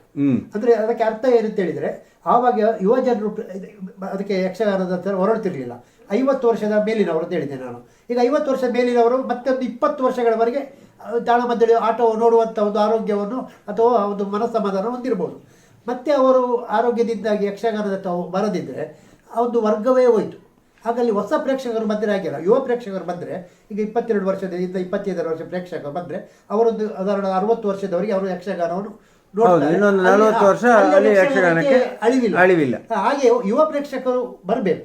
ಹಾಗೆ ಯುವ ಪ್ರೇಕ್ಷಕರು ಬರುವಾಗ ಅವರನ್ನು ಪ್ರಬುದ್ಧರನ್ನಾಗಿ ಬೆಳೆಸುವಂಥ ಜವಾಬ್ದಾರಿ ಕಲಾವಿದರಿಗೂ ಇರಬೇಕು. ಯಾಕೆಂದರೆ ಕಲಾವಿದರು ಏನೋ ಚಿತ್ರಣವನ್ನು ಕೊಟ್ಟು ಅಂದರೆ ಪ್ರಸಂಗದಲ್ಲಿ ಹೇಗುಂಟು ಅದಕ್ಕೆ ವಿಭಿನ್ನವಾದಂಥ ಅಥವಾ ತೀರಾ ಭಿನ್ನವಾದಂಥ ಚಿತ್ರಣ ಕೊಟ್ಟರೆ ಯುವ ಪ್ರೇಕ್ಷಕರು ಅದೇ ಸತ್ಯ ಅಂತ ಎಣಿಸಿ ಬೇರೊಬ್ಬ ನಿಜವಾಗಿ ಒಳ್ಳೆ ಚಿತ್ರಣ ಕೊಟ್ಟರು ಅದನ್ನು ತಪ್ಪಂತೆ ಒಂದು ಗ್ರಹಿಸುವ ಸಾಧ್ಯತೆ ಇದೆ. ಹಾಗಾಗಿ ಅಂದರೆ ಇಲ್ಲಿ ಮುಖ್ಯವಾಗಿ ಕಲಾವಿದರದ್ದೇ ಏನು ಜವಾಬ್ದಾರಿ ಹೆಚ್ಚು ಅಂತ ಕಾಣ್ತದೆ. ಕಲಾವಿದರದ್ದು ಜವಾಬ್ದಾರಿ ಹೆಚ್ಚು. ಯಾಕೆಂದರೆ ಯುವ ಪ್ರೇಕ್ಷಕರು ಅಷ್ಟು ಅನುಭವಿಗಳಲ್ಲ. ಹಾಗಾಗಿ ಕಲಾವಿದರು ಸರಿಯಾಗಿ ಇದ್ದರೆ ಪ್ರೇಕ್ಷಕರು ಸರಿಯಾಗಿ ಹೊಂದುತ್ತಾರೆ. ಈಗ ನೋಡಿ, ಯಕ್ಷಗಾನ ರಂಗಭೂಮಿ ಆಧುನಿಕತೆಯ ದಾಳಿಗೆ ಒಳಗಾಗಿ ಕೂಡ ಬಹಳಷ್ಟು ಏನು ತನ್ನ ಒಂದು ಇರುವಿಕೆಯನ್ನು ಚೆನ್ನಾಗಿ ಇದು ಮಾಡಿದೆ. ಅದು ಅಲ್ಲದೆ ಬೇರೆ ಎಲ್ಲ ಇತರ ಸೋದರ ಕಲೆಗಳು ಅಂದರೆ ಯಕ್ಷಗಾನದ ಹಾಗೆ ಬೇರೆ ಘಟ್ಟದ ಕೋರೆ ಅಲ್ಲ, ಯಕ್ಷಗಾನದ್ದೇ ಬಯಲಾಟ, ಘಟ್ಟದ ಕೋರೆ, ಮೂಡಲಪಾಯ ಇಂಥದ್ದೆಲ್ಲಕ್ಕೆ ಹೋಲಿಸುವಾಗ ಇದು ಈಗಲೂ ಕೂಡ ಪ್ರಚಂಡವಾಗಿ ನಡೀತಾ ಉಂಟು. ಇದು ಇದೇ ರೀತಿ ಮುಂದಕ್ಕೆ ಬೆಳಿಬೇಕು ಅಂತಾದರೆ ಏನಾದರೂ ಮತ್ತೆ ಪುನಃ ಬದಲಾವಣೆಗಳು ಏನಾದರೂ ಮಾಡಬೇಕಾದಂಥ ಅವಶ್ಯಕತೆ ಉಂಟಾ? ನಾನು ಮೊದಲೇ ಹೇಳಿದಂತೆ ಯಕ್ಷಗಾನ ಶ್ರೀಮಂತ ಕಲೆ. ಯಾಕೆಂದರೆ ಅದರಲ್ಲಿ ಬೇಕಾದಷ್ಟು ಉಂಟು, ಶ್ರೀಮಂತಿಗೆ ಅದರಲ್ಲೇ ಉಂಟು. ಅಂದರೆ ಕಲೆಯ ಬಗ್ಗೆ ಹೇಳೋದಾದರೆ ಶ್ರೀಮಂತಿಗೆ ಅದರಲ್ಲೇ ಉಂಟು. ಅದರಲ್ಲೇ ನಾವು ಇನ್ನಷ್ಟು ಸಂಶೋಧನೆ ಮಾಡ್ಬೋದು, ಇನ್ನಷ್ಟು ಅದರಲ್ಲಿ ಸ್ವಲ್ಪ ಅನ್ವೇಷಣೆ ಮಾಡ್ಬೋದು. ಯಾಕೆಂದರೆ ಕಲೆ ಎಂಬುದು ಯಾವಾಗಲೂ ನಿಂತ ನೀರಾಗಬೇಕು ಅಂತೇಳಿ ಹೇಳುವವ ನಾನಲ್ಲ. ಕಲೆಯಲ್ಲಿ ಸ್ವಲ್ಪ ಬದಲಾವಣೆ ಬೇಕು, ಆದರೆ ಅದು ಕಾಲೋಚಿತವಾಗಿ ಬಂದರೆ ಮಾತ್ರ ಅದಕ್ಕೆ ಸೌಂದರ್ಯ. ಹಾಗೆಂತಂದರೆ ಯಕ್ಷಗಾನ ನಾವು ಇಂದಿನ ಪರಂಪರೆ ಅಂತೇಳಿ ಆ ಪರಂಪರೆಯಲ್ಲೇ ಸಾಗುವುದು, ಅದು ಸಹ ಒಂದು ಲೆಕ್ಕದಲ್ಲಿ ಯಕ್ಷಗಾನದ ಉಳಿವಿಗೆ ಅದು ಸಹ ಸರಿಯಲ್ಲ. ಯಕ್ಷಗಾನ ಸ್ವಲ್ಪ ಬದಲಾವಣೆ ಬೇಕು, ಆಧುನಿಕತೆ ಬೇಕಾಗ್ತದೆ. ಅದೇ 1 ದೀಪದಿಂದ ಈಗ ವಿದ್ಯುತ್ ದೀಪ ಅಲಂಕಾರದಂಥ ರಂಗಮಂಟಪ ಬಂದಿದೆ. ಹಾಗೆ ಇಂದಿನ ಕಾಲದ ವೇಷಭೂಷಣಕ್ಕೂ ಈಗಿನ ಕಾಲದ ವೇಷಭೂಷಣಕ್ಕೂ ತುಂಬ ವ್ಯತ್ಯಾಸವಿದೆ. ಇಂದಿನ ಕಾಲದ ಕಿರೀಟಗಳು ಮರದಿಂದ ಮಾಡಿದ್ದು, ಅಂಥದ್ದೆಲ್ಲ ಈಗ ಫೈಬರ್ನ ಕಿರೀಟ ಬಂದಿದೆ. ಇದೆಲ್ಲ ನಾವು ಸ್ವೀಕಾರಾರ್ಹ. ಯಾಕೆಂತೇಳಿದರೆ ಕಾಲಘಟ್ಟ ಬದಲಾದಂತೆ ಕಲೆಯು ಬದಲಾಗ್ತದೆ. ಅಂದರೆ ಕಲೆಯು ಮೂಲತಃ ಬದಲಾಗಬಾರ್ದು, ಅದರ ಚೌಕಟ್ಟೇನುಂಟು ಆ ಚೌಕಟ್ಟು ಮೀರಿ ಬದಲಾವಣೆ ಖಂಡಿತವಾಗಿಯೂ ಮಾಡಬಾರ್ದು. ಹಾಗೆ ಆಧುನಿಕತೆಯು ಬಂದರೂ ಸಹ ಅದು ಯಕ್ಷಗಾನಕ್ಕೊಂದು ದೊಡ್ಡ ದೋಷ ಅಂತೇಳಿ ನನಗೆ ಕಾಣುವುದಿಲ್ಲ. ಈ ಯಕ್ಷಗಾನ ಕ್ಷೇತ್ರವನ್ನು ಹೊಟ್ಟೆಪಾಡಿಗಾಗಿ ಆಯ್ಕೆ ಮಾಡುವ ಯುವಕರ ಬಗ್ಗೆ ನಿಮ್ಮ ಅಭಿಪ್ರಾಯ ಏನು? ಅಂದರೆ ಅವರು ಯಾವ ಮನೋಧರ್ಮದಿಂದ ಬಂದರೆ ಅವರಿಗೆ ಒಳ್ಳೆಯದು, ಸಂಘಟಕರ ನೆಲೆಯಿಂದ ಮತ್ತು ಪ್ರೇಕ್ಷಕನ ನೆಲೆಯಿಂದ ನೀವೇನು ಹೇಳಲಿಕ್ಕೆ ಇಷ್ಟಪಡ್ತೀರಿ ಈ ಬಗ್ಗೆ? ಯಾವನೇ ಒಬ್ಬನು ಕಲಾವಿದನು ಹೊಟ್ಟೆಪಾಡಿಗಾಗಿಯೇ ಕಲಾವಿದನಾಗುವುದು ಅಷ್ಟು ಸಮಂಜಸವಲ್ಲ. ಯಾಕೆಂದರೆ ಹೊಟ್ಟೆಪಾಡಿಗಾಗಿ ಅಂದರೆ ಎಷ್ಟೋ ಉದ್ಯೋಗಗಳಿವೆ, ಯಾವುದೇ ಉದ್ಯೋಗವನ್ನು ಮಾಡ್ಬೋದು. ಯಾಕೆಂದರೆ ಯಕ್ಷಗಾನ ಕಲಾವಿದನಾಗಿ ಅವನು ವೃತ್ತಿಪರನಾಗಿರ್ಬೋದು, ಅವನಿಗೆ ಅದು ಉದ್ಯೋಗವಾವುದು. ಆದರೆ ಉದ್ಯೋಗದೊಟ್ಟಿಗೆ ಅವನಿಗೊಂದು ಜವಾಬ್ದಾರಿ ಇರ್ತದೆ. ಯಾಕೆಂದರೆ ಈ ಕಲೆ ಮುಂದಿನ ಪೀಳಿಗೆಗೆ ಹೋಗಬೇಕು. ಕರೆಕ್ಟ್. ಯಾಕೆಂದರೆ ಈಗ 400 ವರ್ಷದ ಹಿಂದೆ ಹುಟ್ಟಿದಂಥ ಯಕ್ಷಗಾನ ಇವತ್ತಿಗೂ ಉಳಿದಿದೆ. ಹೇಗೆ ಅಂತ ಹೇಳಿದರೆ ಅಲ್ಲಿಂದ ಬಂದಂಥ ಕಲಾವಿದರು ಆ ಕಲೆಯನ್ನು ಅದಕ್ಕೆ ಭಂಗ ಬಾರದಂತೆ, ಮೂಲ ಸ್ವರೂಪಕ್ಕೆ ಧಕ್ಕೆ ಬಾರದಂತೆ ಅದನ್ನು ಅಲ್ಲಿಂದಲೇ ಮುಂದೆ ಕೊಂಡೋಗಿ ಇವತ್ತಿನವರಿಗೆ ಕಲೆ ಉಳಿದಿದೆ. ಹಾಗೆ ಇಂದಿನ ನಾವು ಹೊಟ್ಟೆಪಾಡಿಗಾಗಿ ಈ ಕಲೆಯನ್ನು ಬಯಸುವುದಂತಾದರೆ ಹೊಟ್ಟೆಪಾಡಿಗೆ ಏನು ಮಾಡ್ತಾರೆ ಅವರು? ಯಾಕಂದರೆ ಕಲೆಯಲ್ಲಿ ಉಳಿಬೇಕೆಂಬ ಉದ್ದೇಶ ನಗಣ್ಯವಾಗ್ತದೆ. ಇವನ ಹೊಟ್ಟೆಪಾಡಿಗಾಗಿ ಮಾಡುವಂಥದ್ದಾಗ್ತದೆ. ಆಗ ಹೊಟ್ಟೆಪಾಡಿಗಂತ ಆಗುವಾಗ ಅಲ್ಲಿ ಯಕ್ಷಗಾನದ ಮೂಲ ಸ್ವರೂಪವೇ ಕೆಡುತ್ತದೆ. ಅಂದರೆ ನಾನು ಹೇಳೋದಂತ ಹೇಳಿದರೆ, ನೀವು ಯಕ್ಷಗಾನದ ಮೇಲೆ ಪ್ರೀತಿ ಇಟ್ಟು ಯಕ್ಷಗಾನವನ್ನು ವೃತ್ತಿಪರರಾಗಿ ಸ್ವೀಕರಿಸಿ. ಅದು ಹೊಟ್ಟೆಪಾಡಿಗಾಗಿ ಇರಲಿ, ಆದರೆ ಹೊಟ್ಟೆಪಾಡಿಗಾಗಿಯೇ ಯಕ್ಷಗಾನ ಅಂತೇಳಿ ಆಯ್ಕೆ ಮಾಡೋದು ಸರಿಯಲ್ಲ. ಯಾಕೆಂದರೆ ಹೊಟ್ಟೆಪಾಡಿಗಾಗಿ ಬೇರೆಷ್ಟೋ ಉದ್ಯೋಗಗಳಿವೆ. ಹಾಗಿರುವಾಗ ಇದನ್ನು ಯಕ್ಷಗಾನವನ್ನು ಹೊಟ್ಟೆಪಾಡಿಗಾಗಿ ಒಂದು ಸ್ವೀಕರಿಸಿದರೆ ನಿಮಗೂ ಅದರಲ್ಲಿ ಕಷ್ಟ ಆದೀತು. ಅದೊಂದು ಸಲಹೆ.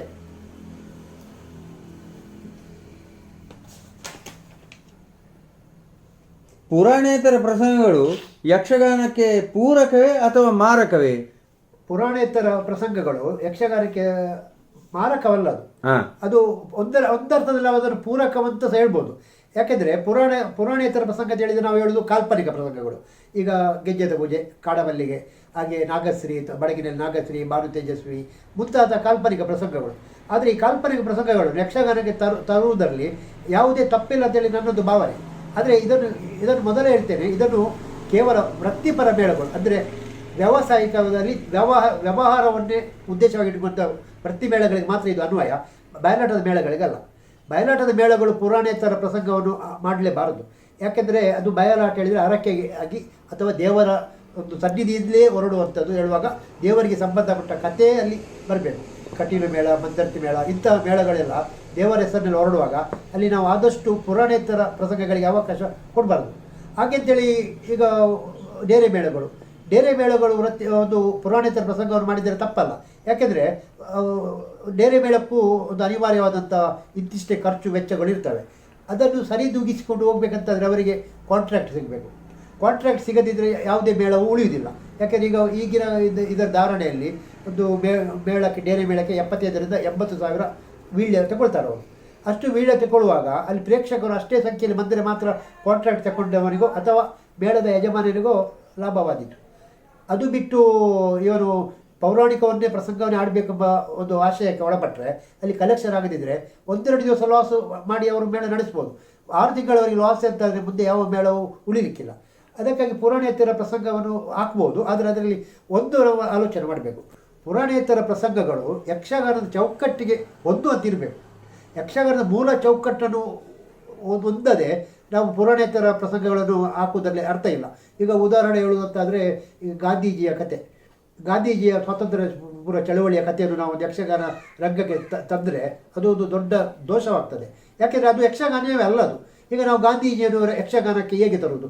ಅವನು ಟೊಪ್ಪಿ ಹಾಕಿದಂದರೆ ಯಕ್ಷಗಾನವಾಗ್ತದಾ? ನಾನು ಈ ಮೊದಲೇ ತಿಳಿಸಿದಂತೆ ಯಕ್ಷಗಾನ ಎಂಬುದು ಸಾಂಕೇತಿಕವಾಗಿರಬೇಕು, ಯಕ್ಷಗಾನದ ಶೈಲಿ ಇರಬೇಕು. ಹಾಗಿದ್ರೆ ಗಾಂಧೀಜಿಯ ಪಾತ್ರವನ್ನು ನಾವು ಗುಂಡು ಕಿರೀಟವಿಟ್ಟೋ ಅಥವಾ ಕೋಲು ಕಿರೀಟವೋ ಪಗಡಿ ಕಿರೀಟವೋ ಹಾಕಿದರೆ ಗಾಂಧೀಜಿ ಆಗ್ತದೆ? ಅದು ಆಗುದಿಲ್ಲ. ಹಾಗಾಗಿ ಅಂಥ ಕಥೆಯನ್ನು ನಾವು ಪುರಾಣೇತರ ತಿಳಿದು ಬಳಸಬಾರ್ದು. ಹಾಗೆ ಕೆಲವು ಕಾಲ್ಪನಿಕ ಕಥೆಗಳು, ಉದಾಹರಣೆ ಹೇಳುವುದಾದರೆ ಈಗ ಕಾಡಮಲ್ಲಿಗೆ, ಗೆಜ್ಜೆದ ಪೂಜೆ, ಹಾಗೆ ನಾಗಶ್ರೀ, ಇಂಥವು ಯಕ್ಷಗಾನ ಶೈಲಿಯಲ್ಲೇ ಇದೆ. ಯಾಕೆಂದರೆ ಯಕ್ಷಗಾನಿಗೆ ಹೊಂದಿಕೆಯಾಗಿಕೊಂಡು ಉಳಿದಿದೆ. ಅಂಥ ಒಂದು ಪ್ರಸಂಗವನ್ನು ಪ್ರದರ್ಶಿಸಿದರೆ ತಪ್ಪಲ್ಲ. ಈಗ ಬಾಹುಬಲಿ ಕಥೆಯನ್ನು ವಜ್ರಮಾನಸಿ ಎಂಬ ಒಂದು ಹೆಸರಿನಲ್ಲಿ ಯಕ್ಷಗಾನಕ್ಕೆ ತಂದರು. ಅದು ಯಕ್ಷಗಾನದ ತಂದರೂ ಸಹ ಅಲ್ಲಿ ಅದು ಅದರ ಕತೆ ಯಕ್ಷಗಾನಕ್ಕೆ ಒಂದು ಹಾಗೆ ಇತ್ತು. ಯಾಕೆಂದರೆ ಅದರಲ್ಲಿ ಬರುವಂಥದ್ದು ಅರಸರ ಪಾತ್ರಗಳೇ ಎಲ್ಲವೂ ಯಕ್ಷಗಾನ ಶೈಲಿಯೇ. ಅದರಲ್ಲಿ ಮಹಿಷ್ಮತಿಪುರದ ಅರಸ ಎಲ್ಲ ಯಕ್ಷಗಾನ ಶೈಲಿಯಲ್ಲಿ ಇದ್ದದ್ದು. ಹಾಗಾಗಿ ಅದು ಯಕ್ಷಗಾನ ಶೈಲಿಗೆ ಅದು ಒಳ್ಳೆ ಹೊಂದುತ್ತದೆ. ಹಾಗಾಗಿ ಅದನ್ನು ಯಕ್ಷಗಾನಕ್ಕೆ ತರಬಾರದು ಅಂತೇಳಿ ಆಕ್ಷೇಪಿಸುವುದು ಅಷ್ಟೊಂದು ಸರಿಯಲ್ಲ. ಕರೆಕ್ಟ್. ಹಾಗೆಂತೇಳಿ ಇದು ವೃತ್ತಿಪರ ಅಂದರೆ ಬೇರೆ ಮೇಳಗಳಿಗೆ ಹೇಳೋದು, ಅದೇ ಬಯಲಾಟ ಮೇಳಗಳಿಗೆ ಅಂಥದ್ದನ್ನೆಲ್ಲ ನಾವು ಅವಶ್ಯಕತೆ ಇಲ್ಲ. ಈಗ ನೋಡಿ, ಒಡ್ಡೋಲಗ ಕ್ರಮ ಮತ್ತೆ ಈ ಪೂರ್ವರಂಗ ಇವೆಲ್ಲ ಈಗ ಮಾಯ ಆಗ್ತಾ ಇದೆ ಅಂತ ಎಲ್ಲ ಹೇಳ್ತಾ ಇದ್ದಾರೆ. ಇದು ಏನು ಕಾಲಧರ್ಮಕ್ಕೆ ಅನುಸಾರವಾಗಿ ಈಗ ಇಡೀ ರಾತ್ರಿಯದ್ದು ಇಲ್ಲ, ಕಾಲಮಿತಿಯ ಆಟಗಳು. ಇಂಥ ಸಮಯದಲ್ಲಿ ಪೂರ್ವರಂಗ ಪ್ರದರ್ಶನ ಮಾಡ್ಲಿಕ್ಕೆ ಕಷ್ಟ, ಒಡ್ಡೋಲಗ ಕ್ರಮ ತೋರಿಸ್ಲಿಕ್ಕೆ ಕಷ್ಟ ಅಂತೆಲ್ಲ ಹೇಳ್ತಾರೆ. ಇಂಥ ಸಮಯದಲ್ಲಿ ಅದನ್ನು ಉಳಿಸುವುದಾದ್ರೂ ಹೇಗೆ? ಅದೇ ಈಗ ನೀವು ಹೇಳಿದಂತೆ ಪೂರ್ವರಂಗದವರು ಉಳಿಸ್ಬೇಕಂತ ಆದರೆ ನಾವು ಅದನ್ನು ಪ್ರದರ್ಶಿಸಬೇಕು. ಆದರೆ ಪ್ರದರ್ಶಿಸಲಿಕ್ಕೆ ಈಗಿನ ಕಾಲ ಮಿತಿಯ ಯಕ್ಷಗಾನದಲ್ಲಿ ಅದು ಅಸಂಭವ. ಹೌದು. ಹಾಗಾಗಿ ಪೂರ್ವರಂಗದ ಎಲ್ಲ ಪಾತ್ರಗಳೇನುಂಟು ಅದನ್ನು ನಾವು ಬಳಸಲಿಕ್ಕೆ ಆಗುವುದಿಲ್ಲ. ಈಗ ಮೊದಲಾದರೆ ಹೇಗಿತ್ತು ಅಂತ ಹೇಳಿದರೆ, ಯಕ್ಷಗಾನ ಒಂದು 8:30 ಗಂಟೆಗೆ 8ಕ್ಕೆ ಪ್ರಾರಂಭ ಆಗ್ತಿತ್ತು. ಆಗ ಮೊದಲಿಗೆ ಕೋಡೆಗೆ ಬರುವುದು, ಮತ್ತೆ ಬಾಲಗೋಪಾಲ, ನಂತರ ಒಂದು ಕೌತುಕ ಗಣಪತಿ ಅಂತೇಳಿ ಒಂದು ನೃತ್ಯ, ಹಾಗೆಯೇ ಅರ್ಧನಾರೀಶ್ವರ, ಮತ್ತು ಮುಖ್ಯ ಸ್ತ್ರೀ ಪಾತ್ರ, ಕಸೆ ಶ್ರೀವೇಷ, ಈ ಅದರ ಮಧ್ಯದಲ್ಲಿ ಕೆಲವು ಕಟ್ಟು ಹಾಸ್ಯಗಳು ಅಂತೇಳಿ, ಈ ಒಬ್ಬ ಆಚಾರ್ಯ ಪಾತ್ರ, ಅಗಸರ ಪಾತ್ರ, ಮುಸ್ಲಿಂ ಪಾತ್ರ, ಕ್ರಿಸ್ತರ ಪಾತ್ರ, ಹೀಗೆಲ್ಲ ಬರ್ತಿತ್ತು. ಇದೆಲ್ಲ ಯಾಕೆ ಮಾಡಿದೆ ಅಂತ ಹೇಳಿದರೆ ಯಕ್ಷಗಾನಕ್ಕೆ ಒಂದು ಪ್ರೇಕ್ಷಕರನ್ನು ಸೆಳೀಲಿಕ್ಕಾಗಿ. ಯಾಕೆಂದರೆ ನಾವು ತಿಳಿದಂತೆ ಯಕ್ಷಗಾನವು ಗ್ರಾಮೀಣ ಮಟ್ಟದಲ್ಲಿ ಬೆಳೆದು ಬಂದಂಥ ಒಂದು ಗ್ರಾಮೀಣ ಕಲೆ ಅದು. ಹಾಗಾಗಿ ಗ್ರಾಮೀಣ ಮತ್ತು ಹಳ್ಳಿಯವರನ್ನು ಒಟ್ಟು ಸೇರಿಸಬೇಕಂತಾದರೆ ಸ್ವಲ್ಪವಾದರೂ ಮನೋರಂಜನೆ ಬೇಕು ಪ್ರಾರಂಭದಲ್ಲಿ ಎಂಬ ಉದ್ದೇಶಕ್ಕೆ ಅಂಥದ್ದಲ್ಲಿ ಹಾಸ್ಯ ಎಲ್ಲ ಮೊದಲು ಸೇರಿಸಿದಿರ್ಬೋದು. ಹಾಗೂ ಪೂರ್ವರಂಗವು ಅತ್ಯಂತ ಅಗತ್ಯವಾಗಿ ಬೇಕಾದ್ದು. ಯಾಕೆಂದರೆ ನಮ್ಮದು ಯಕ್ಷಗಾನ ಕಲಿತ ಕೂಡಲೇ ಅವರಿಗೆ ಅಲ್ಲಿ ಮುಖ್ಯ ಪಾತ್ರ ಕೊಡಲಿಕ್ಕೆ ಆಗುವುದಿಲ್ಲ. ಅವರಿಗೆ ಅಲ್ಲಿ ಪೂರ್ವರಂಗದಲ್ಲಿ ಪಾತ್ರವನ್ನು ಮಾಡುತ್ತಾ ಆತನು ಮೇಲೆ ಬರಬೇಕು. ಹಾಗೆ ಪೂರ್ವರಂಗದಲ್ಲಿ ಸಹ ವೇಷಧಾರಿಗಳಿಗೆ ಅದರಲ್ಲಿ ಒಂದು ಇದುಂಟು, ಒಂದು ಅವರಿಗೆ ಅವರದ್ದೇ ಆದ ಸ್ಥಾನಮಾನ ಉಂಟು. ಪ್ರಥಮವಾಗಿ ವೇಷ ಹಾಕುವ ಅಲ್ಲಿ ಕೋಡಂಗಿ ಹಾಕುವುದು. ಕೋಡಂಗಿ ಹಾಕಿ ಅದರಲ್ಲಿ ಸ್ವಲ್ಪ ನೈಪುಣ್ಯತೆಯನ್ನು ಸಾಧಿಸಿದ ಮೇಲೆ ಅವರಿಗೆ ಬಾಲಗೋಪಾಲ ಸಿಗ್ತದೆ. ಬಾಲಗೋಪಾಲ ಆದ ನಂತರ ಅವರಿಗೆ ಷಣ್ಮುಖ ಸುಬ್ರಾಯವೋ ಅಥವಾ ಇನ್ನಿತರ ವೇಷವೋ, ಅರ್ಧನಾರೀಶ್ವರವೋ, ಇಂಥ ಪಾತ್ರಗಳೆಲ್ಲ ಕೊಡುವುದು. ಅದಂದರೆ ಕೇವಲ ಇದು ಅಭ್ಯಾಸಕ್ಕಾಗಿ. ಅಂದರೆ ಕಲಾವಿದರು ಕಲಿತ ಕೂಡಲೇ ರಂಗದಲ್ಲಿ ಅದನ್ನು ಹೇಗೆ ತೋರ್ಪಡಿಸಬಹುದು, ಇದಕ್ಕೆ ಒಂದು ಪ್ರೇರಕವಾಗಿ ಒಂದು ಮೂಲ ಉದ್ದೇಶದಿಂದ ಪೂರ್ವರಂಗ ಬೆಳೆದು ಬಂದಿದೆ. ಹಾಗಾದರೆ ಪೂರ್ವರಂಗವನ್ನು ನಾವು ಬಿಡಬಾರ್ದು, ಅದು ಉಳಿಬೇಕು. ಆದರೆ ಉಳಿಬೇಕಾದದ್ದು ಹೇಗೆ ಎಂಬುದೇ ಸಮಸ್ಯೆ. ಯಾಕೆಂದರೆ ಕಾಲಮಿತಿಯ ಒಂದು ಯಕ್ಷಗಾನ ಪ್ರದರ್ಶನದಲ್ಲಿ ಒಂದು 7 ಗಂಟೆಗೆ ಯಕ್ಷಗಾನ ಪ್ರಾರಂಭವಾದರೆ 12 ಗಂಟೆಗೆ ಮುಗಿಬೇಕಂತೇಳಿ ಒಂದು ಈಗಿನ ಕಾಲಮಿತಿಯ ಒಂದು ಆಶಯ. ಆಗಿರುವಾಗ ನಾವು ಪೂರ್ವರಂಗಕ್ಕೆ ನಾವು ಸರಿಯಾಗಿ ಎಲ್ಲ ಪೂರ್ವರಂಗದ ನೃತ್ಯವನ್ನು ತಗೊಂಡ್ರೆ, ಈಗ ಚಪ್ಪರ ಮಂಚ ನೃತ್ಯ ಎಂಬುದು ವಿಶಿಷ್ಟವಾದಂಥ ನೃತ್ಯ, ಅದನ್ನೀಗ ಮಾಡುವವರೇ ಇಲ್ಲ. ಹಾಗೆ ಷಣ್ಮುಖ ಸುಬ್ರಾಯ ಅದನ್ನು ಸಹ ಮಾಡುವವರೇ ಇಲ್ಲ. ಹಾಗೆ ಅಂಥ ಕಲೆಗಳೆಲ್ಲ ಒಂದು ನೃತ್ಯ ಪ್ರಕಾರಗಳೇನುಂಟು ಅವೆಲ್ಲವೂ ನಶಿಸಿ ಹೋಗುವ ಸಂಭವ ಇರ್ತದೆ. ಹಾಗಿದ್ದರೆ ಅದನ್ನು ಉಳಿಸಬೇಕಾದ್ರೆ ಹೇಗೆ ಎಂಬುದು ಎಲ್ಲರೂ ಸೇರಿ ಆಲೋಚಿಸಬೇಕಾಗ್ತದೆ. ಅದನ್ನು ಉಳಿಸಬೇಕಾದ್ರೆ ಅಷ್ಟು ಅದಕ್ಕೆ ಸಮಯ ಕಾಲಮಿತಿಯ ಸಮಯದಲ್ಲಿ ಸಾಧ್ಯವಿಲ್ಲ. ಹಾಗಿದ್ದರೆ ಈಗ ಬಯಲಾಟದ ಮೇಳಗಳಲ್ಲಿ ಕೋಡಂಗಿ, ಬಾಲಗೋಪಾಲ, ಮುಖ್ಯ ಸ್ತ್ರೀವೇಷ, ಅರ್ಧನಾರೀಶ್ವರ ಇಲ್ಲ ಮುಖ್ಯ, ಇದು ಕಸ ಸ್ತ್ರೀವೇಷ, ಇಂಥದ್ದೆಲ್ಲ ಇವತ್ತಿಗೆ ಉಳಿಸ್ಕೊಂಡು ಬಂದಿದೆ. ಈಗ ಕಾಲಮಿತಿಯಲ್ಲಿ ಇದನ್ನು ಹಾಕ್ಬೋದು ಅಂತೇಳಿ ಧರ್ಮಸ್ಥಳ ಮೇಳದವರು ತೋರಿಸಿಕೊಟ್ಟಿದ್ದಾರೆ. ಯಾಕೆಂದರೆ ಅವ್ರದ್ದು 7 ಗಂಟೆಗೆ ಪ್ರಾರಂಭವಾದರೆ 7ರಿಂದ 8 ಗಂಟೆಯವರೆಗೆ ಅವರು ಪೂರ್ವರಂಗಕ್ಕೆ ಪ್ರಾಧಾನ್ಯತೆಯನ್ನು ಕೊಟ್ಟುವುದನ್ನು ನಾನು ಗಮನಿಸಿದ್ದೇನೆ. ಅದರಲ್ಲಿ ಬಾಲಗೋಪಾಲ ಉಂಟು, ಮುಖ್ಯ ಸ್ತ್ರೀ ಪಾತ್ರ ಉಂಟು, ಒಗ್ಗಳಿಕೆ ಉಂಟು, ಎಲ್ಲ ಉಂಟು, ಪೀಠಿಗೆ ಕ್ರಮ ಉಂಟು. ಹಾಗೆ ಅದನ್ನು ಸಹ ಉಳಿಸುವಲ್ಲಿ ಪ್ರಯತ್ನ ಮಾಡ್ಬೋದು. ಈಗ 2-2.5 ಗಂಟೆಗಳಷ್ಟು ಆಗದಿದ್ದರೂ ಸಹ ಕೆಲವು ಒಂದು 1 ಗಂಟೆ ಹೊತ್ತಾದರೂ ಅದನ್ನು ಪೂರ್ವ ರಂಗಕ್ಕೆ ಕೊಡಬೇಕು ಅಂತೇಳಿ ನನ್ನ ಒಂದು ಅನಿಸಿಕೆ. ಕರೆಕ್ಟ್. ಈ ಅತಿ ಉದ್ದ ಪದ, ಆಮೇಲೆ ಸಂಗೀತದ ಆಲಾಪನೆ, ಇದೆಲ್ಲ ಯಕ್ಷಗಾನಕ್ಕೆ ಹೇಗೆ? ಈಗ ಕೆಲವು ಕಡೆ ಸಂಘಟನೆ ಮಾಡುವವರೇ ಅದು ನಿಮ್ಮದು ಫೇಮಸ್ ಪದ್ದೆಲ್ಲ ಅದು ಸ್ವಲ್ಪ ರೈಸ್ಲಿ ಅಂತ ಹೇಳುವುದನ್ನು ನಾನು ಕೇಳಿದ್ದೇನೆ. ಇಂಥದ್ದೆಲ್ಲ ಅಂದರೆ ಸಂಘಟಕರೇ ಇದಕ್ಕೆ ಕಾರಣವೋ ಅಥವಾ ಕಲಾವಿದರು ಕಾರಣವೋ ಅಥವಾ ಪ್ರೇಕ್ಷಕರ ಕಾರಣವೋ ಏನು ಅಂತ ನೀವು ಹೇಳ್ತೀರಿ? ಅದೇ ಈಗಿನ ಒಂದು ಸ್ಪರ್ಧಾತ್ಮಕ ಯುಗದಲ್ಲಿ ಇದೊಂದು ಅನಿವಾರ್ಯ ಅಂತೇಳಿ ಕಲಾವಿದರು ತಿಳ್ಕೊಂಡಿದ್ದಾರೆ. ವಾಸ್ತವಿಕವಾಗಿ ಇದು ಅನಿವಾರ್ಯವಲ್ಲ. ಯಾಕೆಂದರೆ ಅಲ್ಲಿ ಉದ್ದವಾಗಿ ಆಲಾಪನೆ ಹೇಳುವುದು ಎಲ್ಲ ನಮಗೆ ಚಂದ ಕಾಣ್ತದೆ, ಆದರೂ ಅದು ಕೇಳಲಿಕ್ಕೆ ಚಂದ ಹೌದು, ಅದರಲ್ಲಿ ಸಂದರ್ಭ ಯಾವುದು ಅದನ್ನು ನಾವು ನೋಡಬೇಕಾಗ್ತದೆ. ಈಗ ಅದಕ್ಕೆ ಈಗ ಉದ್ದ ಆಲಾಪನೆ ಎಳೆಯುವುದು, ಅದಕ್ಕೆ ಬೇಕಾದರೆ ಗಾನ ವೈಭವದಂಥ ಒಂದು ಈಗ ಹೊಸ ಪ್ರಕಾರ ಬೆಳೆದಿದೆ, ಅದರಲ್ಲಿ ಅವರ ವೈವಿಧ್ಯತೆಯನ್ನು ತೋರಿಸ್ಬೋದು ಭಾಗವತರು. ಹಾಗೆಂತೇಳಿ ಅಲ್ಲಿ ಯಕ್ಷಗಾನ ಪ್ರಸಂಗ ಆಗುವಾಗ ಅಲ್ಲಿ ಉದ್ದ ಆಲಾಪನೆ ಹೇಳಿದರೆ ಕೆಲವೊಮ್ಮೆ ಅಲ್ಲಿ ಔಚಿತ್ಯವೇ ಕಾಣುವುದಿಲ್ಲ. ಯಾಕೆಂದರೆ ಉದ್ದೇಶ ಭಂಗವಾಗ್ತದೆ ಅಂತ ಹೇಳುದು ನಾನು.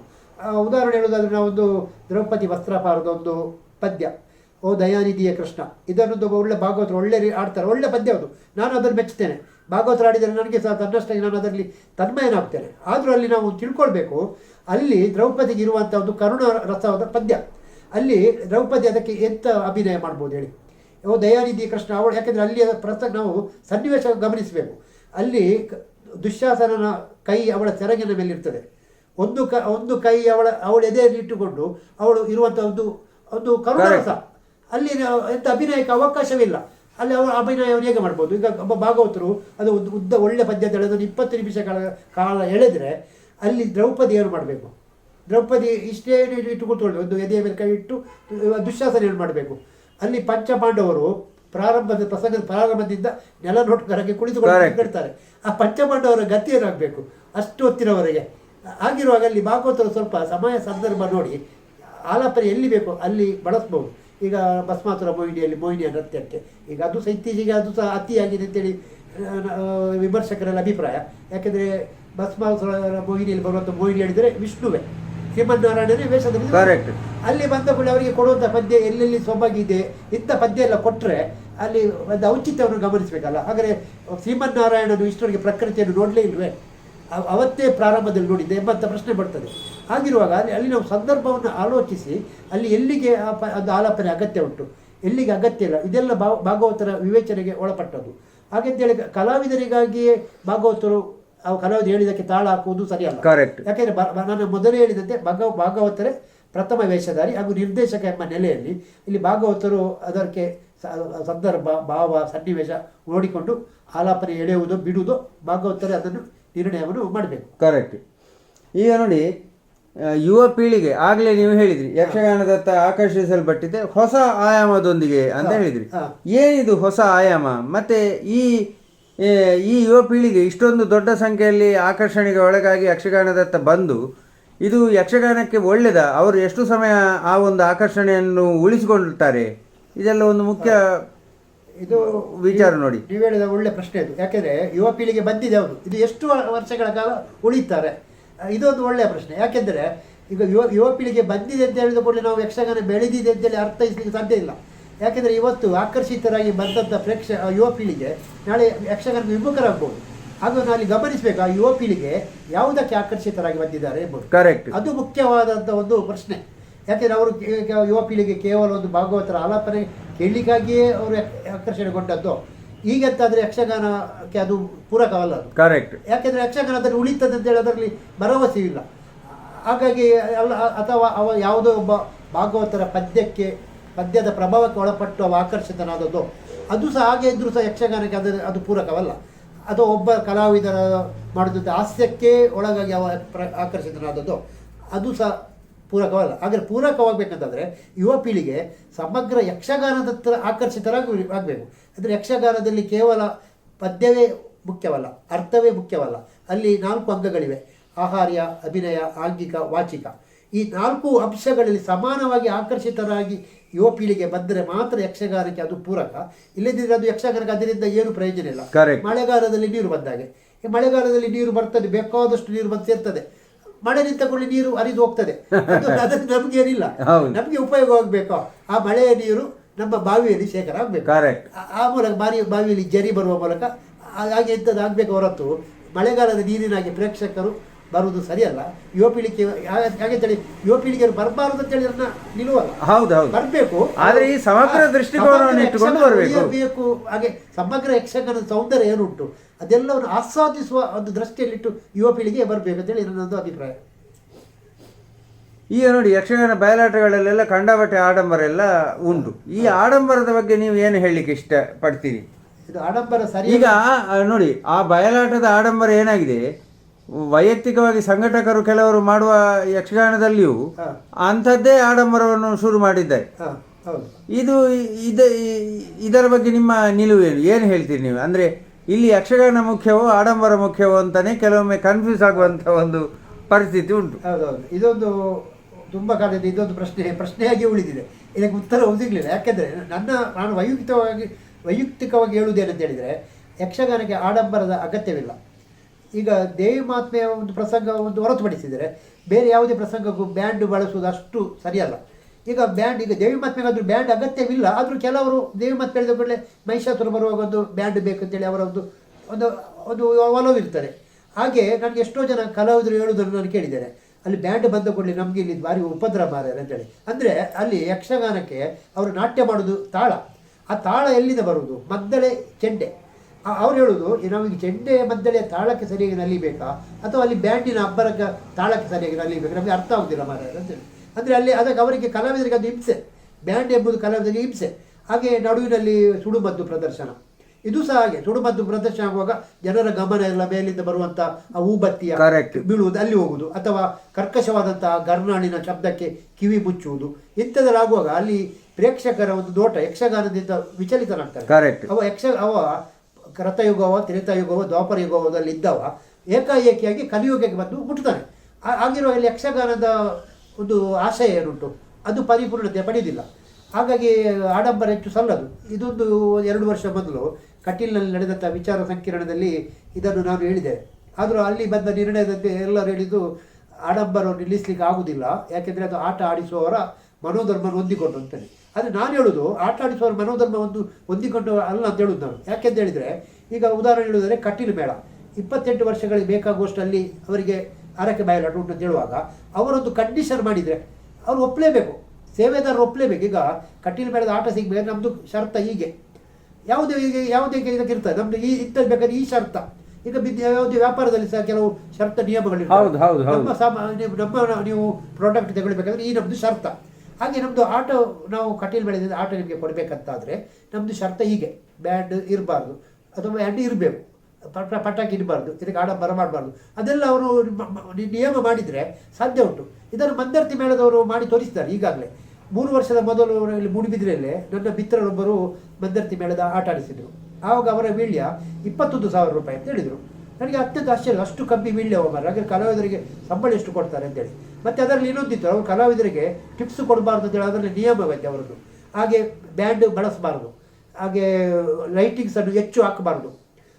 ಮತ್ತು ಲೈಟಿಂಗ್ಸ್ ಇದು ಸೌಂಡ್ ಎಲ್ಲ ಮೇಳದಿಂದೇ ಬರುವಂಥದ್ದು, ಅದು ಬಿಟ್ಟು ಎಕ್ಸ್ಟ್ರಾ ಹಾಕಲಿಕ್ಕಿಲ್ಲ. ಡೈನಮೋ ಸಮೇತ ಮೇಳದ್ದು, ಹಾಗಾಗಿ ಎಕ್ಸ್ಟ್ರಾ ಲೈಟಿಂಗ್ಸ್ ಆಗಲಿಕ್ಕಿಲ್ಲ, ಬ್ಯಾಂಡ್ ಉಪಯೋಗಿಸಲಿಕ್ಕಿಲ್ಲ, ಸುಡುಮದ್ದು ಉಪಯೋಗಿಸಲಿಕ್ಕಿಲ್ಲ, ಹಾಗೆಲ್ಲ ಅವ್ರದ್ದೆಲ್ಲ ಷರತ್ತು. ಹಾಗೆಂತೇಳಿ ಮಂದರ್ತಿ ಮೇಳ 5 ಮೇಳ ಇವತ್ತಿಗೂ ಒಳ್ಳೆ ಅರಕೆಯಲ್ಲಿ ನಡೀತಾ ಉಂಟು. ಹಾಗಿರುವಾಗ ಅದು ನಾವು ಕೇವಲ ಸೇವೆದಾರರ ಅದಕ್ಕೆ ಕಾರಣ ಅಂತ ಹೇಳಲಿಕ್ಕೆ ಆಗುದಿಲ್ಲ. ಅದನ್ನು ನಾವು ಕಡಿವಾಣ ತೆಗೆದುಕೊಳ್ಳುವ ಸಾಮರ್ಥ್ಯ ನಮಗೆ ಇದ್ದರೆ, ಅಂದರೆ ಆ ಮೇಳದ ವತಿಯಿಂದ ಅದನ್ನು ಒಬ್ಬರು ಹೇಳಿದರೆ ಅದನ್ನು ಸೇವೆದಾರರು ಅದನ್ನು ಮನ್ನಿಸ್ತಾರೆ. ಯಕ್ಷಗಾನ ವೈಭವ, ಆಮೇಲೆ ಯಕ್ಷಗಾನ ನಾಟ್ಯ ವೈಭವ, ಇದರ ಬಗ್ಗೆ ನಿಮ್ಮ ಅಭಿಪ್ರಾಯ ಏನು ಸರ್? ಯಕ್ಷಗಾನ ವೈಭವ, ಯಕ್ಷಗಾನ ನಾಟ್ಯ ವೈಭವ ಎಂಬುದೊಂದು ಯಕ್ಷಗಾನದೊಂದು ಪ್ರಾಕಾರ ಅಂತ ನಾನು ಒಪ್ಪುವುದೇ ಹೊರತು ಅದೇ ಯಕ್ಷಗಾನ ಅಂತ ನಾನು ಒಪ್ಪುವುದಿಲ್ಲ. ಹಾಗೆ ಅದು ಯಕ್ಷಗಾನ ಅಂತ ನಾವು ಒಪ್ಪಲೂಬಾರದು. ಯಾಕೆಂತ ಹೇಳಿದರೆ ಮುಂದಕ್ಕೆ ಅದೇ ಯಕ್ಷಗಾನ ಒಪ್ಪಿದರೆ ಮುಂದೆ ಯಕ್ಷಗಾನವೆಂದರೆ ಇದೆ ಅಂತೇಳಿ ಒಂದು ಆಗುವಂಥ ಒಂದು ಅಪಾಯ, ಒಂದು ಸೂಚನೆ ಇದೆ. ಯಾಕೆಂದರೆ ಯಕ್ಷಗಾನ ವೈಭವ ನಾನು ಮೊದಲು ಹೇಳಿದಂತೆ ಭಾಗವತರಿಗೆ ಆಲಾಪನೆ ಹೆಚ್ಚು ಎಳೀಲಿಕ್ಕೆ ಅಲ್ಲಿ ಅವಕಾಶ ಇದೆ. ಅಷ್ಟಕ್ಕೆ ಅದು ಸೀಮಿತವಾಗಿರಲಿ. ಅದರಲ್ಲಿ ವಾಚಿಕದ ಅಗತ್ಯ ಬರೋದಿಲ್ಲ. ಈಗ ಕೆಲವು ಕಡೆಯಲ್ಲಿ ವಾಚಿಕಕ್ಕೂ ಅವಕಾಶ ಕೊಟ್ಟಿದ್ದಾರೆ, ಆದರೂ ಅದೊಂದು ಬೇರೆ ಪ್ರಕಾರವಾಗಿ ಉಳಿಲಿ, ಅದಕ್ಕೆ ನಮ್ಮದು ಆಕ್ಷೇಪವಿಲ್ಲ. ಆದರೆ ಅದನ್ನೇ ನಾವು ಯಕ್ಷಗಾನ ಅಂತೇಳಿ ನಾವು ತಿಳ್ಕೊಳ್ಬಾರ್ದು. ಮತ್ತು ಅದು ಅಂಥದಕ್ಕೆಲ್ಲ ಹೆಚ್ಚು ಬಾಳ್ವಿಕೆ ಇಲ್ಲ ಅಂತೇಳಿ ನನಗೆ ಅನಿಸುವುದು. ಯಾಕೆಂದರೆ ಯಕ್ಷಗಾನ ಮೂಲತಃವಾಗಿ ಗಟ್ಟಿಯಾದ ಒಂದು ಗಟ್ಟಿ ತತ್ವವನ್ನು ಹೊಂದಿರುವಂಥ ಕಲೆ, ಅದಕ್ಕೆ ಅಳಿವಿಲ್ಲ, ಇದು ಖಂಡಿತ. ಹಾಗೆಂತೇಳಿ ಅದೇ ಗಾನವೈಭವ ಇತ್ತದು, ಅದು ಅಷ್ಟೊಂದು ಸಮಂಜಸವಲ್ಲ. ಮತ್ತು ಇನ್ನೊಂದು ಗಾನವೈಭವ ನಾನು ನೋಡಿದ್ದೇನೆ, ಅದರಲ್ಲಿ ಕಲಾವಿದರು ಸೀಮಿತ ಕಲಾವಿದರಿಗೆ ಮಾತ್ರ ಅವಕಾಶ. ಆದರೆ ಉಳಿದ ಕಲಾವಿದರು ಅದಕ್ಕೆ ಅಗತ್ಯವಿಲ್ಲವೇ? ಆದರೆ ಉಳಿದ ಕಲಾವಿದರಿಗೆ ಯಕ್ಷಗಾನ ನಾಟ್ಯ ವೈಭವದಲ್ಲಿ ಅವಕಾಶವಿಲ್ಲ ಎಂಬಂಥ ಪ್ರಶ್ನೆಯೂ ಬರ್ತದೆ. ಹಾಗಾಗಿ ಯಕ್ಷಗಾನ ನಾಟ್ಯ ವೈಭವ ಏನುಂಟು ಅದೊಂದು ಈಗಿನ ಒಂದು ವಾತಾವರಣಕ್ಕೆ, ಅಂದರೆ ಈಗಿನ ಕಾಲಧರ್ಮಕ್ಕೆ ಸರಿಯಾಗಿ ಒಂದು ಏನೋ ಆಗ್ತದೆ, ಅದಕ್ಕೆ ಉಳಿವುಂಟು ಅಂತೇಳಿ ನಾನು ಹೇಳುವುದಿಲ್ಲ. ನಾಳೆ ಜನರಿಗೆ ಅದೇ ನೀರಸವಾಗಿ ಕಾಣ್ಬೋದು. ಕರೆಕ್ಟ್. ಯಾಕೆಂದರೆ ಹೆಚ್ಚು ಯಾವುದೇ ಕೊಟ್ಟರು ಸಹ ಅದೇ ಜನರಿಗೆ ವಿಷವಾಗುತ್ತದೆ. ಹಾಗೆ ಎಲ್ಲಿ ನೋಡಿದರೂ ಯಕ್ಷಗಾನ ನಾಟ್ಯ ವೈಭವ ಇದು ತಪ್ಪಂತ ನಂದು ಪ್ರತಿಪಾದನೆ ಅಲ್ಲ, ಅದು ಬೇಕು. ನಾನು ಸಹ ಯಕ್ಷಗಾನ ನಾಟ್ಯ ವೈಭವವನ್ನು ಸಂಯೋಜಿಸಿದ್ದೇನೆ, ನೋಡಿದ್ದೇನೆ. ಆದರೂ ಸಹ ಅದೇ ಮುಖ್ಯವಾಗಬಾರ್ದು. ಅದು ಯಕ್ಷಗಾನದೊಂದು ಪ್ರಾಕಾರವಾಗಿ ಉಳಿಯಲಿ, ಬೆಳೆಯಲಿ. ಅದೇ ಯಕ್ಷಗಾನವಾಗಿ ನಾವು ಯಕ್ಷಗಾನ ಮಾಡುವುದರ ಬದಲು ನಾಟ್ಯ ವೈಭವ ಮಾಡುವ ಎಂಬಂಥ ಧೋರಣೆಯನ್ನು ಸಂಘಟಕರು ಹೊಂದಬಾರ್ದು. ಕರೆಕ್ಟ್. ಹೌದು, ಯಕ್ಷಗಾನವೇ ಇದೊಂದು ಪ್ರಾಕಾರವಾಗಿ ಅದರ ಒಂದು ಅಂಗವಾಗಿ ಬೆಳೆಯಲಿ, ಇದು ನನ್ನ ಒಂದು ಅನಿಸಿಕೆ. ಈಗ ನೋಡಿ, ಹೆಣ್ಣು ಮಕ್ಕಳು ಆಮೇಲೆ ಮಕ್ಕಳು ಇವರೆಲ್ಲ ಯಕ್ಷಗಾನವನ್ನು ಪ್ರವೃತ್ತಿಯಾಗಿ ಸ್ವೀಕರಿಸ್ತಾ ಇದ್ದಾರೆ. ಅದರ ಜೊತೆಗೆ ಉಪವೃತ್ತಿಯಾಗಿ ಬೆಳಿಗ್ಗೆ ಅವರು ಕೆಲಸ ಮಾಡಿ ರಾತ್ರಿ ಮೇಳಗಳಲ್ಲಿ ವೇಷ ಮಾಡುವವರು ಇದ್ದಾರೆ. ಈ ಎಲ್ಲದರ ಬಗ್ಗೆ ನಿಮ್ಮ ಅಭಿಪ್ರಾಯ ಏನು? ಅಂದರೆ ಹೆಣ್ಣು ಮಕ್ಕಳು ಆಮೇಲೆ ಈ ಯಕ್ಷಗಾನವನ್ನು ಉಪವೃತ್ತಿಯಾಗಿ ಇರಿಸಿಕೊಂಡವರು, ಇವರಿಂದ ಯಕ್ಷಗಾನದ ಏಳಿಗೆ ಸಾಧ್ಯ ಉಂಟಾ? ಇವರಿಂದ ಯಕ್ಷಗಾನದ ಏಳಿಗೆ ಸಾಧ್ಯ ಉಂಟು ಅಂತ ನಾವು ಹೇಳದಿದ್ರು ಸಹ ಸಾಧ್ಯವಿಲ್ಲ ಅಂತ ಸಹ ಹೇಳುವಾಗಿಲ್ಲ. ಯಾಕೆಂದರೆ ಈಗ ಯಕ್ಷಗಾನದಲ್ಲಿ ಸ್ತ್ರೀಯರ ಪ್ರವೇಶ ಇದೊಂದು ಆಕ್ಷೇಪ ಅಲ್ಲ. ಯಾಕೆಂದರೆ ನಾನು ಹೇಳುವುದು ಅದೇ, ಅಂದರೆ ಯಕ್ಷಗಾನ ಒಂದು ಚೌಕಟ್ಟಿನಲ್ಲಿ ಬಂದರೆ ಯಾರೇ ಅದರಲ್ಲಿ ಪಾತ್ರ ನಿರ್ವಹಿಸಿಲ್ಲ ಅದನ್ನು ನಾವು ಆಕ್ಷೇಪಿಸಬಾರದು. ಅದೇ ಯಕ್ಷಗಾನದಲ್ಲಿ ಮೂಲತಃ ಚೌಕಟ್ಟು ಉಳಿಬೇಕು. ಈಗ ಸ್ತ್ರೀಯರು ಯಕ್ಷಗಾನವನ್ನು ಮಾಡ್ತಾರೆ ಅಂತ ಹೇಳುವಾಗ ಸ್ತ್ರೀಯರಿಗೆ ಬೇಕಾದ ಕೆಲವು ಏನೋ ನಿಯಮಗಳಿರ್ತವೆ. ಅಂದರೆ ಅವರಿಗೆ ಇಂಥ ಸಮಯದಲ್ಲಿ ವೇಷ ಮಾಡಲಿಕ್ಕೆ ಆಗೋದಿಲ್ಲ, ಅಂಥದ್ದೆಲ್ಲ ಇರ್ತದೆ. ಹಾಗೆ ಅದೆಲ್ಲವನ್ನು ಅವರು ಹೊರತುಪಡಿಸಿ ಅವರೊಂದು ಒಳ್ಳೆಯ ಮಟ್ಟದ ಯಕ್ಷಗಾನ ನೀಡುತ್ತಾರಂತಾದರೆ ಅದನ್ನು ನಾವು ಸ್ವೀಕಾರ ಮಾಡ್ಬೋದು. ಯಾಕೆಂದರೆ ನಾವು ಮಹಿಳೆಯರನ್ನು ಅಬಲೆಯರು ಅಂತ ಹೇಳೋದು. ಯಾಕೆಂದರೆ ಪುರುಷರಷ್ಟು ಅವಳು ಬಲಿಷ್ಠರಲ್ಲ ಎಂಬ ಕಾರಣಕ್ಕೆ ಆ ಕೊರತೆಯನ್ನು ನೀಗಿಸಿ ಅವರು ಯಕ್ಷಗಾನದ ಗಂಡು ಕಲೆ ಎನಿಸಿದ ಯಕ್ಷಗಾನದಲ್ಲಿ ಅವರು ಪಾತ್ರ ಮಾಡ್ತಾರಂತಾದರೆ ಅದು ಸ್ವೀಕಾರಾರ್ಹ. ಆದರೆ ಅಲ್ಲಿ ಯಕ್ಷಗಾನ ಎಂಬುದಲ್ಲಿ ಚೌಕಟ್ಟು ಅವರು ಮೀರಬಾರ್ದು. ಅಲ್ಲಿ ಅವರು ಚೌಕಟ್ಟು ಮೀರಿ ತೊಂದರೆ ಇಲ್ಲ, ಮಹಿಳೆಯರು ಮಾಡಿದ್ದಲ್ಲ ಎಂಬ ಮನೋಭಾವನೆ ಖಂಡಿತವಲ್ಲದು. ಯಾಕೆಂದರೆ ಯಕ್ಷಗಾನದಲ್ಲಿ ಮಹಿಳೆಯರು ಬರುವುದು ಹೇಳಿದರೆ ಯಕ್ಷಗಾನವನ್ನು ಉಳಿಸುವಲ್ಲಿ ಬರಬೇಕು. ಅದಾದರೆ ಅವರಿಗೆ ವಿಶೇಷ ಅವರು ಹುಡುಗಿ ಮಾಡಿದ್ದಾರೆ, ಹಾಗಾಗಿ ಅವರು ಮಾಡಿದ ತಪ್ಪಲ್ಲ ಅಂತ ನಾವು ಹೇಳ್ಬೇಕು. ಅದನ್ನು ನಾವು ವಿಮರ್ಶಿಸಬೇಕು ಯಕ್ಷಗಾನ ಕಲಾವಿದರ ಇದರಲ್ಲೇ ವೃತ್ತಿಪರತೆಯಲ್ಲೇ. ಯಾಕೆಂದರೆ ಅವರಿಗೆ ನಾವು ರಿಯಾಯಿತಿ ಕೊಟ್ಟು ಆ ಮೂಲಕ ಅದನ್ನು ಯಕ್ಷಗಾನ ತಂದರೆ ಯಕ್ಷಗಾನ ದುರ್ಬಲವಾಗ್ತದೆ. ಕರೆಕ್ಟ್. ಹಾಗೆ ಮಕ್ಕಳು ಸಹ ಮಕ್ಕಳು ಯಕ್ಷಗಾನ ಬರಲಿ ಸ್ವೀಕಾರಾರ್ಹ. ಯಾಕೆಂದರೆ ಇಂದಿನ ಮಕ್ಕಳೇ ಮುಂದೆ ಒಂದು ದೊಡ್ಡ ಸುಪ್ರಸಿದ್ಧ ಕಲಾವಿದರಾಗಿ ಬೆಳೆದಿದ್ದಾರೆ ಕೂಡ. ಯಾಕೆಂದರೆ ಆಳ್ವಾಸ್ ಕಾಲೇಜಿನಲ್ಲಿ ದೀಪ್ಕಿಟ ಯಕ್ಷಗಾನ ಒಂದು ಕೇಂದ್ರ ಉಂಟು. ಅದರಲ್ಲಿ ಇದ್ದಂಥ ಮಕ್ಕಳು ಎಷ್ಟು ಒಳ್ಳೆಯ ಒಂದು ವೃತ್ತಿಪರತೆ ತೋರಿತಾರೆ ಅಂತ ಹೇಳಿದರೆ, ವೃತ್ತಿಪರ ಕಲಾವಿದರಿಗಿಂತಲೂ ಬಿಗಿಲೆನಿಸುವಂಥ ಕೆಲವರದ್ದು ಅಲ್ಲಿ ನಾನು ಪ್ರಸ್ತುತಿಯನ್ನು ನೋಡಿದ್ದೇನೆ. ಅಂದರೆ ಅಷ್ಟು ಒಳ್ಳೆಯ ಅಲ್ಲಿ ಅವರದೊಂದು ಇದುಂಟು. ಅಂಥವ್ರು ಈಗ ಕೆಲವರು ಯಕ್ಷಗಾನಕ್ಕೂ ಸೇರಿದ್ದಾರೆ. ಆಳ್ವಾಸ್ ಕಾಲೇಜಿನ ಡಿಗ್ರಿ ಆದವರು ಕಟೀಲು ಮೇಳವ ಇನ್ನಿತರ ಮೇಳದಲ್ಲಿ ಇದ್ದಾರೆ. ಹಾಗಾಗಿ ಅವರು ಬರಬಾರ್ದಲ್ಲಿ ನಾವು ಆಕ್ಷೇಪ ಮಾಡೋದು ಸರಿಯಲ್ಲ. ಆದರೆ ಅವರು ಬರುವುದಿದ್ರೆ ಯಕ್ಷಗಾನವೇ ಇದರಲ್ಲಿ ಬರಲಿ. ಅವರು ಮಕ್ಕಳು ಎಂಬ ಕಾರಣಕ್ಕೆ ಅವರಿಗೆ ರಿಯಾಯಿತಿ ಬೇಡ. ಹೌದು, ಮಕ್ಕಳು ಹೆಣ್ಣು ಮಕ್ಕಳು ಅಂತ ಹೇಳಿ ರಿಯಾಯಿತಿ ಇಲ್ಲ. ಮತ್ತೆ ಮೊನ್ನೆ ನಾನು ಒಂದು ಪ್ರತಿಭಾ ಕಾರಂಜಿ ಎಂಬ ಒಂದು ಶಾಲೆಯ ಇದರಲ್ಲಿ ಸ್ಪರ್ಧೆಯಲ್ಲಿ ತೀರ್ಪುಗಾರನಾಗಿ ಹೋಗಿದೆ. ಅಲ್ಲಿ ಯಕ್ಷಗಾನಕ್ಕೆ ನನಗೆ ತೀರ್ಪುಗಾರನಾಗಿ ಕರೆದಿದ್ದರು. ಆಗ ನನಗೆ ಅದೇ ಪ್ರಶ್ನೆ ಬಂದದ್ದು. ನಾನಲ್ಲಿ ಹೇಳಿದೆ, ಅಲ್ಲಿ ಅವರು 4 ಅಂಗಗಳಿಗೆ 4 ಅಂತೇಳಿ ಡಿವೈಡ್ ಮಾಡಿದ್ದಾರೆ. ಮಾರ್ಕ್ಸ್ ಅಭಿನಯ, ವೇಷಭೂಷಣ ಅಂಥದ್ದು 4 ಕೊಟ್ಟಿದ್ದಾರೆ. ಅದಕ್ಕೆ ನಾನು ಹೇಳಿದೆ, ಇದಕ್ಕೆ ನಾವು ಮಾರ್ಕ್ಸ್ ಹೇಗೆ ಕೊಡೋದು, ಇದನ್ನು ಯಾವ ರೀತಿಯಲ್ಲಿ ನಾವು ಯಕ್ಷಗಾನವೇ ಅಂತೇಳಿ ದೃಷ್ಟಿಯಲ್ಲಿ ಇಟ್ಕೊಡ್ಬೇಕು ಅಥವಾ ಮಕ್ಕಳು ಮಾಡಿದ್ದು ಎಂಬ ದೃಷ್ಟಿಯಲ್ಲಿ ಮಾಡ್ಕೊಕೊಡುದಾ? ಯಾಕೆಂದರೆ ಅಲ್ಲಿ ನೋಡಿದೆ ನಾನು ಒಂದು 2-3 ಮಕ್ಕಳದ್ದು ಒಳ್ಳೆಯದಾಗಿದೆ, ಒಳ್ಳೆ ಪ್ರಸ್ತುತಿ. ಉಳಿದವರೆಲ್ಲ ಏನಿಲ್ಲ, ಅಲ್ಲಿ ಹೆಜ್ಜೆಗಾರಿಕೆ ಇಲ್ಲ, ತಾಳವೂ ಇಲ್ಲ, ಮತ್ತು ವೇಷವೂ ಸರಿ ಇಲ್ಲ, ಬಣ್ಣಗಾರಿಕೆ ಸರಿ ಇಲ್ಲ. ಸುದರ್ಶನ ವೇಷ ಮಾಡಿ ಅಡ್ಡನಮ ಬಡಿದಿದ್ದಾರೆ, ಅಭಿಮನ್ಯುನ ವೇಷಕ್ಕೆ ಅಡ್ಡನಮ ಬಡಿದಿದ್ದಾರೆ. ಅಂದರೆ ಅವರಿಗೆ ಗೊತ್ತಿಲ್ಲ, ಅವರು ಹಾಕಿದವರು ಬೇರೆ ಯಾರು. ಆಗಿರುವಾಗ ಅದಕ್ಕೆ ನಾವು ಮಾರ್ಕ್ಸ್ ಕೊಡಲಿಕ್ಕೆ ಸಾಧ್ಯವೇ? ಹಾಗೆಂತೇಳಿ ಕೊಡದಿದ್ದರೂ ಆಗೋದಿಲ್ಲ. ಯಾಕೆಂದರೆ ಮಕ್ಕಳದ್ದು ಅಂತೇಳಿ ಅದಕ್ಕೆ ಅದೇ ಅಲ್ಲಿ ಪ್ರಾಬ್ಲಮ್ ಆಗೋದು, ಸಮಸ್ಯೆ ಆಗೋದು ಅದೇ. ಈಗ ಮಕ್ಕಳು ಯಕ್ಷಗಾನ ಮಾಡಿದರು, ಅಲ್ಲಿ ಯಕ್ಷಗಾನೀಯವಾಗಿ ಇರಬೇಕು. ಮಕ್ಕಳು ಮಾಡಿದಲ್ಲ ಅಂತೇಳಿ ನಾವು ಅದನ್ನು ಕ್ಷಮಿಸಿದರೆ ಅದರಿಂದ ಯಕ್ಷಗಾನಕ್ಕೆ ಏನೂ ಉಪಯೋಗ ಇಲ್ಲ. ಅದರಿಂದ ಯಕ್ಷಗಾನ ಇನ್ನಷ್ಟು ಹಾಳಾಗೋದು. ಯಾಕೆಂದರೆ ಅವನೊಟ್ಟಿಗಿರುವ ಇತರ ಮಕ್ಕಳು ಹೇಗೆ ಇರ್ತಾರೆ, ಯಕ್ಷಗಾನ ಅಂದರೆ ಇದೆ, ಅವರಿಗೆ ಅದೇ ಇರ್ತದೆ. ಹಾಗಾಗಿ ಯಕ್ಷಗಾನ ಮಕ್ಕಳು ಬರಲಿ, ಸ್ತ್ರೀಯರು ಬರಲಿ, ಯಾರು ಬರಲಿ, ಯಕ್ಷಗಾನಿಯ ಪರಂಪರೆ ಏನುಂಟು ಅದನ್ನು ಉಳಿಸಿಕೊಳ್ಳುವಂಥ ಮನಸ್ಸು ಮಾಡಿ. ಅಂದರೆ ಮೊದಲೇ ಅವರು ಸ್ಟಡಿ ಮಾಡಿ ಅದರ ಕಲಿತು ಬರಬೇಕು ಅಂತೇಳಿ ನನ್ನ ಒಂದು Correct. ಅಭಿಪ್ರಾಯ. ಭರವಸೆ ಕಲಾವಿದರು ಯಕ್ಷಗಾನ ವಲಯದಲ್ಲಿ ರೂಪುಗೊಳ್ತಾ ಇದ್ದಾರಾ ಅಥವಾ ರೂಪುಗೊಳ್ತಾ ಇಲ್ವಾ? ನಿಮ್ಮ ಅಭಿಪ್ರಾಯ ಏನು? ಒಬ್ಬ ಸಂಘಟಕನಾಗಿ ಪ್ರೇಕ್ಷಕನಾಗಿ ನೀವು ಏನು ಹೇಳಲಿಕ್ಕೆ ಇಷ್ಟಪಡ್ತೀರಿ? ನನ್ನ ಪ್ರಕಾರ ಈಗ ಕಲಾವಿದರು ಬೆಳೀತಾ ಇದ್ದಾರೆ. ಹಾ. ಯಾಕೆಂದ್ರೆ ಕೆಲವು ಯುವ ಕಲಾವಿದರು ಅತ್ಯುತ್ತಮವಾಗಿ ಪ್ರಸ್ತುತಿಯನ್ನು ನೀಡ್ತಾ ಇದ್ದಾರೆ. ಅವರ ಪ್ರಸ್ತುತಿ ಮೆಚ್ಚಬೇಕಂತೆ. ಆದರೆ ನಾನು ಹೇಳುವುದಂತೇಳಿ ಅದೇ, ಅವರು ಅವರ ವೇಷಕ್ಕೆ ಸರಿಯಾಗಿ ಮಾತ್ರ ಬರುವ ಕಾರಣ ಅವರಿಗೆ ಬೆಳೀಲಿಕ್ಕೆ ಅವಕಾಶ ಸಿಗುತ್ತಿಲ್ಲ. ಈಗ ಇಲ್ಲಿ ಕಲಾವಿದರು ಬೆಳೆಯುವಂಥ ತುಂಬ ಜನ ಕಲಾವಿದರು ಇದ್ದಾರೆ. ಈಗ ನಾನು ಹೆಸರು ಹೇಳುದಿಲ್ಲ, ಯಾಕಂದ್ರೆ ಒಬ್ಬರ ಹೆಸರು ಹೇಳಿದ್ರೆ ಇನ್ನೊಬ್ಬರದ್ದು ಆ ಕಲಾವಿದರಲ್ಲಿ ಒಬ್ಬ ಪ್ರಶ್ನೆ ಬರ್ಬೋದು. ಹೆಚ್ಚಿನ ಜನ ಕಲಾವಿದರನ್ನು ನೋಡಿದ್ದೇನೆ, ಎಲ್ಲರಲ್ಲೂ ಒಳ್ಳೆ ವೃತ್ತಿಪರತೆ ಇದೆ. ಅದು ಸಹ ಹನುಮಗಿರಿ ಮೇಳದಲ್ಲಿ ಇರುವಂಥ ಕಲಾವಿದರಲ್ಲಿ ಗಮನಿಸಿದರೆ ಎಲ್ಲರೂ ಅದರಲ್ಲಿ ಒಳ್ಳೆಯ ಪಾತ್ರವನ್ನು ಮಾಡುವ ಸಾಮರ್ಥ್ಯ ಇರುವವರೇ. ಅದೇ ಈಗ ಕಟೀಲ್ನ ಎಲ್ಲ ಮೇಳಗಳಲ್ಲೂ ಸಹ ಕಲಾವಿದರು ಒಳ್ಳೆಯ ಕಲಾವಿದರಿದ್ದಾರೆ. ಹಾಗೆ ಇತರ ಮೇಳಗಳಲ್ಲೂ ಸಹ ಒಳ್ಳೊಳ್ಳೆ ಕಲಾವಿದರಿದ್ದಾರೆ. ಅವರಿಗೆ ಅವರು ಭರವಸೆಯ ಕಲಾವಿದರೆ. ಆದರೆ ಅವರಿಗೆ ಅವರದನ್ನು ಉಳಿಸಬೇಕಂತಾದರೆ ಅವರು ನಾನು ಹೇಳಿದ ಹಾಗೆ ಯಕ್ಷಗಾನದ ಉಳಿದ ಕಲಾವಿದರ ಪಾತ್ರವನ್ನು ನೋಡಬೇಕು. ಈಗ ನಾನೊಂದು ಹಿರಣ್ಯಕಶಿಪು ಮಾಡಲಿಕ್ಕೆ ಉಂಟು ಅಂತ ಹೇಳಿದ ಕೂಡಲೇ ನಾನು ನನ್ನಷ್ಟಕ್ಕೆ ಬಂದು ಹಿರಣ್ಯಕಶಿಪು ಮಾಡೋದಕ್ಕಿಂತಲೂ ಈ ಮೊದಲು ಹಿರಣ್ಯಕಶಿಪು ಮಾಡಿದವರು ಯಾರಿದ್ದಾರೆ ಅವರ ಪಾತ್ರವನ್ನು ನೋಡಿಯೋ ಅಥವಾ ನೋಡದಿದ್ದರೆ ಅವರ ಹತ್ರ ಕೇಳಿ ತಿಳಿದೋ ಮಾಡಿದರೆ ಅದೊಂದು ಪ್ರಸ್ತುತಿ ಉತ್ತಮವಾಗ್ತದೆ. ಹಾಗೆ ಆ ಕಲಾವಿದರು ಬೆಳೆಯುತ್ತಾರೆ. ಹಾಗೆ ಇಂದಿನ ಪರಂಪರೆಯ ಕಲಾವಿದರು ಯಾರಿದ್ದಾರೋ ಆ ಪರಂಪರೆಯನ್ನು ಉಳಿಸಲಿಕ್ಕೆ ಒಂದು ಅರ್ಹತೆ ಇರುವಂಥ ಕಲಾವಿದರು ಇದ್ದಾರೆ, ಈಗಲೂ ಇದ್ದಾರೆ ನಮ್ಮಲ್ಲಿ.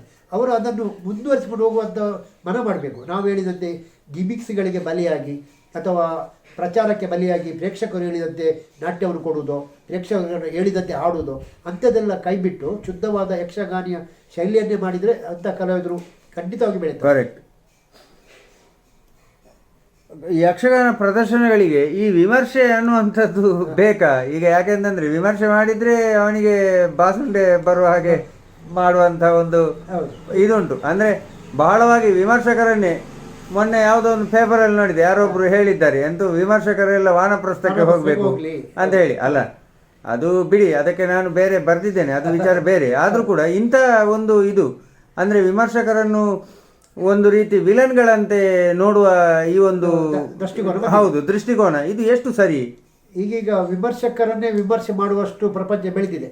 ಹಾಗೆಂತೇಳಿ ವಿಮರ್ಶಕರು ಇಲ್ಲದಿದ್ದರೆ ಯಾವುದೇ ಕಲೆಯಾಗಲಿ ಯಾವುದೇ ಸಾಹಿತ್ಯ ಪ್ರಕಾರವಾಗಲಿ ಖಂಡಿತವಾಗಿ ಬೆಳೆಯುವುದಿಲ್ಲ.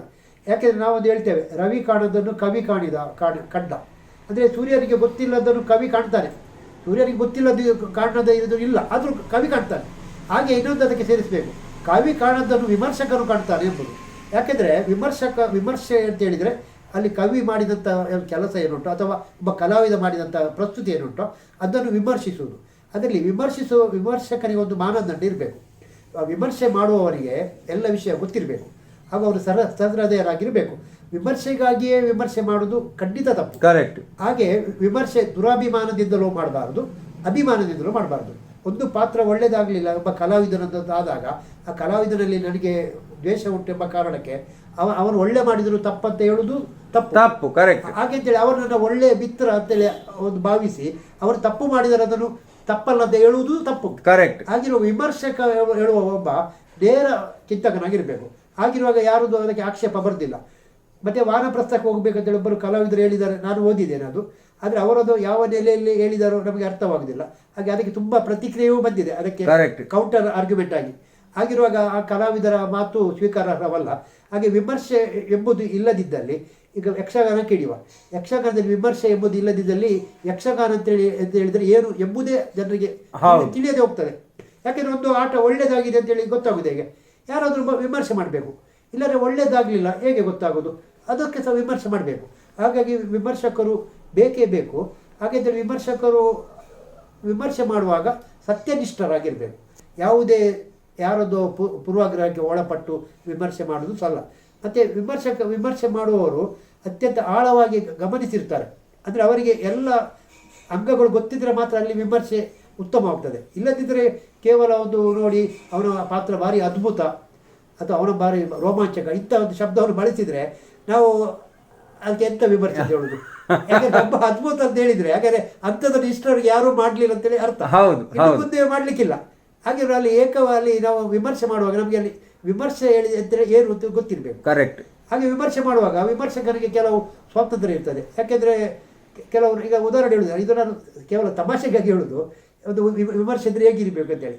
ನಾನೊಂದು ಮಾಲಿನಿಯ ಬಗ್ಗೆ ಒಂದು ವಿಮರ್ಶೆ ಉದಯವಾಣಿ ಪತ್ರಿಕೆಯಲ್ಲಿ ಪ್ರತಿಕ್ರಿಯೆಯಾಗಿ ಕೊಟ್ಟಿದೆ. ಅಂದರೆ ಡಾಕ್ಟರ್ ಪ್ರಭಾಕರ್ ಜೋಶಿ ಅವರು ವಿಕಾರವೇ ವಿಕಾಸ ಅಂತೇಳಿ ಮಾಲಿನಿಯ ಬಗ್ಗೆ ದೇವಮಾತ್ಮೆಯಲ್ಲಿ ಬರುವ ಮಾಲಿನ್ಯ ಪಾತ್ರದ ಬಗ್ಗೆ ಕೊಟ್ಟಿದ್ದರು. ಅದಕ್ಕೆ ಪೂರಕವಾಗಿ ನಾನು ನನ್ನ ಪ್ರತಿಕ್ರಿಯೆಯನ್ನು ಕೊಟ್ಟಿದ್ದೆ, ವಿಮರ್ಶೆ. ಹಾಗೆ ನಾವು ಈಗ ವಿಮರ್ಶೆ ಇನ್ನೊಂದು ಹಾಸ್ಯದಲ್ಲಿ ಹೇಳೋದು, ವಿಮರ್ಶೆ ನೀವು ಬೇರೆ ರೀತಿಯಲ್ಲಿ ಮಾಡಲಿಕ್ಕೆ ಆಗ್ತದೆ. ಈಗ ಅದೇ ಮಾಲಿನಿಯಲ್ಲಿ ಒಂದು ಪದ್ಯ ಉಂಟು, ಜನನಿ ಅಧ್ಯಯನ ನಂತರ ಬರುವಂಥ ಚೆಲುವಿಕೆ ಯೌವನದಿಂದ ನಾ ಅತಿ ಶೋಭಿಸುವೆ ಅದರಿಂದ. ಇಲ್ಲಿ ನಾವೊಂದು ಅಲ್ಲಿ ಮಾಲಿನಿ ತಿಳಿದರೆ ಒಂದು ಅತ್ಯುತ್ತಮ ಸೌಂದರ್ಯ ಸ್ತ್ರೀಯಾಗಿ ಬರ್ತಾರೆ. ಅದನ್ನು ತಪ್ಪಂತೇಳಿ ವಿಮರ್ಶಕ ಹೇಳ್ಬೋದು. ಯಾಕೆಂತೇಳಿದರೆ ಅಲ್ಲಿ ಪದ್ಯದ ಪ್ರಕಾರ ನಾವು ವಿಮರ್ಶೆ ಮಾಡಿದರೆ ಚೆಲುವಿಕೆ ಯೌವನದಿಂದ, ಅಂದರೆ ಅವಳು ಯೌವನದಿಂದ ಚೆಲುವಿಕೆ ಆದದ್ದು, ಅವಳು ಚೆಲುವಿಕೆ ಅಲ್ಲ ಅಂತೇಳಿ ನಾವು ಅರ್ಥೈಸಬಹುದು. ಯಾಕೆಂದರೆ ಅವಳಿಗೆ 16 ವರ್ಷ, ನಮ್ಮಲ್ಲಿ ಒಂದು ಗಾದೆ ಉಂಟಲ್ಲ, 16 ವರ್ಷ ಆದಾಗ ಕತ್ತೆ ಸಹ ನಮಗೆ ಸೌಂದರ್ಯದಿಂದ ಕಾಣ್ತದೆ, ಸುಂದರವಾಗಿ ಕಾಣ್ತದೆ. ಹಾಗೆ ಮಾಲಿನಿ ರಾಕ್ಷಸ ಸ್ತ್ರೀ, ಅವಳ ರಾಕ್ಷಸ ರೂಪ ಅವಳದ್ದು. ಆದರೂ ಅವಳು 16 ವರ್ಷದವಳಾದ ಕಾರಣ ಚೆಲುವಿಕೆ ಯೌವನದಿಂದ ಶೋಭಿಸುವುದು ಅಂತೇಳಿ ಅದನ್ನು ಯೌವನದಿಂದ ಕಾರಣ ಅವಳು ಚೆಲುವಿಕೆ, ಅಷ್ಟು ಅಲಂಕಾರ ಇಲ್ಲದ್ರೆ ಒಬ್ಬ ವಿಮರ್ಶೆ ಮಾಡ್ಬೋದು. ಇದು ಹಾಸ್ಯಕ್ಕಾಗಿ ಹೇಳಿದ್ದು, ಕವಿಯ ಕಲ್ಪನೆ ಬೇರೆ ಅಲ್ಲ. ನಮ್ಮದು ಹೇಳಿದ್ದು ಅಂದರೆ ವಿಮರ್ಶೆ ಅಂತ ಹೇಳಿದರೆ ಅದು ವಿಮರ್ಶಕರ ಒಂದು ಪ್ರತಿಭೆಯ ಮೇಲೆ ಹೊಂದಿರ್ತದೆ ಅಂತೇಳಿ ಹೇಳುವುದಕ್ಕೆ ಹೇಳಿದ್ದು. ಹಾಗೆ ಇನ್ನೊಂದು ಹೇಳುವುದಾದರೆ ಮುನಿಸುತ್ತರವೇ ಪದ್ಯ, ಮುನಿಸುತ್ತರವಿಗೆ ಯಕ್ಷಗಾನದಲ್ಲೆಲ್ಲ ಬರ್ತದೆ. ಅದನ್ನು ಕೆಲವರೊಂದು ಆಕ್ಷೇಪಿಸ್ತಾರೆ, ಇದು ಶೃಂಗಾರ ಪದ್ಯ, ಅಂದರೆ ಗಂಡ ಮತ್ತು ಹೆಂಡತಿಯ ಸರಸ ಸಲ್ಲಾಪದ ಪದ್ಯ, ಇದನ್ನು ಹಾಕುವುದು ಸರಿಯಲ್ಲ ಅಂತೇಳಿ ಹೇಳ್ತಾರೆ. ಆದರೂ ನಾನು ಹೇಳ್ತೇನೆ, ನಾನೊಂದು ವಿಮರ್ಶಕನಾಗಿ ನಾನು ಅದನ್ನು ವಿಮರ್ಶೆ ಮಾಡೋದು ಅಂತೇಳಿ ಹೇಗೆ ಹೇಳಿದರೆ, ಅದು ಶೃಂಗಾರ ಪದ್ಯವಲ್ಲ, ಅದು ಒಬ್ಬ ಕೃಷಿಕ, ಒಬ್ಬ ರೈತ ಮಳೆಗಾಗಿ ಹೇಳುವಂಥ ಪದ್ಯ ಅಂತ ನಾನು ಹೇಳ್ತೇನೆ ಒಬ್ಬ ವಿಮರ್ಶಕನಾಗಿ. ಯಾಕೆಂತೇಳಿದರೆ ಅವನು ಮಳೆ ಇಲ್ಲದೆ ತತ್ತರಿಸಿದ್ದಾನೆ ರೈತ. ಅವನು ಬೆಳೆ ಮಾಡಲಿಕ್ಕೆ, ಅವನಿಗೆ ಮಳೆ ಇಲ್ಲದಿದ್ದರೆ ಅವನಿಗೆ ಬೆಳೆ ಮಾಡಲಿಕ್ಕೆ ಆಗುದಿಲ್ಲ.